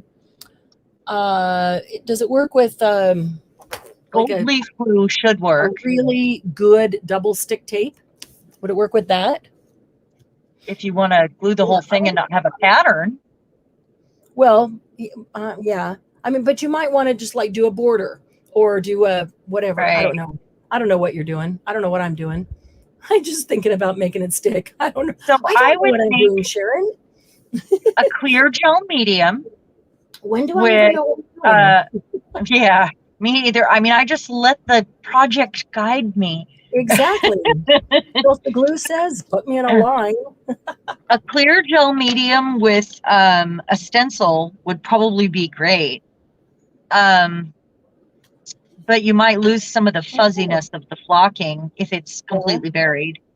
But it would be worth experimenting with. And the reason why, I mean, it's not popular right now. It could be popular next year. We don't know. Things revolve and change constantly. That is true. Gesso's not really a glue. Because I didn't. Gesso's not really meant to be a glue. No, it's gesso not so much, but to prime your surface. Clear gel medium or that dries clear would be gel good. Medium or collage medium. Yeah. Stamperia makes a pretty good collage. You know what? I wanted to try this before I ever brought it out, but let me see if I've got it right here, rolled back in my drawer, because I have been trying this and I really like this. As I knock things all over. Okay, so Stamperia has a collage medium in the little tub that you can, get out with your brush like we do and brush on the whole paper and over your stuff and whatever. They've also, oh, bless you. They've also got the same thing. They've got it in this little squeeze bottle with she's been having these sneezes the last couple days, with a nice fine point. So if you wanted to, like we're doing, glue something down and use it as an adhesive, but not necessarily have to go over the top, you can make fine lines with this. And I'd never tried it, so I've been trying it, and I really, really like it. Really? It works as well as art glitter glue. I don't remember how much it was. It's Stamperia. It's called Collage Gel. Except this is what held that Stamperia order up in customs for 3 weeks. Was this? Are you kidding me? So I don't know because they're worried about what's inside it, with the ingredients. When they already have a list of things that I can't order because of the ingredients that are in them, they won't transport them across the border. They should know about that then. Well, and this they do. It's really stupid. And they also, on the papers that they send with it, they itemize everything that's in the order, and then they itemize every ingredient in these mediums. You're kidding. So they can see it. I know. And it still held it up in customs for 3 weeks. So I wouldn't order that again, actually. So I may not be ordering that collage gel again, but I really like it. I really do like it. But that. I gotta clean this up. All right. So I could have this one done, except I screwed up and didn't cut. Oh, I just need more. I just need another piece of paper because I got to do one on this side. All of these are to go on that direction, and that one's too small. It'll have to be a tag. So, whoops, close that drawer. Don't knock the Nuvo off. Don't knock the Nuvo off. Okay. So, this would make... So, if you're just joining us, you missed all the singing tonight. There was a lot of singing. There was a lot of singing tonight. That you missed of the singing. Oh, be thankful. I thought it was a lot of fun. And everybody a lot of fun. But they might not think so. Everybody joined in from their own home. Did you ladies join in? They did. You could hear them? Margie, you heard them? I did. I heard them. I know they all joined in. Lucy was singing Hallelujah with me, and Sound of Silence. Margie was singing Tie the Yellow Ribbon. Glynis was singing that one too. I heard her. I know they were. Okay. I just know it. I just know it. I just know it. So when I said be thankful, it was for the people that didn't like that sort of thing. Oh. Well, because we think it's fine. It's good to us, To them, I'm sorry. Yeah. To them, I'm sorry they don't like it because it's very... Or we're sorry you missed it and you didn't get to sing along. Yeah, you missed right? the sing along. Let me move that out of the way. Okay, you can lay down right there. Lay down. You were just laying down. Go ahead. Yeah, that's always a good time. I just wish we could hear them. I wish so too. Lay down right there. Sit. One of these days, technology. And then lay down. I know, go both ways. Technology that could go both ways. That would be so awesome. Yeah. Being in chat and be able to hear, we'd be able to click on somebody in chat and hear them live. Wouldn't that be amazing? So everybody wouldn't have to be in StreamYard. We could just click on chat and hear them.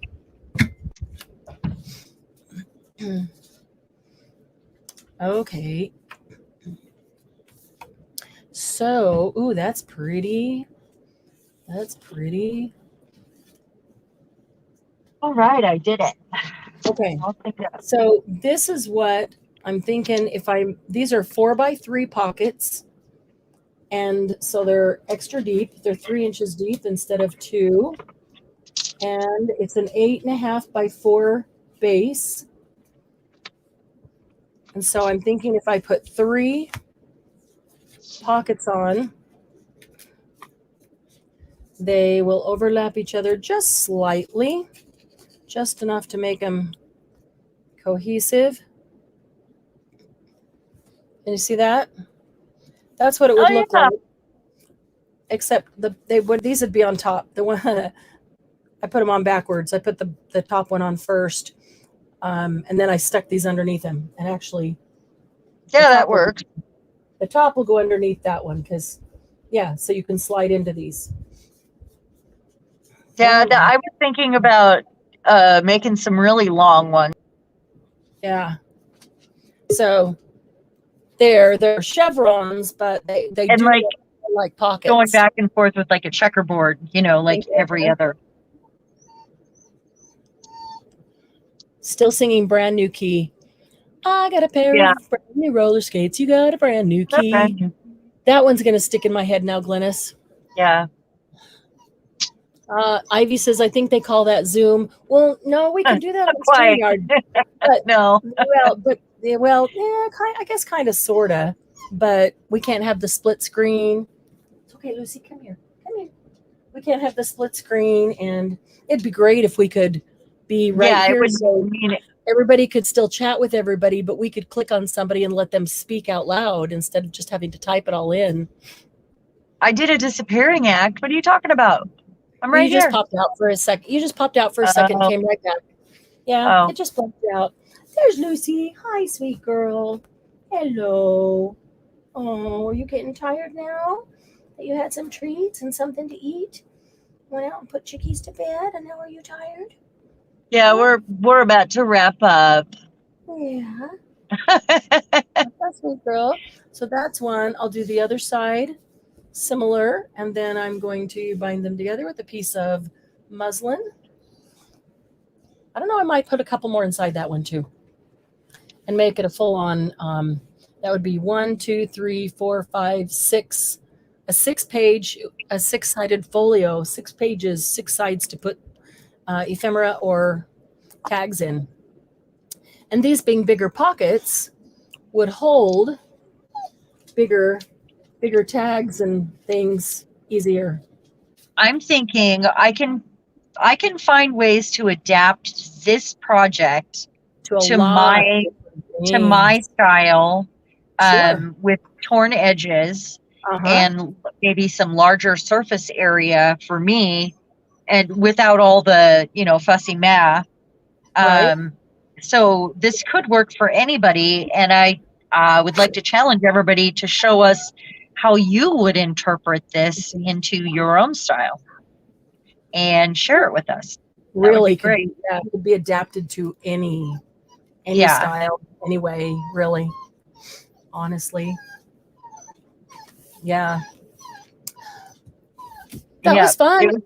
It was a stretch for me to make this many pieces of the same exact measurement.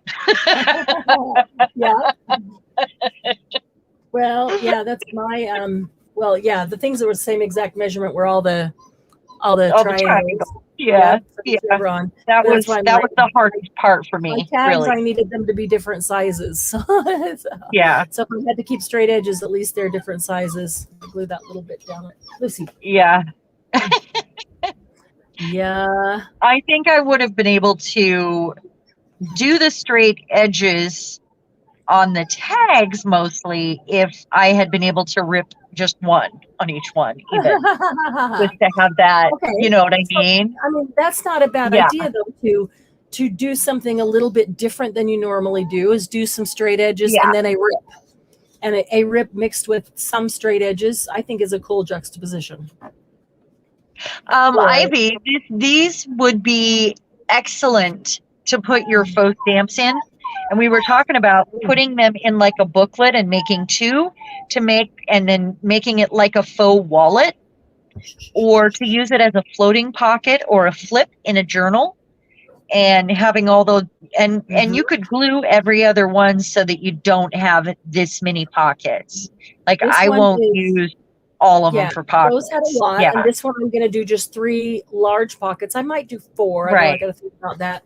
But this is a Minte paper, and I'm doing the doors. That's going to be the outside. I'm putting the pockets on this side, so then I can put them together and bring them around and tie them, and they can be full, and the door is on the outside. And then this one is a tiny ATC with the Alice paper, and it has the chevrons. Kind of hard to see them because they're all from the same sheet of paper, but you can see when I put these in, you can see all the little chevrons in there, so you can make an ATC out of it. The chevrons are a great idea, though. Yeah, you could start lots of faux postage stamps in these all that are all tight together. You could put tons. You could put 4 faux postage stamps in each one and still see the full stamp. But yeah, and every one of these is a pocket, but they don't have to every one of them be a pocket. And then we took scraps and we made some tags. And it was all scraps to begin with. Everything was scraps. We did the whole chevron. The whole idea of the chevron is to use up scraps because you don't need a lot. What happened to my, here it is. Here's another one with scraps, 3 different colored scraps. And see this, I had 2 little pieces of that. And then this one is the same colors, so it fit perfectly, but it's not even the same paper as that. This is from one of our gel print nights, just playing around with paint. So you can use anything. You can use anything. Oh, I did another one. Yeah. Here, this one. This one is the feathers. This feather paper. I really like this feather paper. It's pretty, but I never know what to do with it. I would love to use book pages and sew it. Yeah. That's like double, triple book pages. I don't do that on Saturday because my machine isn't right here. But yeah, we talked about that earlier. That, yeah. So this one's got the teal and the. When we did this project, Ivy, we were thinking that you would love this one. You weren't here.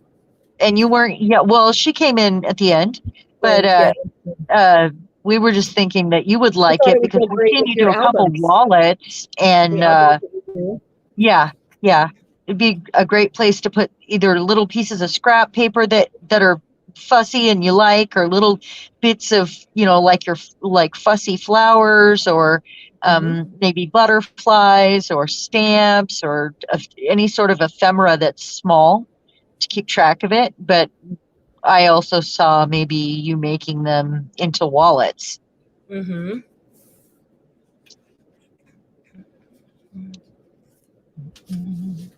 Maybe I'll just store all the scraps that match this right in here. Started with scraps and end. I used a lot of scraps. I end with scraps, but these are much smaller scraps than I had. I mean, you know, I used an offcut cream colored for the base, and all these were scraps. So cut them up. There's lots smaller scraps than I started with. Ivy's making an album of her hydro trip to California. Oh, cool. Ivy, if you have a lot of ticket stubs would be great in these for like a memory book. Yeah. Ticket stubs and receipts or whatever to remember your trip. If you're putting anything like that in there, this would be a great way to display them, and they would still look nice. And you could take them out and look at them without getting glue all over them. Ooh, I might cut some of these into ticket shapes or mini tags, tiny tags, or ticket shapes. I would DIY take, tickets and yep, postage stamps. Yeah. yep. Yeah. Pictures, little like school pictures. Yeah. Uh-huh. I see really when I picture it in book page, Mm-hmm. double, tripled, whatever to make it thick enough. And then two of them side by side with But if you spine you probably that don't need to folds if you're up and using has a some sort of a tie. if you're using cardstock, then you're probably okay just doing it on a book page because it thickens it so much. You know what I mean? You need cardstock in the back? Well, it depends. If you do it like this, no, because each one of these overlaps the one in front of it, so the paper's Yeah, never I would going to be probably. exposed to tear. But if you spread them out and you see paper between them, then yes, you would need something else to back it.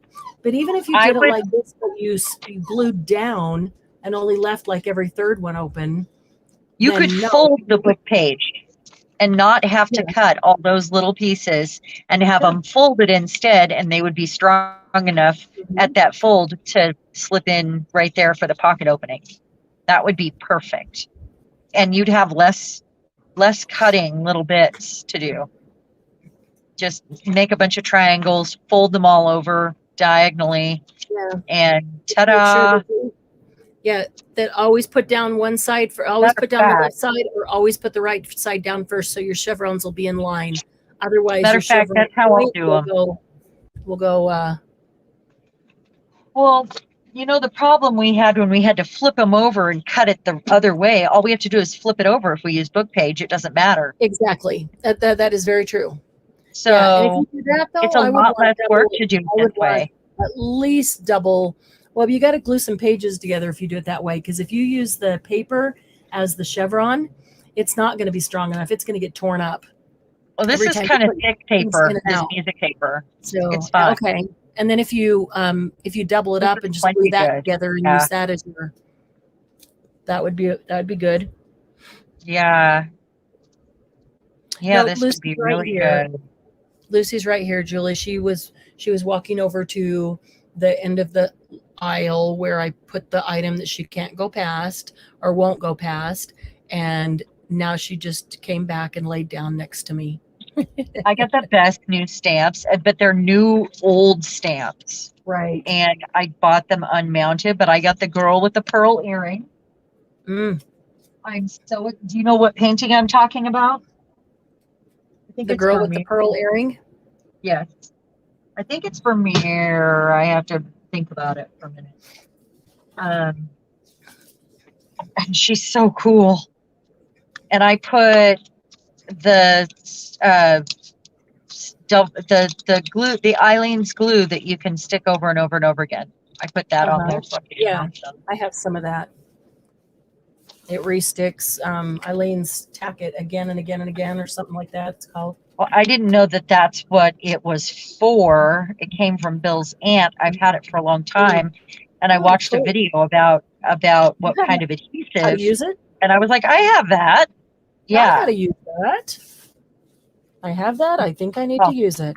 I got a whole lot of lady stamps, but this is the coolest one by far. Cool. On Etsy, they were, old stamps. Sure. All ladies. I'm so excited. From somebody. I bought a couple of big old like gallon baggies of stamps. They're just red rubber stamps. They're unmounted. Some are used, some are not. She was a mixed media artist. And so they're all kinds of things. I haven't even had a chance to look through them yet and see what's actually in there. Me and stealing paper out of my just to do that and see what I've got in there.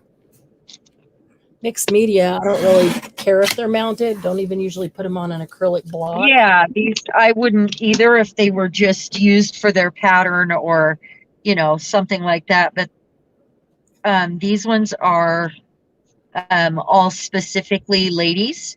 And cool. The whole lot was? Except for 2 shoes, yeah. Oh, cool. 2 large shoes, and the rest are ladies or silhouettes of a couple dancing. Yeah. There's a silhouette of a couple on a bike, and the rest of them are ladies. Ah, awesome. Yeah, it's pretty cool. It's very exciting to me. So now I'm thinking about throwing the rule out because these are not overlapping each other really. If they're spaced out like this, I'm thinking about this one, the left one goes underneath, this one, the right one go underneath, because always have the dark blue one go underneath. So the picture, go ahead. So the picture shows more of the picture gets more of the visibility. Does it look funny to have one? So then the other one, the next one, this one would need to go under. And what on top? That might be pretty on top. So left under, right under, left under, because the dark one's always going under. I think I'm okay with that, because if I stuck tags in, they might lean this way. These might lean this way. These might lean that way. Yeah. Oh, that's a cool stamp. I like that. Yeah. That what you have there reminds me of a letter thing that you hang on your wall. Yes. Those wooden ones. Yes. Doesn't it? Yes. So I'm going to do this, and these will be the two outside ones, and they'll have these big pockets. And then the two, I'm going to make some for the inside. I'm going to make this a 4-page one, and the inside both pages will be, and I'm going to make those closer together. Chevrons more similar to this, and they'll hold a lot more smaller things. That's what I think I'm going to do. That's a cute stamp. I like that stamp. It's amazing. I can't wait to use her. Yeah. This one is pretty cool. They're all like vintage images of women mostly, like this. But that's the only art one. I mean, this lady is probably from the 40s or 50s. Yeah. Yeah, I would guess so. What did I say? 4 inches wide.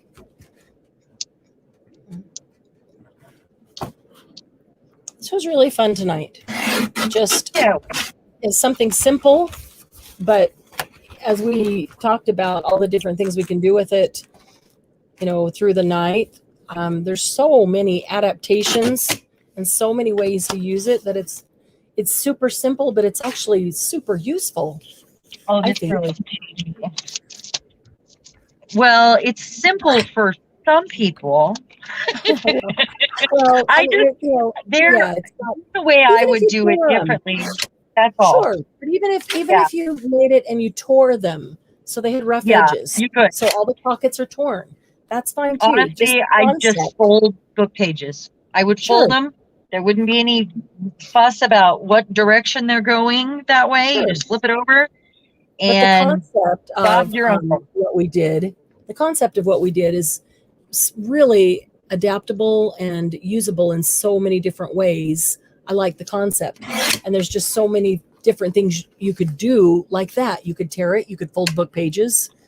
It doesn't have to be this way, the way we did it.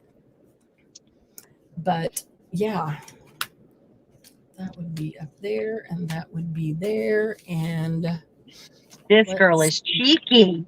I like her. Let's see. Is that the second one?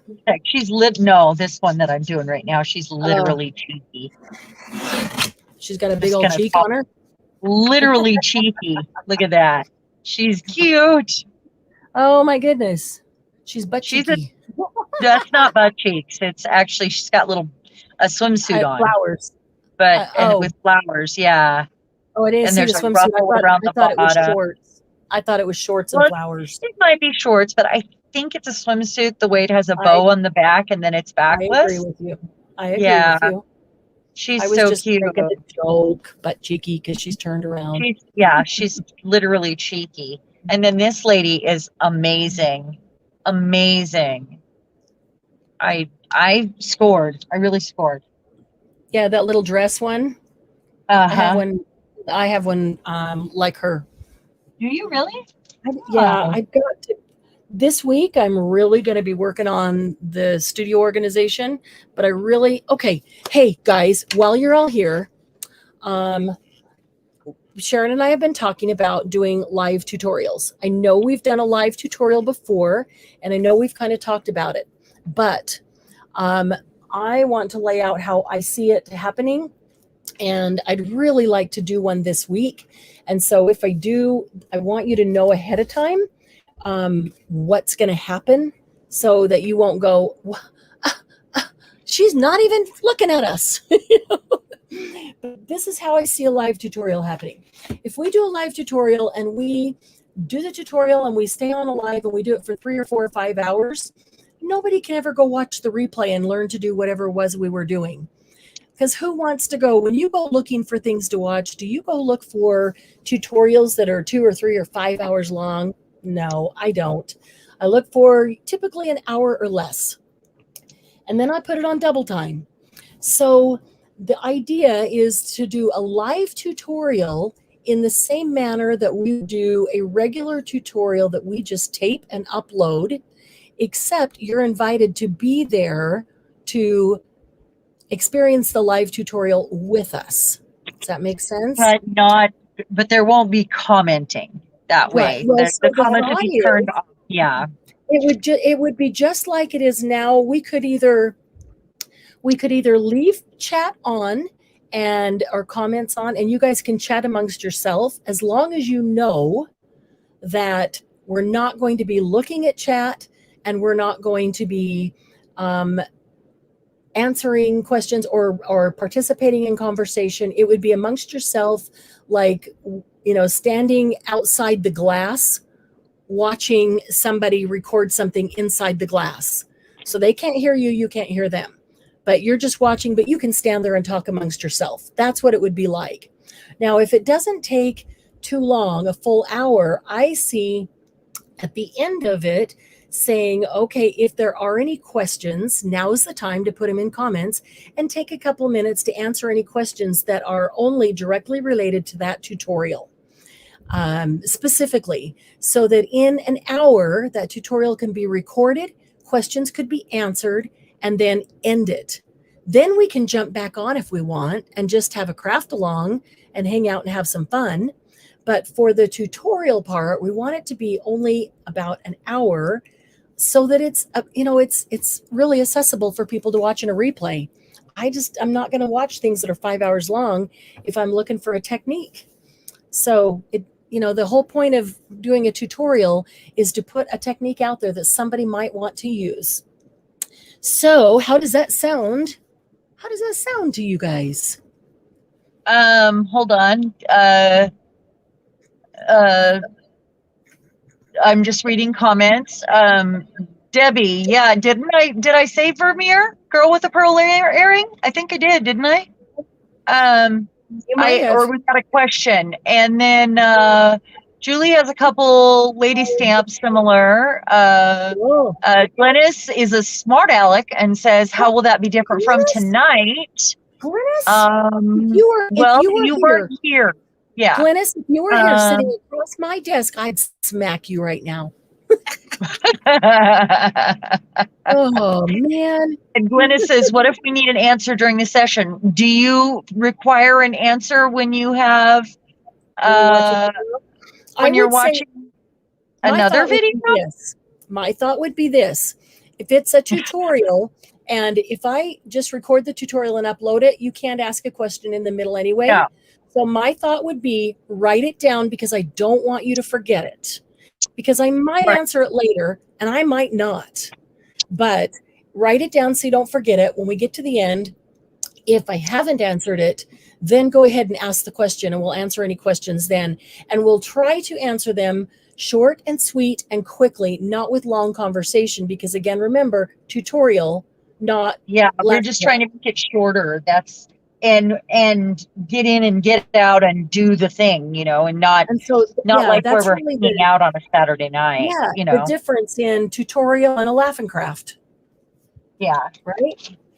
I mean, sometimes we do have a project that where it's, kind of a tutorial, a little bit, some of it, but not all of Saturday night is that. So, I mean, it's where we hang out with our friends and we. I think I have been really attentive to chat tonight. I've been really attentive to chat tonight. I've never gone more than a few minutes, other than when I walked out of the room, without checking chat. So there, Glennis. And me, I usually stop and read chat more often than I did tonight because I was so befuddled by the math. by measuring and cutting. And that's yes, okay. And by measuring. That's right. I was on top of that and I read it out loud all the time. So Julie said, poor Glennis was genuinely asking. Sorry, Glennis. What? She was not. Do you really think that? Julie, you got to know, she was not genuinely asking. Come on, Glennis. And said we've both been great with chat. Not Glennis, tonight, I wasn't. Glennis, give Julie a break and tell her you were just being a smart aleck. Come on. Julie's having a hard enough time. You don't have to add to that. Yeah. Well, Julie's funny bone is a Julie little bit said, okay, right she's worried. So yes, fess up, Glennis. Fess up and give Julie a break. She knows she can do that because she knows that we know her. Oh, Julie, we do too. I always worry about hurting people, only because we know Glennis so well. And the only reason Glennis said that was because she knows us so well that she knew she could say it. Honestly. But none of the rest of you can say something like that, Glennis, just so you know. Glennis, look at her. Thank you, Julie. I was serious. Julie, she is not. Now she's totally messing with you. Oh, she is totally messing with you, Julie. Oh, Julie. Well, Glennis, you missed the first half of tonight. We've been really I've been reading chat out loud. And we've been really in chat tonight. Now, after you got here, I had to run out a couple of times with Lucy, but the first half, we were more in chat than we've usually been. So, all right. So seriously, though, is a tutorial like that something you would like to be a part of live? I mean, if not, you don't have to come, obviously. And if somebody new comes in and doesn't know what's happening, you guys in chat could tell them, fill them in why we're not looking at you or reading anything. It's that, or we could turn the chat off. We've talked about both. But then you guys could talk with each other. So. And that was my thought, is that if we turn it off, you can't even chat with each other. You're only watching. So I thought you'd probably rather chat with each other. Julie, look, did you see what Julie said to me?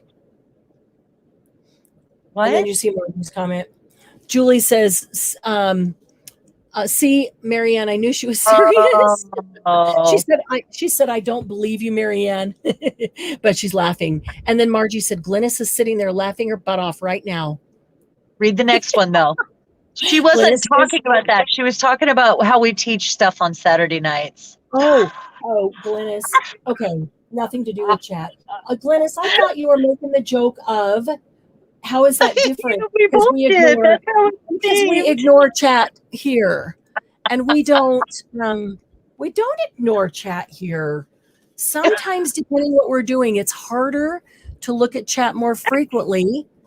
I mean, honestly, some of you have said that's why you don't craft along with us, because it's too hard to chat and do the thing.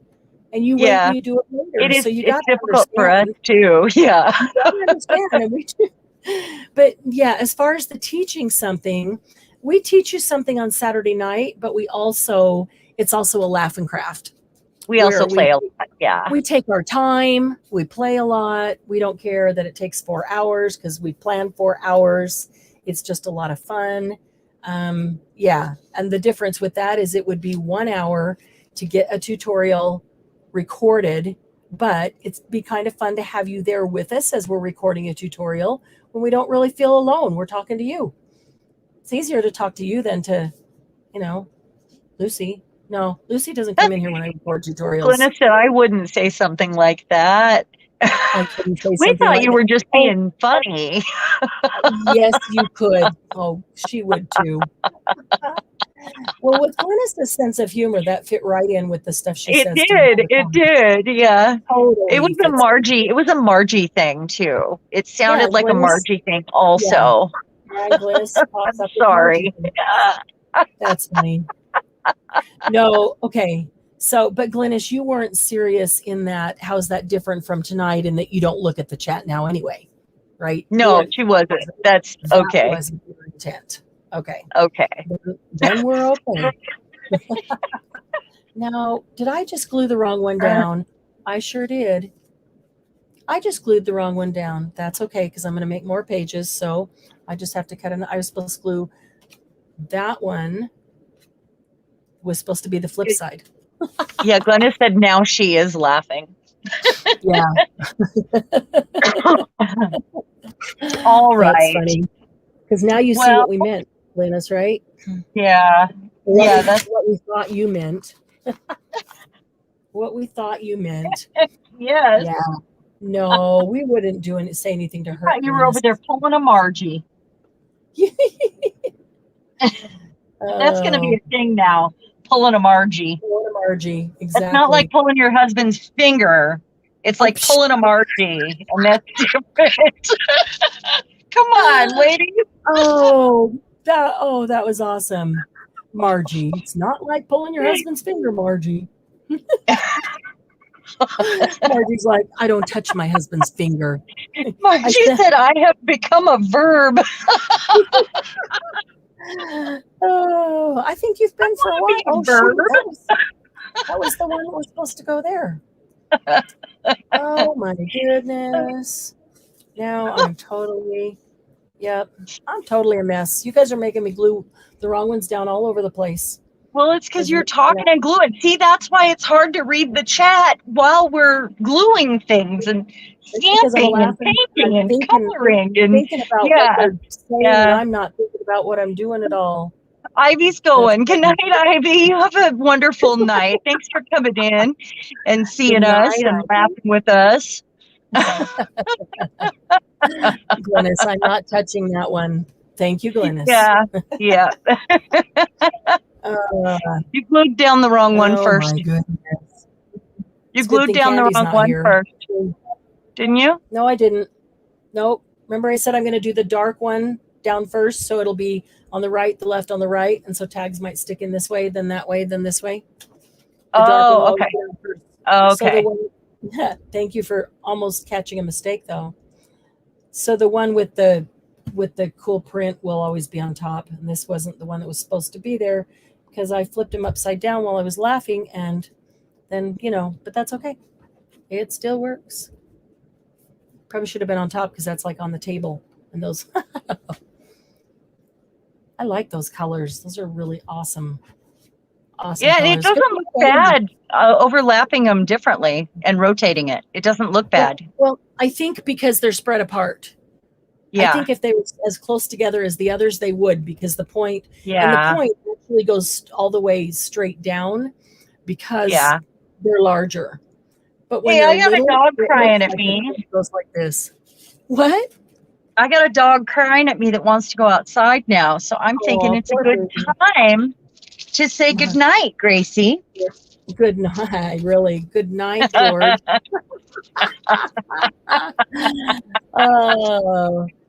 You're on your third pocket, and it's well after 10 now.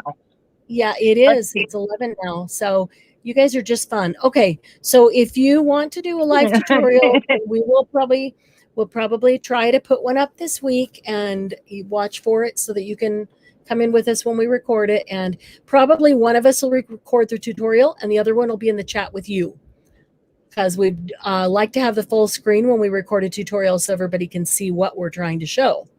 So that will be fun. But we do have something coming up that is pretty exciting, and we can't tell you what it is yet.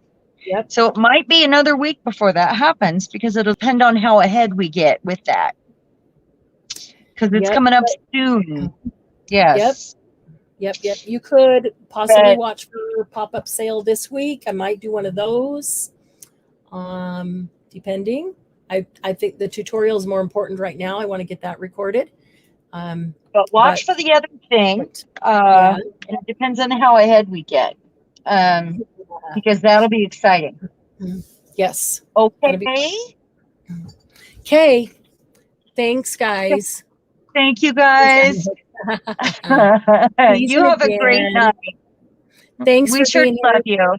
Thanks for hanging with us. We really do love you. Appreciate you. This is truly the best group of women I know. Love y'all.